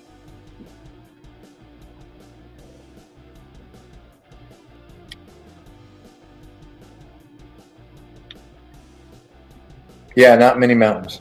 No. Although if you go north, you go north part of Jersey, you start running into what they refer to as mountains, the Adirondacks, and I think there's, I don't know what other mountain range connects up there. So they do have ski resorts and ski, alpine ski slopes and lots of cross country. And they do have, the topography is such that they do have lots of canyons and hills, and so they got lakes and lots of bodies of water everywhere. And the change in topography up there, and the cold weather and snow and ice and all that.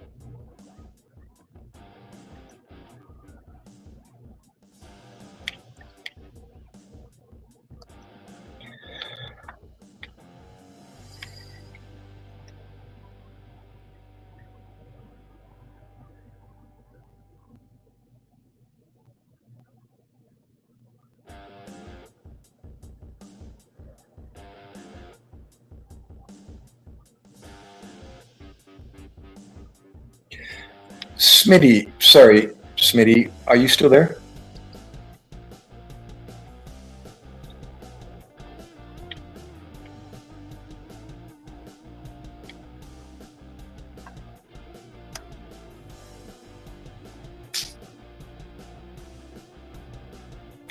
For hire or free? Are you talking about the ski patrol? Volunteer. There are paid ski patrollers, and you can pursue that if you want to get paid to do it. Maybe in the future. Let me try it out and see how it goes, and see if I get that plug to get hired on. The instructors of this particular program, the Delaware Valley Ski Patrol, DVSP, I can tell just by what they're sharing with the class and their body language that they kind of frown upon the paid. I don't know why, but it's just, they say it's just too much politics and paperwork to get hired on. You know, that being hired on actually is a 3-part interview process. And, you know, being a volunteer, they say, there's much more freedom. You know, they're not, you know, they don't have to follow under, you know, rules and regs of the company that they're working for. They're more on their own. I guess more, what's the word? Rebels. And they can practice, you know, the same thing without, you know, being under the jurisdiction of a company and falling under that. But then again, they're not getting paid, but they're getting free ski time. You know, there are some fringe benefits of being a volunteer, and discounts, considerable discounts for, you know, equipment, being part of the National Ski Patrol.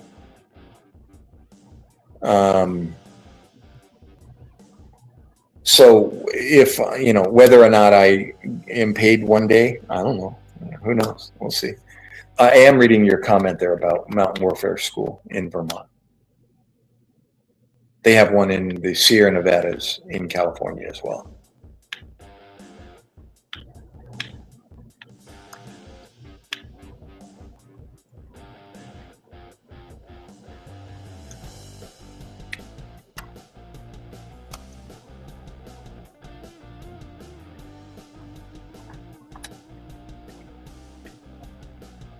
You know, more so than anything, I'm doing it for my fitness.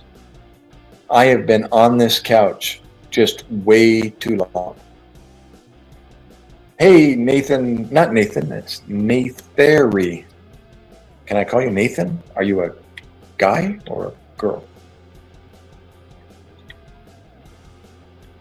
I'm doing better than I deserve every day, Nathary.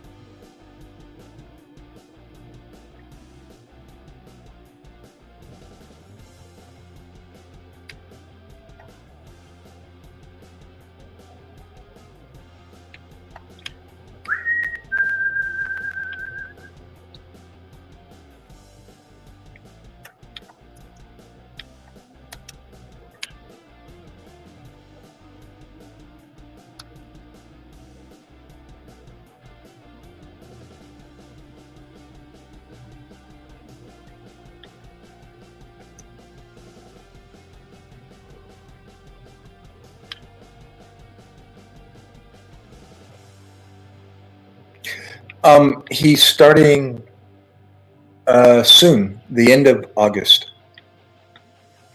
He's gonna finish up his next requirements before he pursues his degree.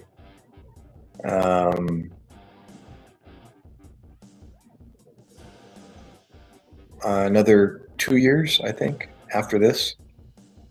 Kind of a 4-year bachelor's is going to turn into probably 6, because he didn't take a full schedule for 3 years. You know, so that 3 years was kind of confusing and disappointing when I found out, oh yeah, or I remembered, okay, that's why he's not that close, as close as I thought he was. because he didn't take a full schedule. So he was taking like 2 classes, each year, or 3, as opposed to 5 or whatever you can fit into a year. And so, yeah, his next 2 classes he's going to take. What was required for me to even begin EMS was medical terminology and anatomy physiology. Well, he's already taken anatomy physiology 1, and I was surprised that they didn't require medical terminology first, having never had any exposure to medical terminology, to dive right into anatomy physiology without any, But as smart as they are, like someone said, he obviously was able to pull it off without having the medical terminology. So anyways, so he's going to take anatomy physiology 2 and medical terminology here at the end of August. And then once he's done with that, then we're going to have to figure out how to get him situated up north in a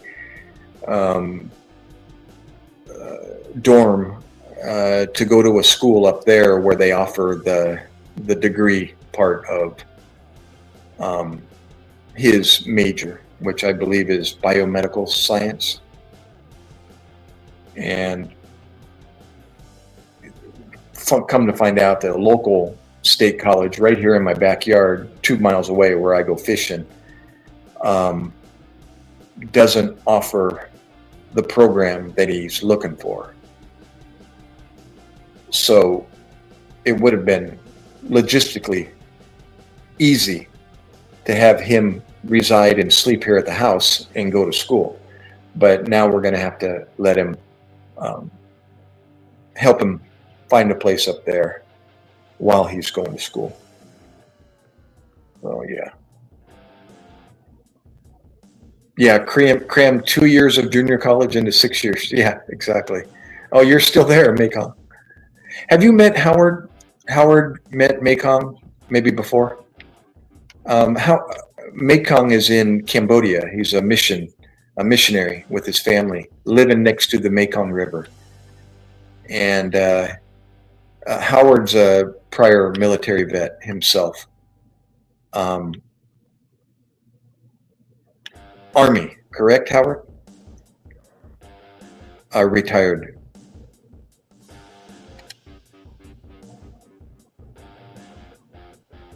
Right. Well, fortunately, myself as well had to work to pay for anything that I wanted to do. Well, fortunately, we're able to support my son, and he's got it made, as we say. So.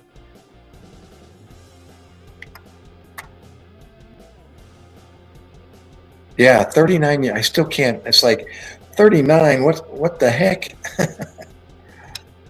What happened? You just couldn't get away. Yeah, that's right.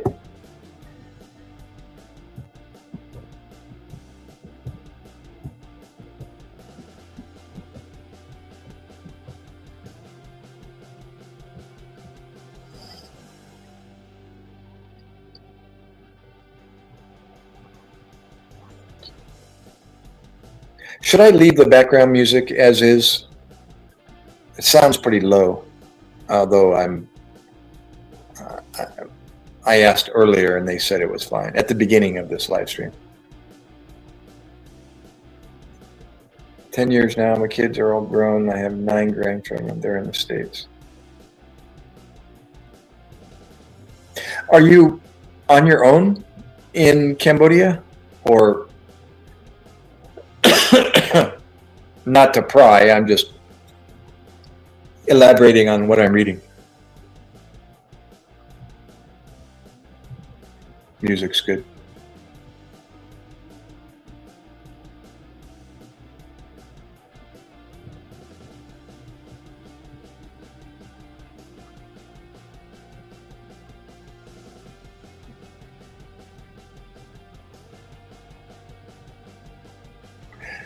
Nathari.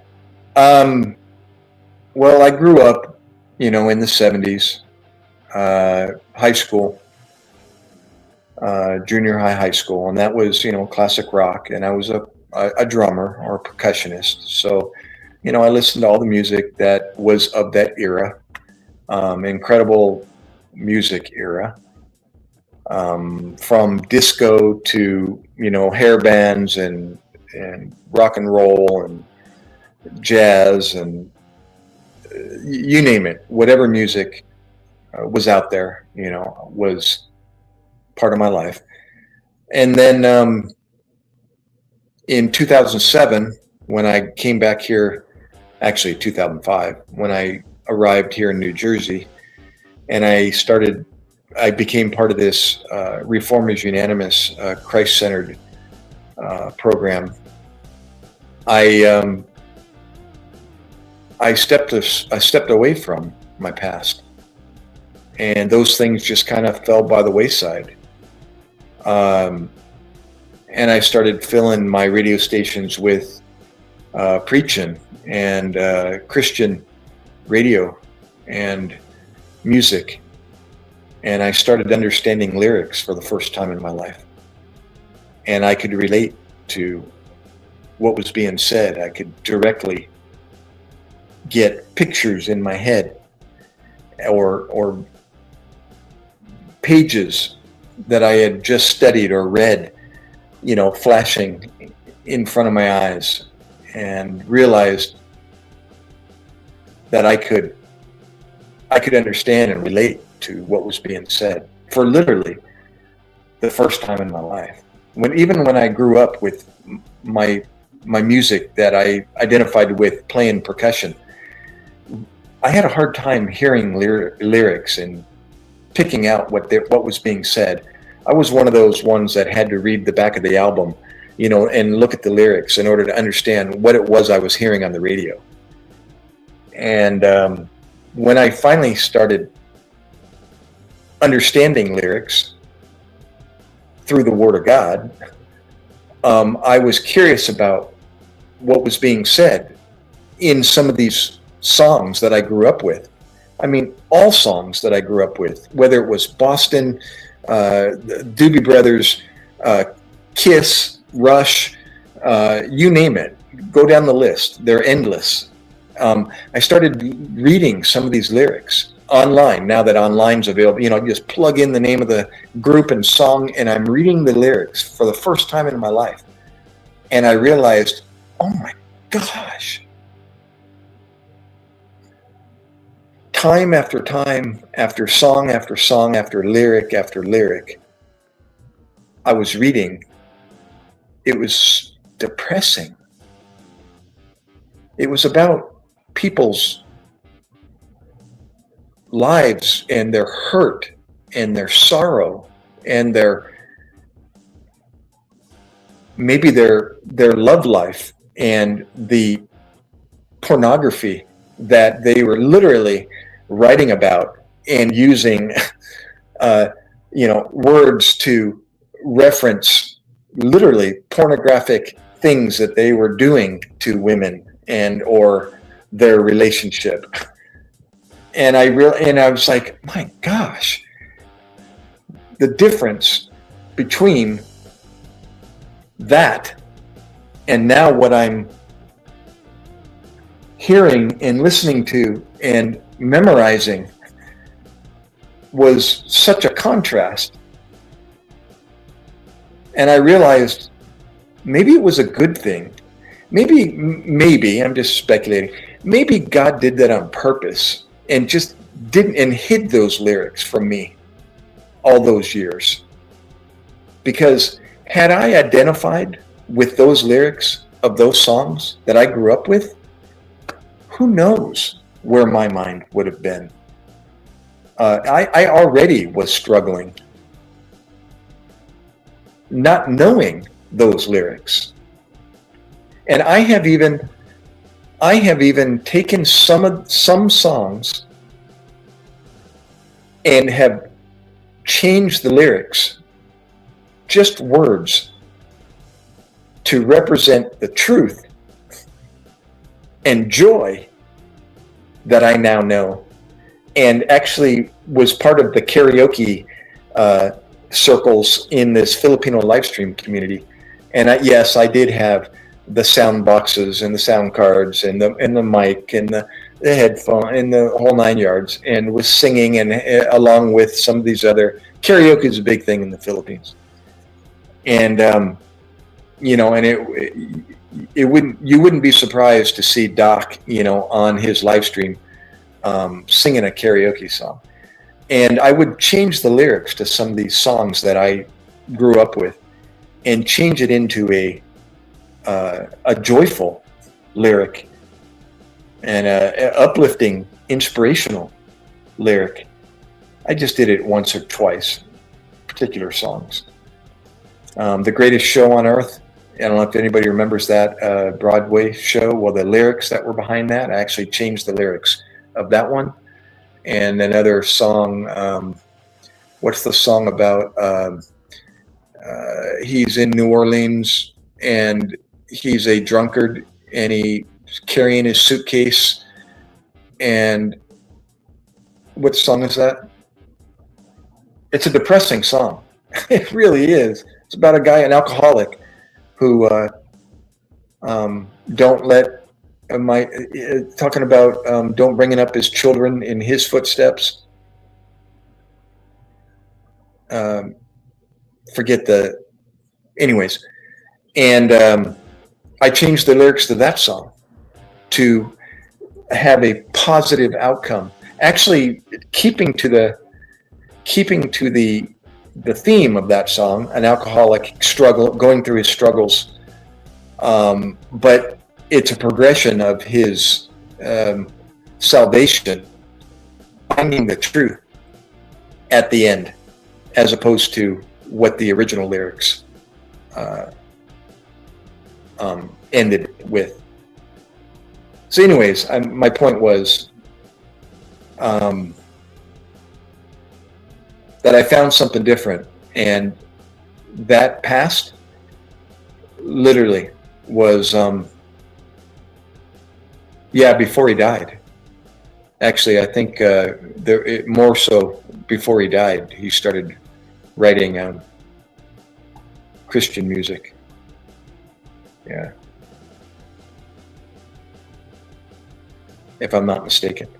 But anyhow, but does that music every once in a while resurface? Sure, it does.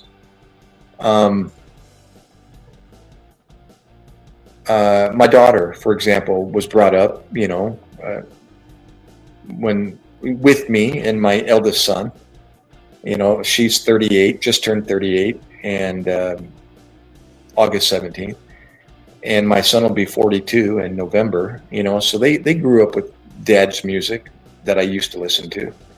And so she shares with me, you know, concerts that she goes to down in Florida, and I'll get little videos from a Rush concert that she went to, and, you know, or a cover band playing, you know, some Rush songs. And so, you know, I hear it every now and then, and I do rock out, you know, to some music when I hear it on YouTube or somebody talks about it. Like now, you know, I'm sure somebody will start. People are mentioning Pink Floyd and so on and so forth. Yeah, Howard, you're as people can see, your profile picture is the Floyd album cover. That's how when I first met Howard, I zoomed in on his profile picture and realized it was, or I asked about it, and he told me it was Pink Floyd. And I think that's when I zoomed in on it. Oh yeah, that is Floyd's cover. Remember, Howard?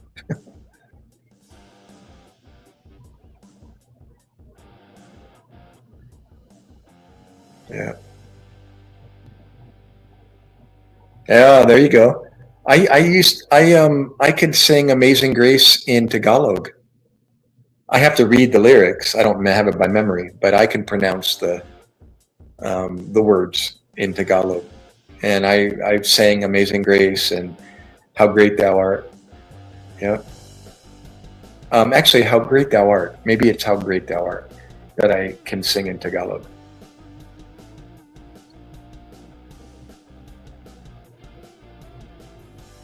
Ima'awit sa. See, I even said some of the words just now. Ima'awit. Imaawit. Ima'awit. Sa da da da da da.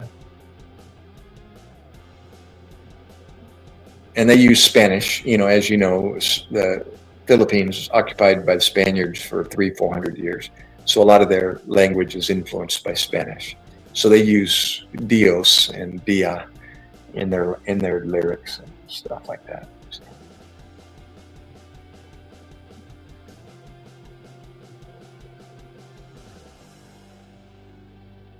I'll have to try that. Amazing Grace over the melody of House of the Rising Sun. So, Mekong, did you get remarried? Did you meet somebody over in Cambodia, or am I asking too many questions?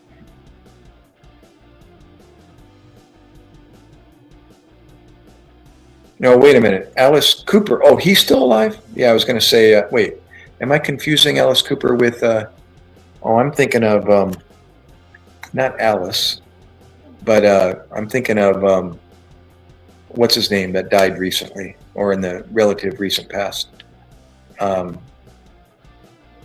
His wife is still alive. She's a judge on America's Got Talent. What's her name? Who am I thinking of? Yeah, I'm confusing.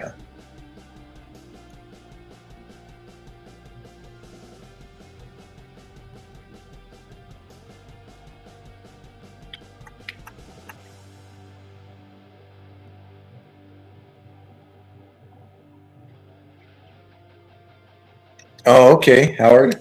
You were singing during the COVID days? I wish I could have sang during the COVID days. Unfortunately, I was sick for 42 days. I'm thinking of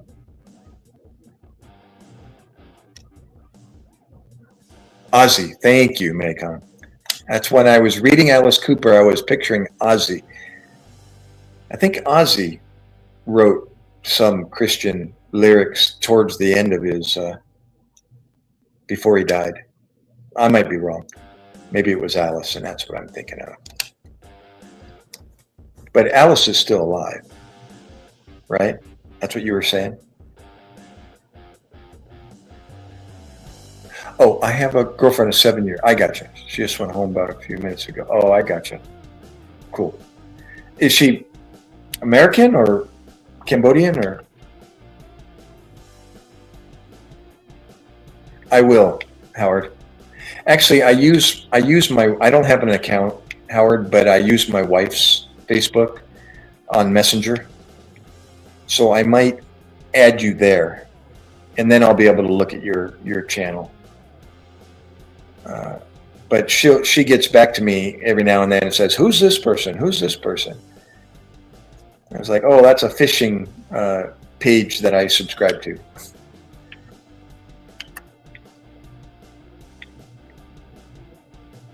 Yeah, I'll connect with you on Messenger. How about that, Howard?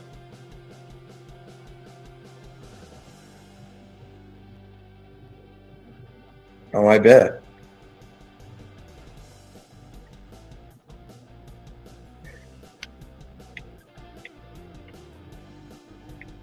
Yeah, even Johnny Cash, pretty emotional ending he had. Praise God that he appeared to know Christ. Yeah.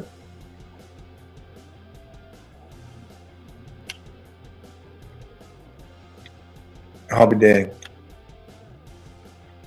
Hoorah. Yeah, I remember Alice Cooper. I've actually seen some videos of him talking about that.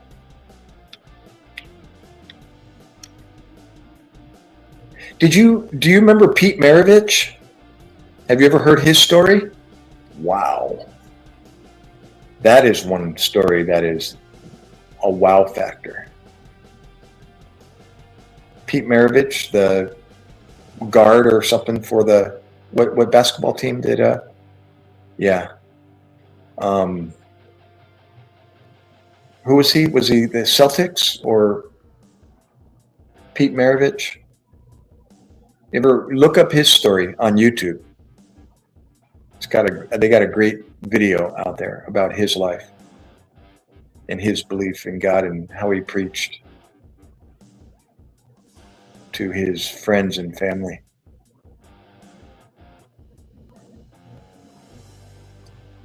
Cambodia. Yep.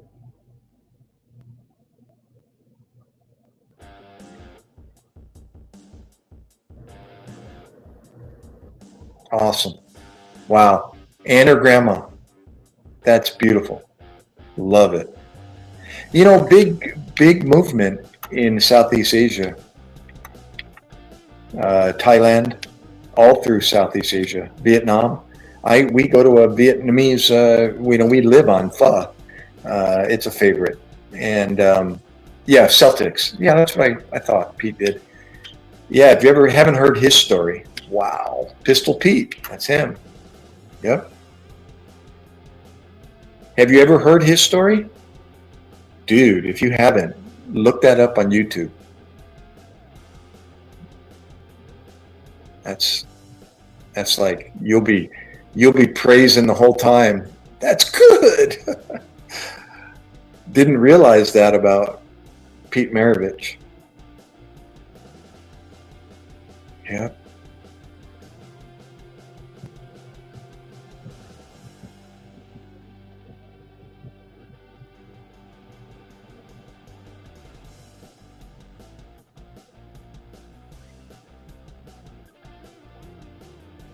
Yeah, I think my elder friend, I've mentioned him. He's down in the Mindanao, Philippines, married to a younger lady. He's 80. He'll be 89 in September. Unbelievable. Hardcore ex-Marine, still doing Marine Corps push-ups at 89 years old. And sit-ups and crazy. He traveled with me in the Philippines with a backpack on his back with me. I had a backpack. He had the same backpack. And we, that was our luggage. It's so good.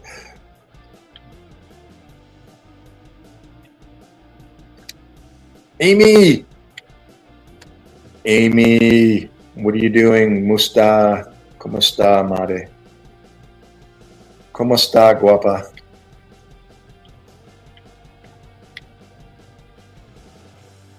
Salamat.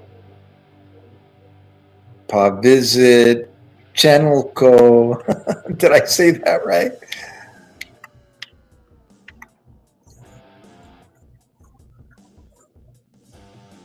I might not have arranged the words properly, but I think I got all them in. I squeezed them in. Eat pho every morning for breakfast, dude. Can't go wrong. I'm telling you, Mekong, you can't go wrong with that. I've been eating that way for 40 years. 42 years, dude.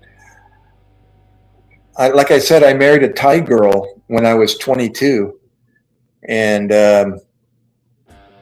I haven't gone back. I've been eating rice and the Asian cuisine for the last 42 years. 42. And now I'm married to a Filipina lady, and she continues. She continues my diet. Got to be careful with the pig, but other than that, man, I'm spoiled. Just like grandma's home cooking, man, they make some great comfort food. Vegetable soups, stews.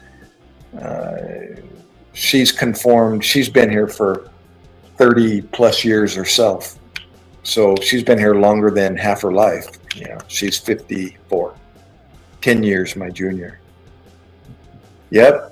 Pho all the time, dude. I'm sure glad we got 3 pho eaters. Who would have known? Hey, cowboy. What's up, brother?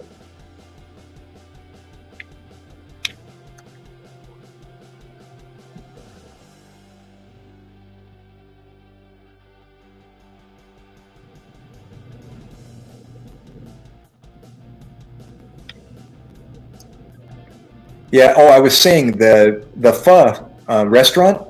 The lady, the owner and her husband and her kids, they're all Christians. They play Christian instrumental music on their speakers for the restaurant. And they play those karaoke videos. They don't do karaoke, just the video portion with the lyrics up on the big screen for the restaurant. And most of the people in there, except for the Vietnamese people, can understand what they're saying. They're singing in Vietnamese, but they're Christian. It's Christian music, Christian lyrics. And I love it. I was like, cha-ching, this is cool. And we talk all the time. Her name's Ha, H-A, Ha. Yeah, you eat shrimp pho? I do seafood, Howard. That's my favorite too. Shrimp, fishball, squid, the tentacles, and what else is in there? I think there's one more with all the fixins. The white noodle. Yep. Got to squeeze a lime on there. Put some oyster sauce. If you haven't, you got to try it.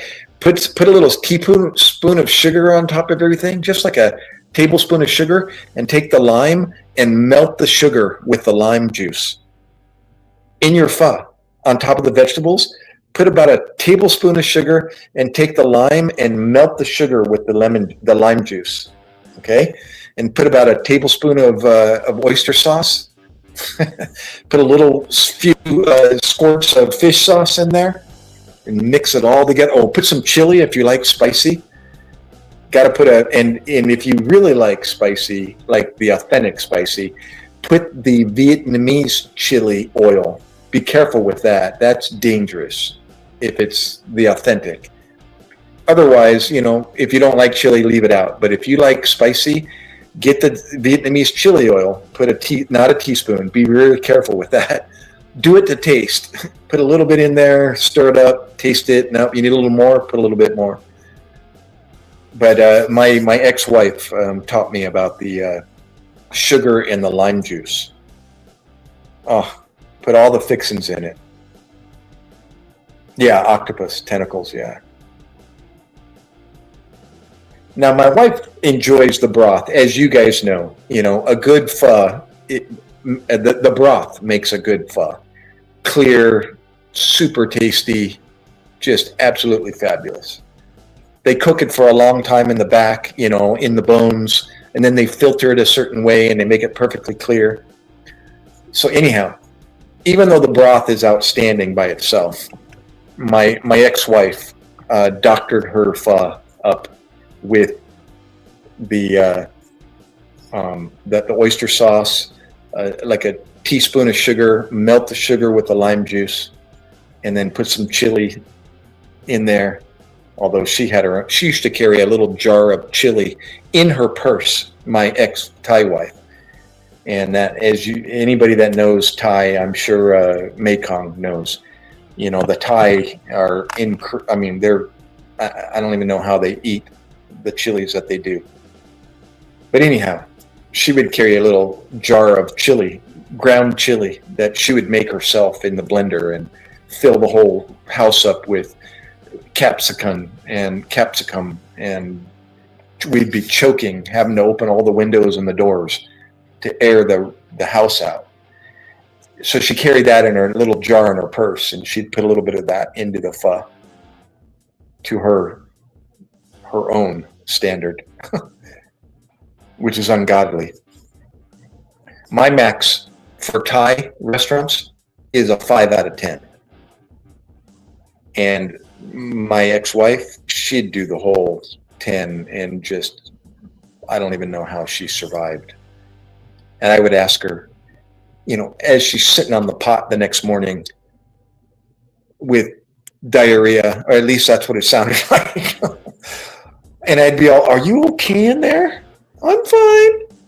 And then after she'd get out, I go, "Come on, how long have you been doing this?" And she's like, "All my life." And I went, "Oh my gosh." And it's like, okay, I realized I can't relate to the traditional Thai native as far as what they can handle. Even my ex-father-in-law said, speaking of Philippines, he just happened to be a Filipino guy that married into the family. He was a backseat F4 Phantom navigator, photographer in the backseat of an F4 Phantom during the Vietnam conflict. He used to tell me when I first married his stepdaughter, Gary, you don't want to eat what they eat. I'm telling you, don't even think you can, because you're going to put one tip of your spoon in your mouth and your whole dinner is going to be ruined. You're going to be in so much discomfort. You're going to feel like you have acid burning into your lip that will not go away, and you're going to end your meal by doing that. He said, I'm telling you, don't think you can keep up with that. So I heeded his advice, and to this very day, I realize I can only handle 5 out of a Thai 10.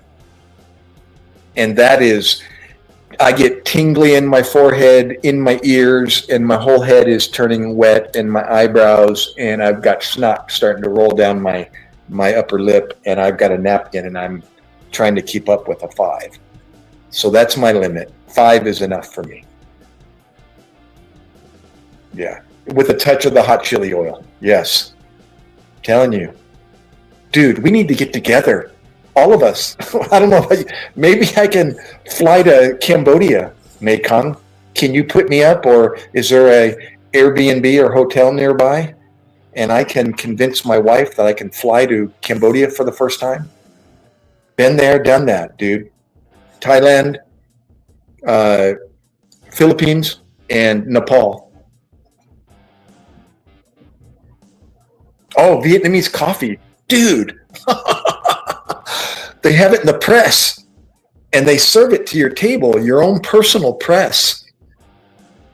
It's just dark coffee pressed through right there, and you pour it over ice, and you put it some thick milk and cream, sweetened cream. OMG, I'm telling you, nothing like a good Vietnamese coffee. Oh, Thai food is not spicy? Wait a minute. Are you Thai, Garrison? No, that's a load of... I'm going to have to call you out on that. You haven't eaten traditional Thai food. Don't tell me you went to a restaurant and you experienced Thai food. But if you've been to Thailand and you've eaten traditional Thai hot, then I'll believe you. I know, dude. All right, Mekong, later. I love it.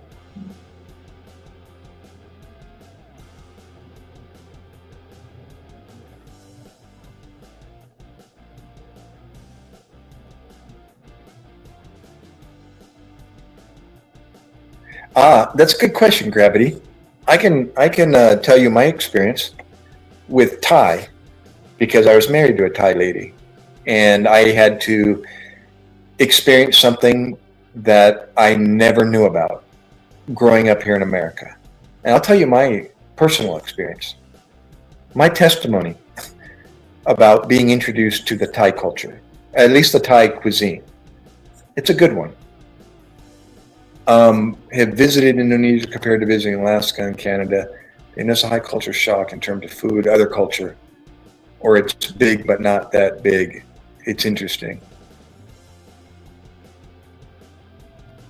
Yeah. Mekong, that's exactly what my father-in-law said. He said, you'll ruin your dinner. You're going to be getting up and going to the bathroom trying to figure out what can I do to stop this? And your meal's ended at that point.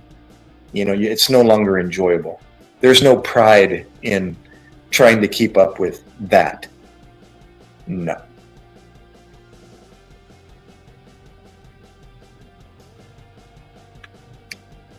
Okay, well, you're talking about Mexico.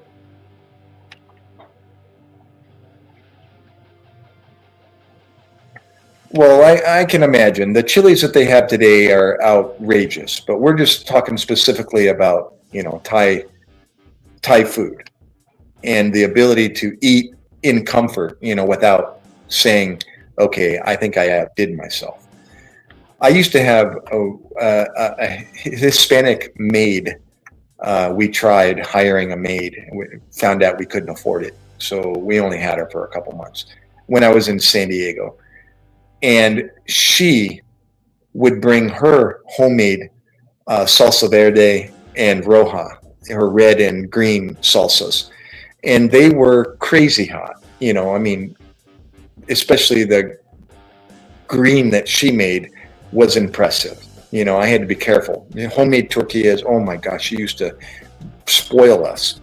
But she would get together with my wife in the kitchen and taste the food that she was making, especially the somtam, which is a papaya salad, the green cold papaya salad.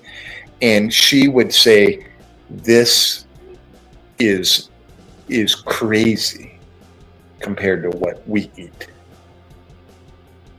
And she just realized, no, I'm good with what I make and how spicy I make. But what your wife is making at the time is too much. So it's like I had a national Hispanic Mexican lady tell me that the Thai food my spouse at the time was making was way more than what she's used to.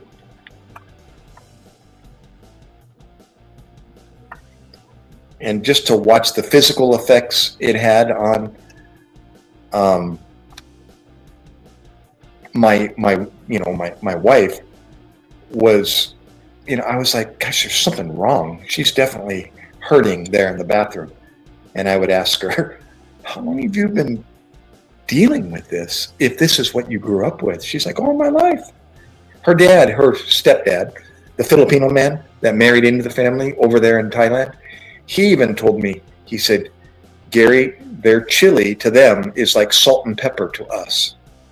If it doesn't have chili on it, it's like not having salt, and it's bland.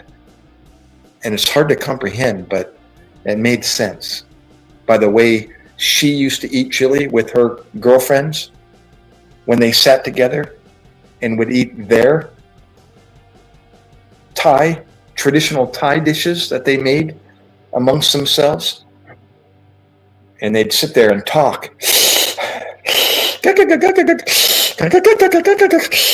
And they're sweating and making this sound the whole time they're eating. And I'm just like, oh my gosh, what are they doing to each other? Yeah, papaya. I mean, green papaya, not ripe papaya. Green papaya. We make it here sometimes. We use a shredder, or I just use my knife, and I emulate what my ex-wife used to do.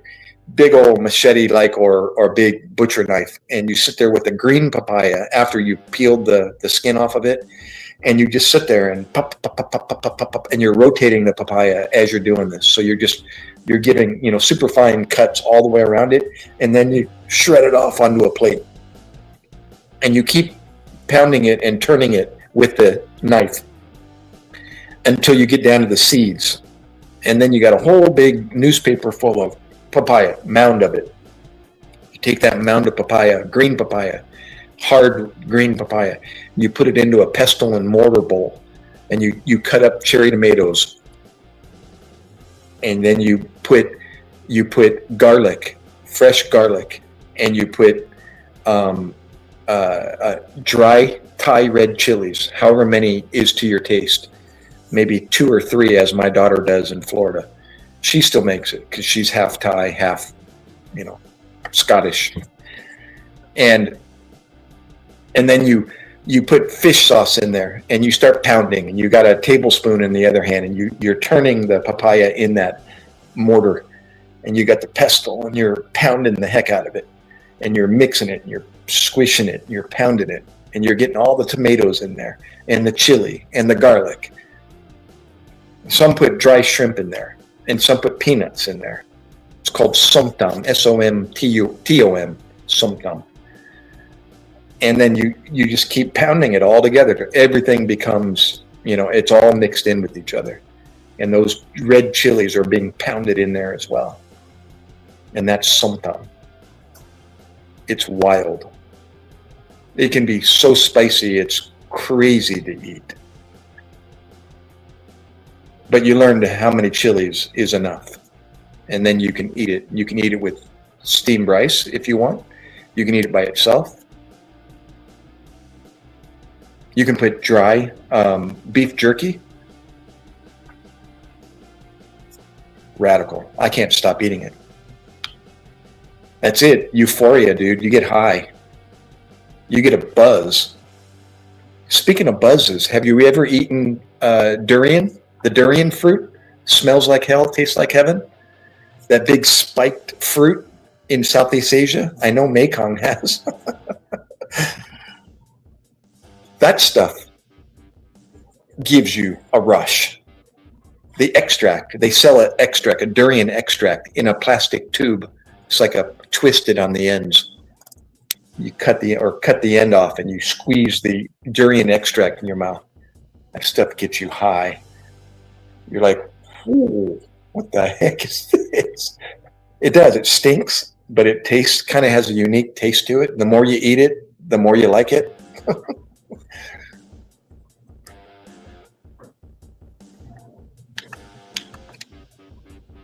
Oh yeah, yeah. I can, like I said, gravity.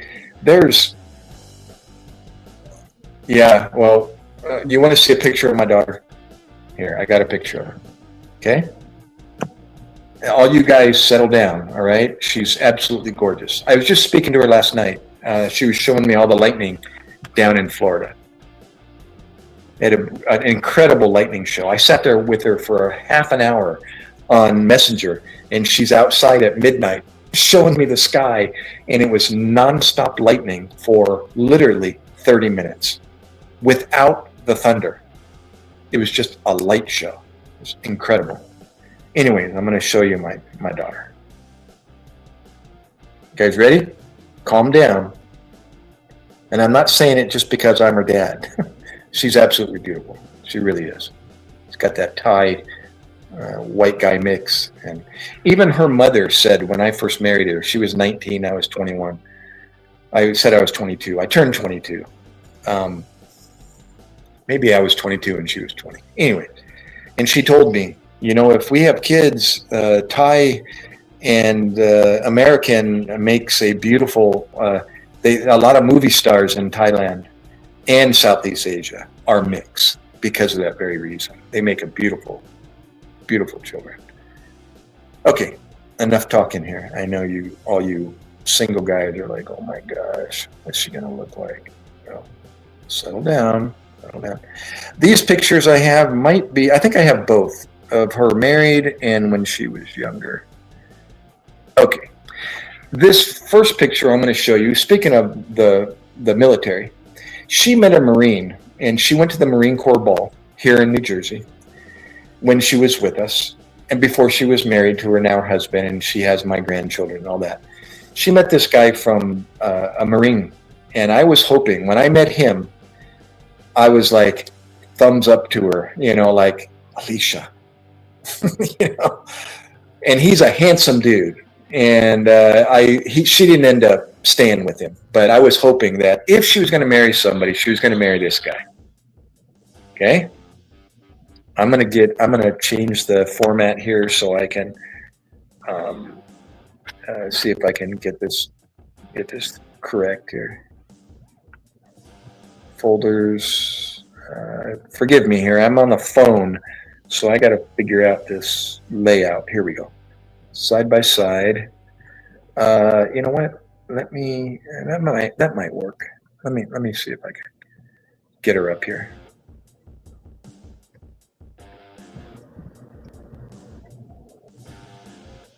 Come on.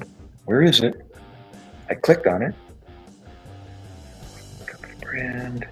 That's not doing it. Let me see. I got to change the format here, the layout, and I'll get it right eventually. Oh, there she is in the back. It's because it's a vertical format. I got to figure out which one's going to work here. Aha, there she is. Wait.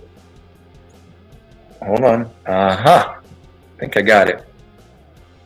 Actually, that's only just showing her. Up, it's covering her face. Wait a minute. Now it's, there it goes. There you go. Tell me. That's actually just showing her. You can't see the Marine next to her. It's because it's a vertical format, not horizontal, and I can't change it.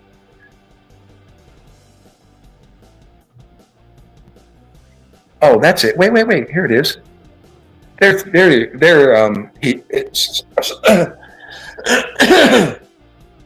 you go.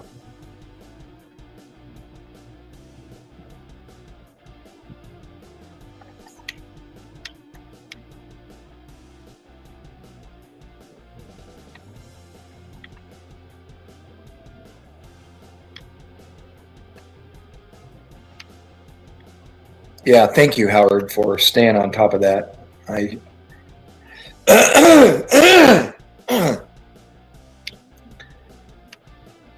anticipated the vulgar, probably, comments that I'll get from this. But let me erase the comment overlay there.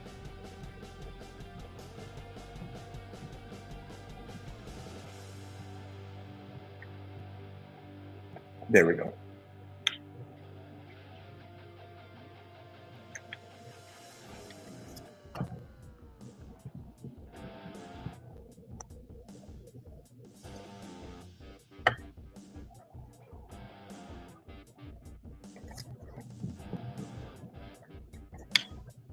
Oh, you didn't? Very good. Well, oh, there's the message. Actually, you know what? YouTube, surprised that YouTube held that comment, Gravity. There you go. Yeah, YouTube's got a weird, algorithm that isn't 100%. So, yeah, that's what it was. I went ahead and allowed it. It just held it for review, so I was able to accept it.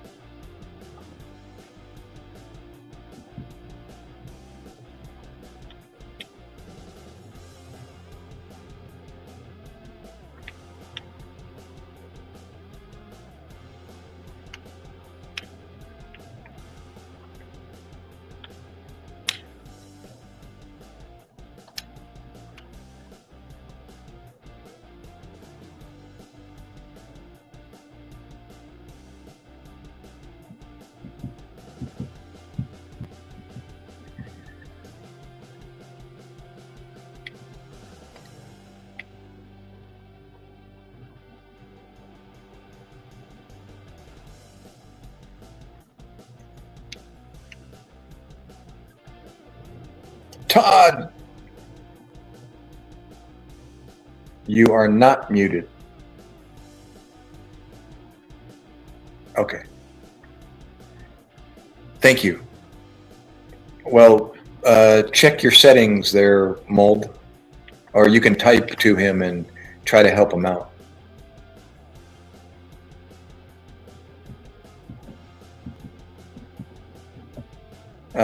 Have him check his speaker icon on YouTube.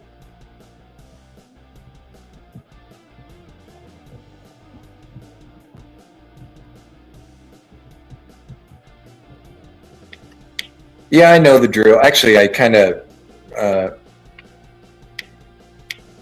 was being a proud dad, I guess, and more than anything, because she is really, really pretty. She got an incredible mix. Yeah.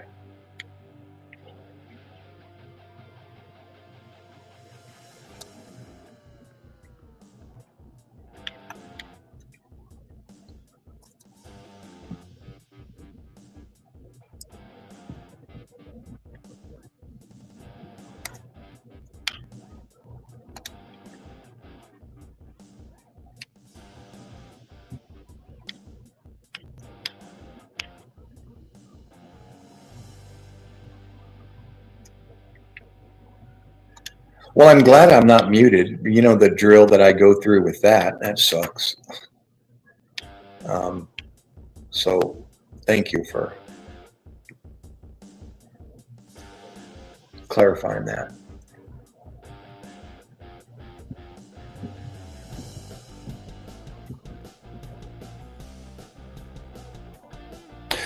Originally from San Diego, California, DOS, and now I'm in New Jersey. Correct.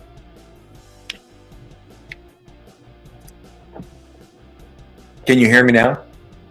Oh, that wasn't you, DOS. Sorry. That was Mold E.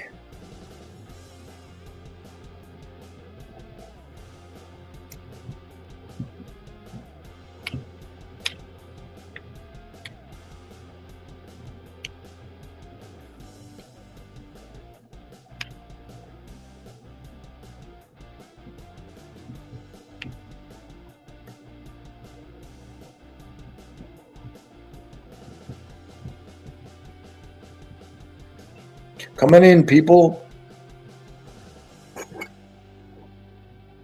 Join the chat. How about you, Dale? Whereabouts are you? Oh, don't forget the thumbs up. Ooh, my neck is starting to spasm a little bit.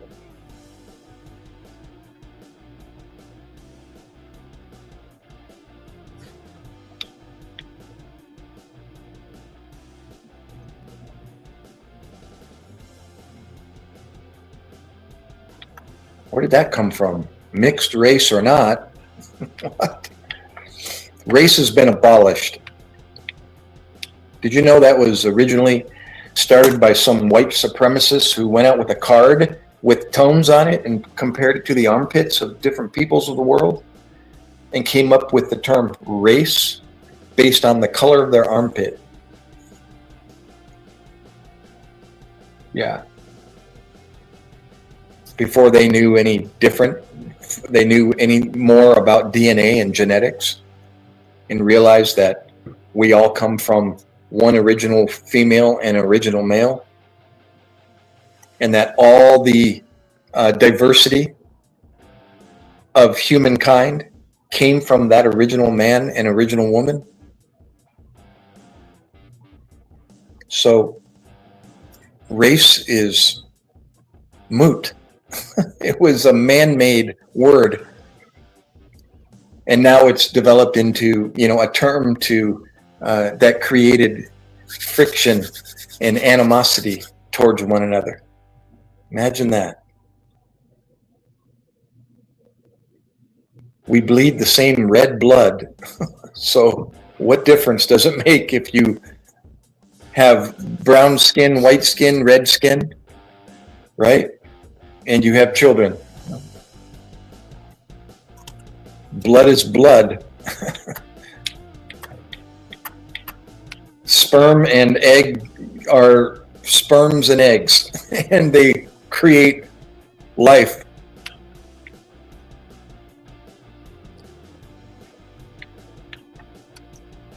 I know, it's right. That's the word of God right there. It's called creation, a creation worldview on medicine. It makes the most sense. It's right. It can't be wrong about anything it knows. The truth. It is the truth.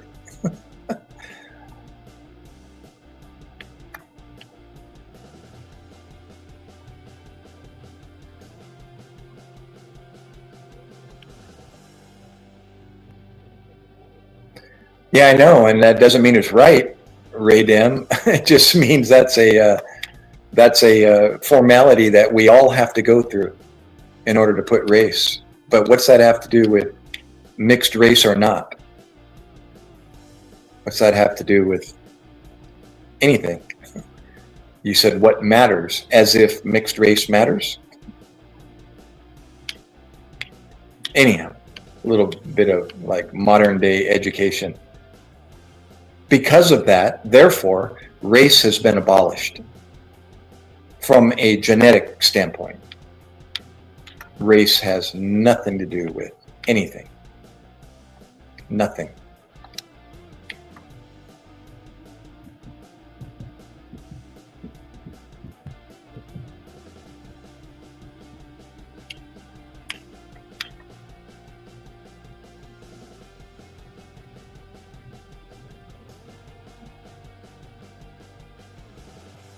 What the heck? Who are you, Gravity? And how old are you? You must be, what, maybe high school, college age? Am I correct?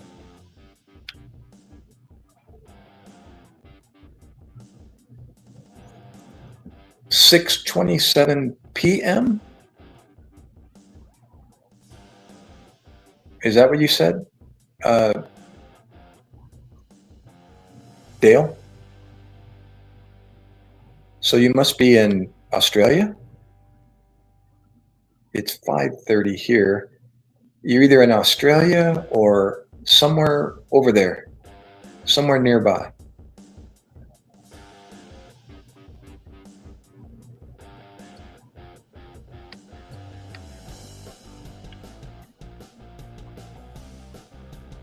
Seoul, Korea. There we go. I was getting close.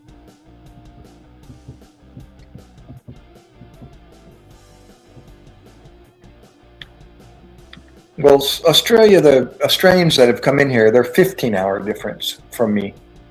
So it would be like 8:30 p.m. I guess, depending on where in Australia you are. But that was only 13 hours. So I'm thinking, okay, that's not Philippines. It's not. It's got to be somewhere close. And it was Korea.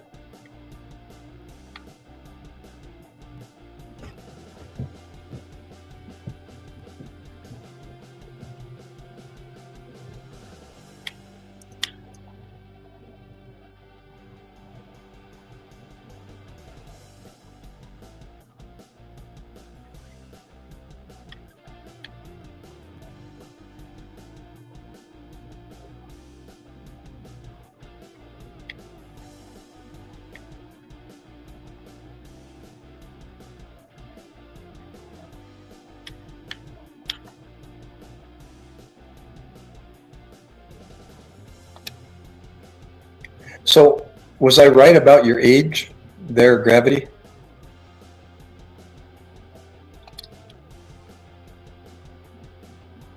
All right.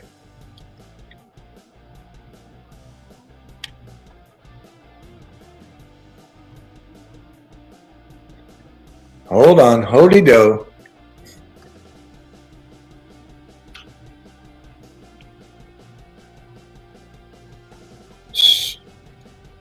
Starting to scare me there a little bit.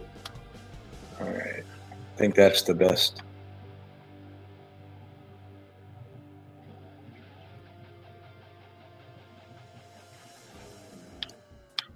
Yeah. Gravity said too many things, so sorry about that, Gravity. Actually, I'm not, but.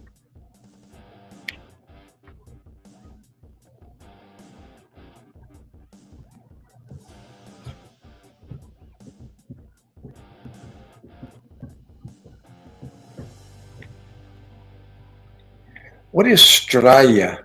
What is Straya? What is that? Is that somewhere in Russia? Straya.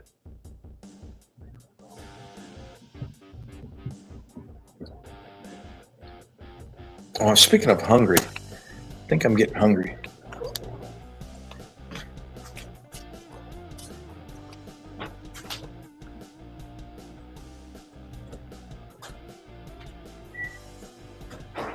Alexa, turn on the kitchen.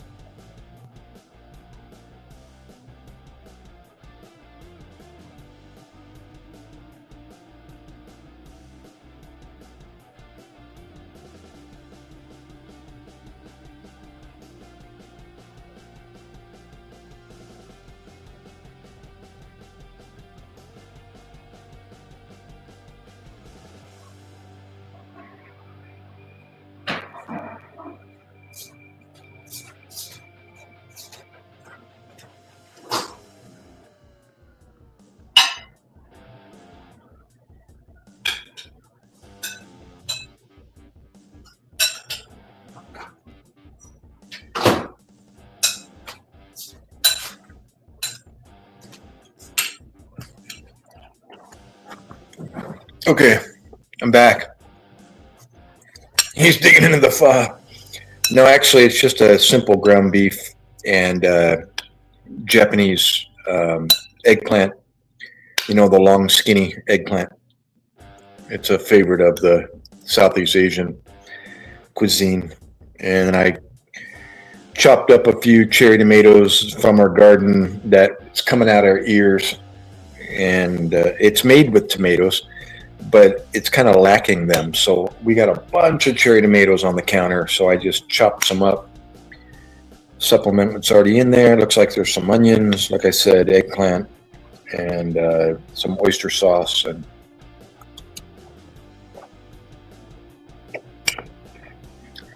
there's no steamed rice made, and there's none in the refrigerator. So I'm just going to eat it without.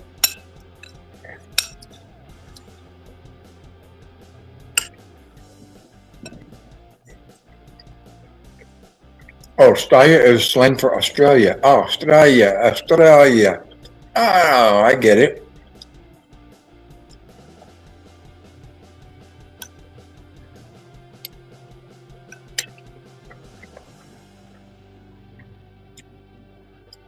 Yeah. Oh, she's been canning. Maybe we need to learn how to do that because we got tomatoes coming out our ears.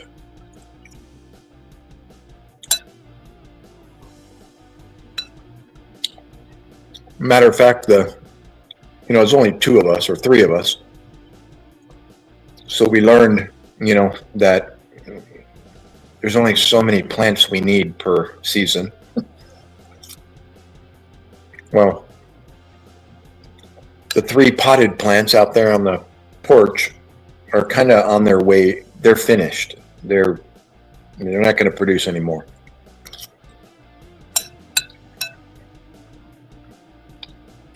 So now I'm trying to figure out, do we plant some more? Or I'm going to have to plant something else.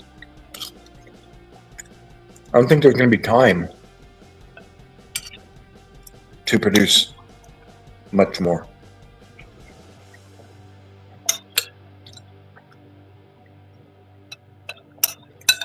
Right? Here on the East Coast, we only got like 3 more months of growing time. So, oh my gosh, Howard.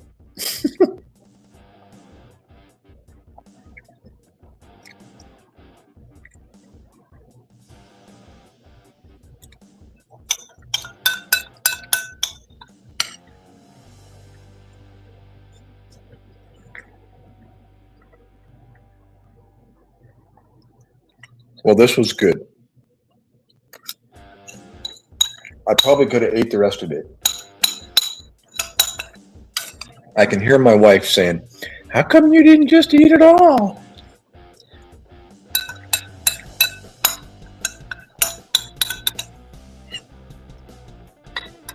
Okay. I'm done. That was outstanding.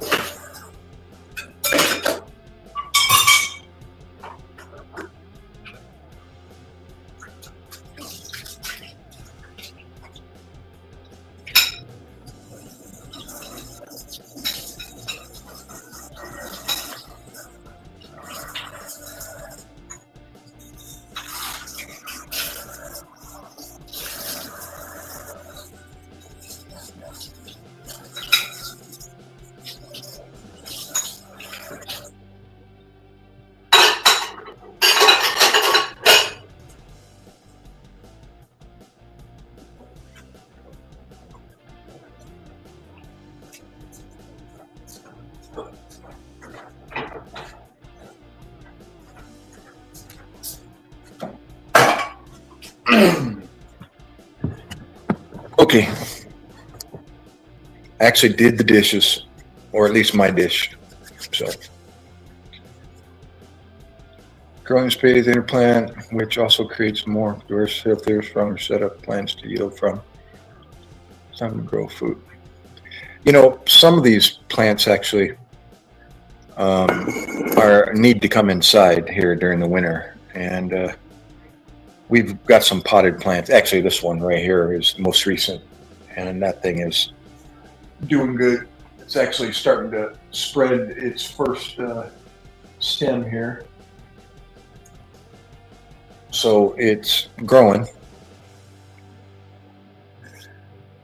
Call me Doc, Tony. Doc. It's the nickname they give the corpsmen, the medics in the United States Marine Corps.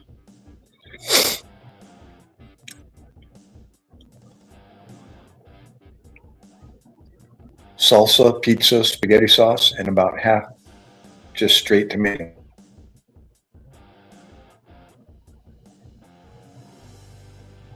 Awesome. Yeah, spaghetti sauce we use a lot. My son is that's a quick, easy go-to that my wife makes for him so that he, stays fed. So he's real big on pasta.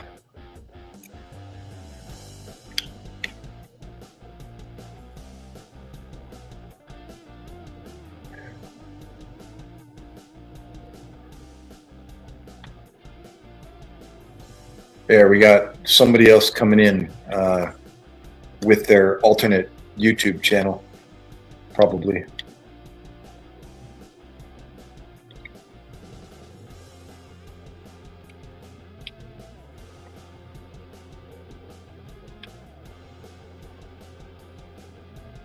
I'm telling you, some of these people that come in and leave these comments, I wouldn't doubt if I would hear from them later on the news, being on a rooftop, getting caught or killed for doing something stupid. Because the hate or whatever it is in their mind that makes them say those things must be something they're wanting to take out on somebody. And they choose to come online and do it. Can you imagine that kind of comment behind a trigger? Right?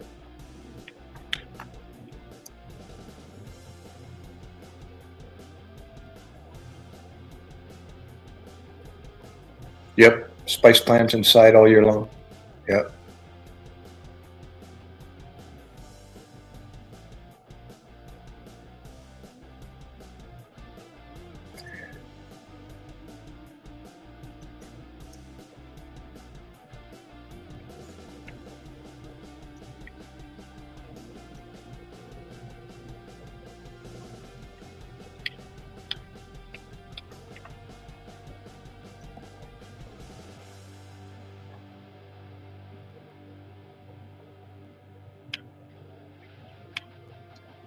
Well, thank you everybody for all the thumbs up, all the likes, for coming in and chatting. It's almost 6 in the morning. Why don't I take this to 6 and then I'll call it quits. Looks like my wife is going to work this morning, so get off this thing before she. Yeah, I think I'll end this at 6. So that'll be, 13 minutes from now.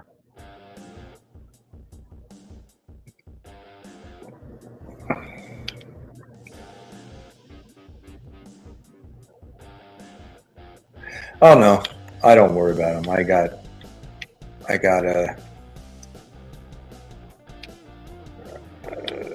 I have the ability at my fingertips. It's just, really, I like compassion and wonder what's going on. What's going on in their brain that makes them say such things? Maybe they just lost a loved one, or their pissed off at the world for, I don't know, whatever.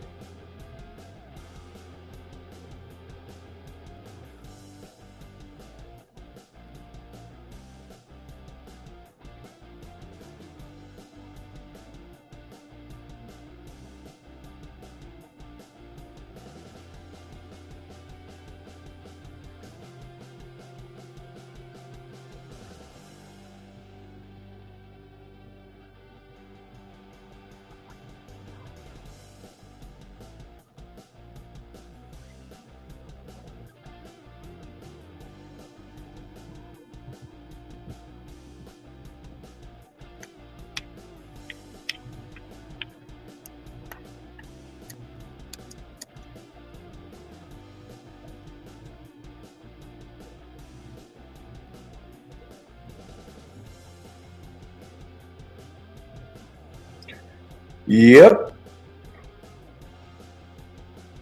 So any last, looks like, what do we have? Is that only one? Oh, 9. There was 10. This vertical format is cutting off the ability to see how many people are watching. It looked like 1, but then that 1 changed to a 9. So it must have been 10 and it went down to 9. All right, Howard. Thank you, bro. Always. Again and again and again.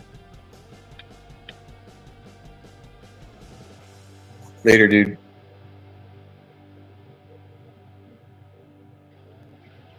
Is this your first time in Weissman? Trying to remember if I've seen you before. I'm not sure.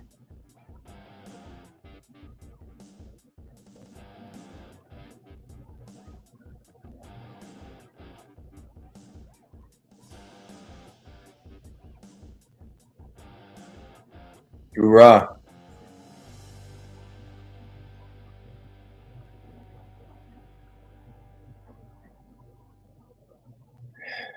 Yeah, I've done the same, Wiseman.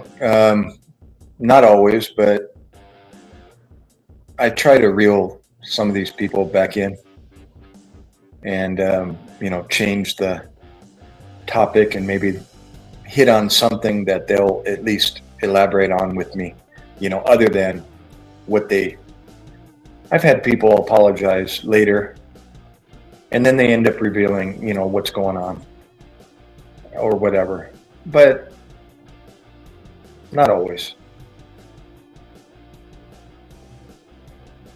Ah, gotcha. Oh, if you haven't, hit the thumbs up. Always got to remind people.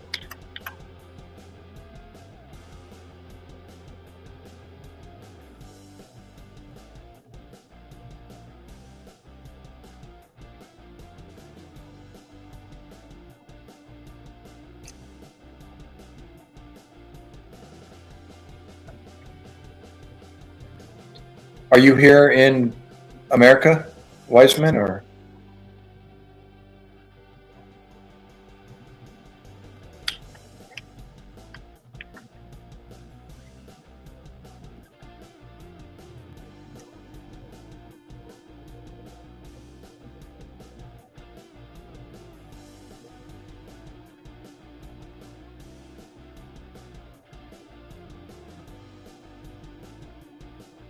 Australia. Sorry if you had already said that earlier.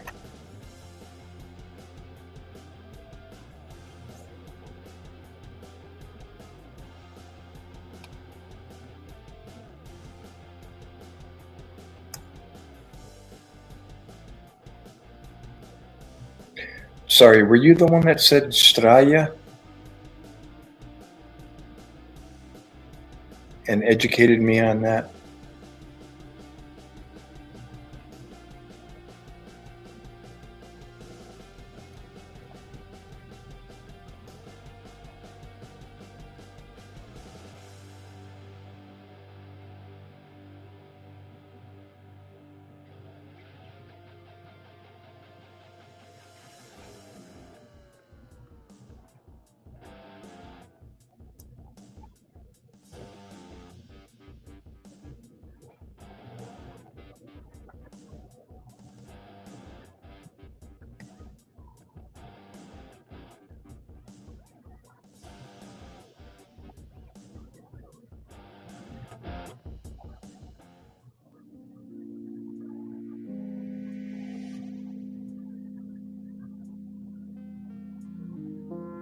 Ah, okay. Sorry.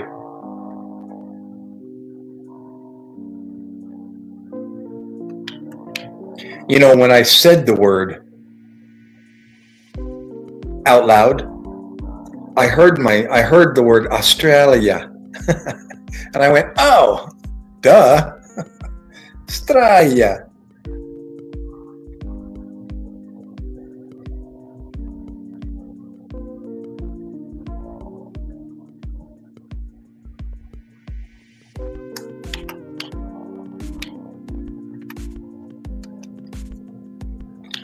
And what the USS Oldendorf, is that a Australian ship? Forgive me, is that a US? I mean, it's a USS Oldendorf. Yeah.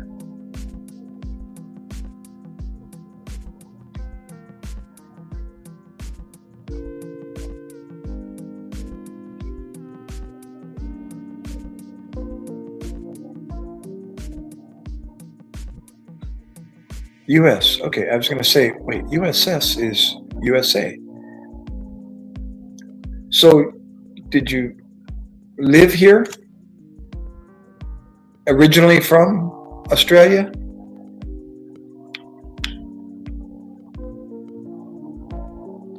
Are you an American now living in Australia?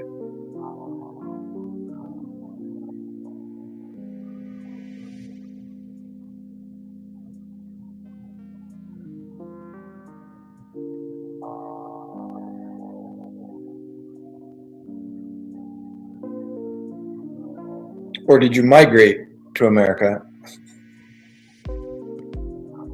Like my wife, she's from the Philippines, came here to the US, lives here for 30 plus years, and she goes back home every night.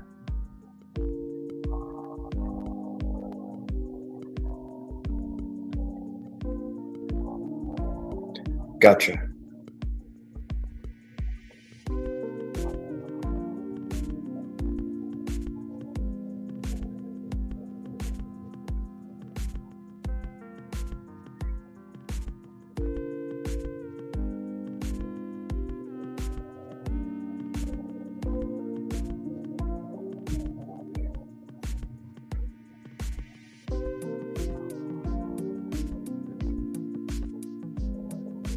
Wow, 5 hours.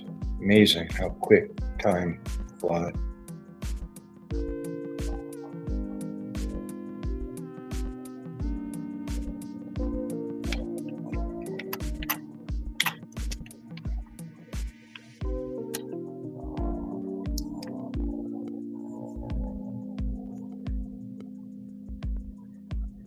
What's up, Craig? I think I saw you. Your Israel flag. Welcome back. Oh, in the Gulf War?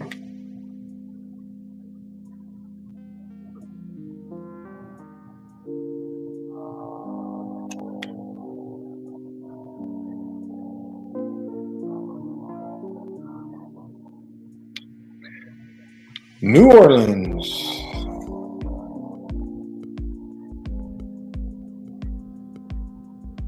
Awesome.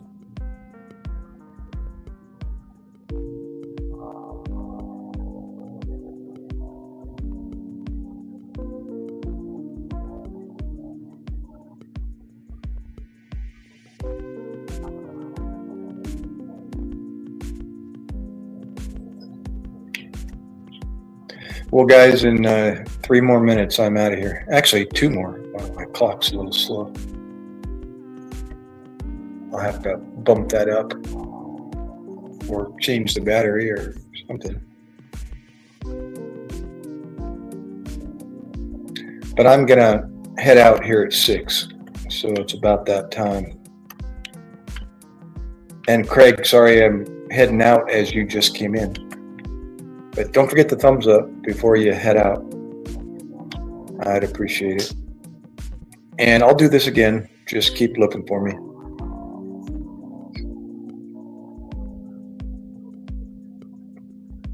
Sound like a plan, Stan? Ladies, gentlemen? Anybody else that's still watching in the background there? Thank you for hanging out. Wiseman, Craig? Looks like you guys are the last of the Mohicans. Do you? From your service? I'm like, I love it. You're raw. Well, the best I can do is subscribe to a coffee company built by veterans, the Black Rifle Coffee Company. And I subscribe to their YouTube channel. If you haven't ever seen their videos, they're pros. Very well done. They embed themselves with the Army, which is where they came from, the founders of the Black Rifle Coffee Company. And they go out with them, I believe to this day, and embed themselves, their camera crews, and go on missions with them and do videos. Cool, really well, professionally done, productions. The Black Rifle Coffee Company. So on that note, I'm out of here. As you were, always. You're welcome, Wiseman. Craig, the rest of you. I am out of here. Let's see. I might be able to do this here on the TV. Yeah, play outro and end stream.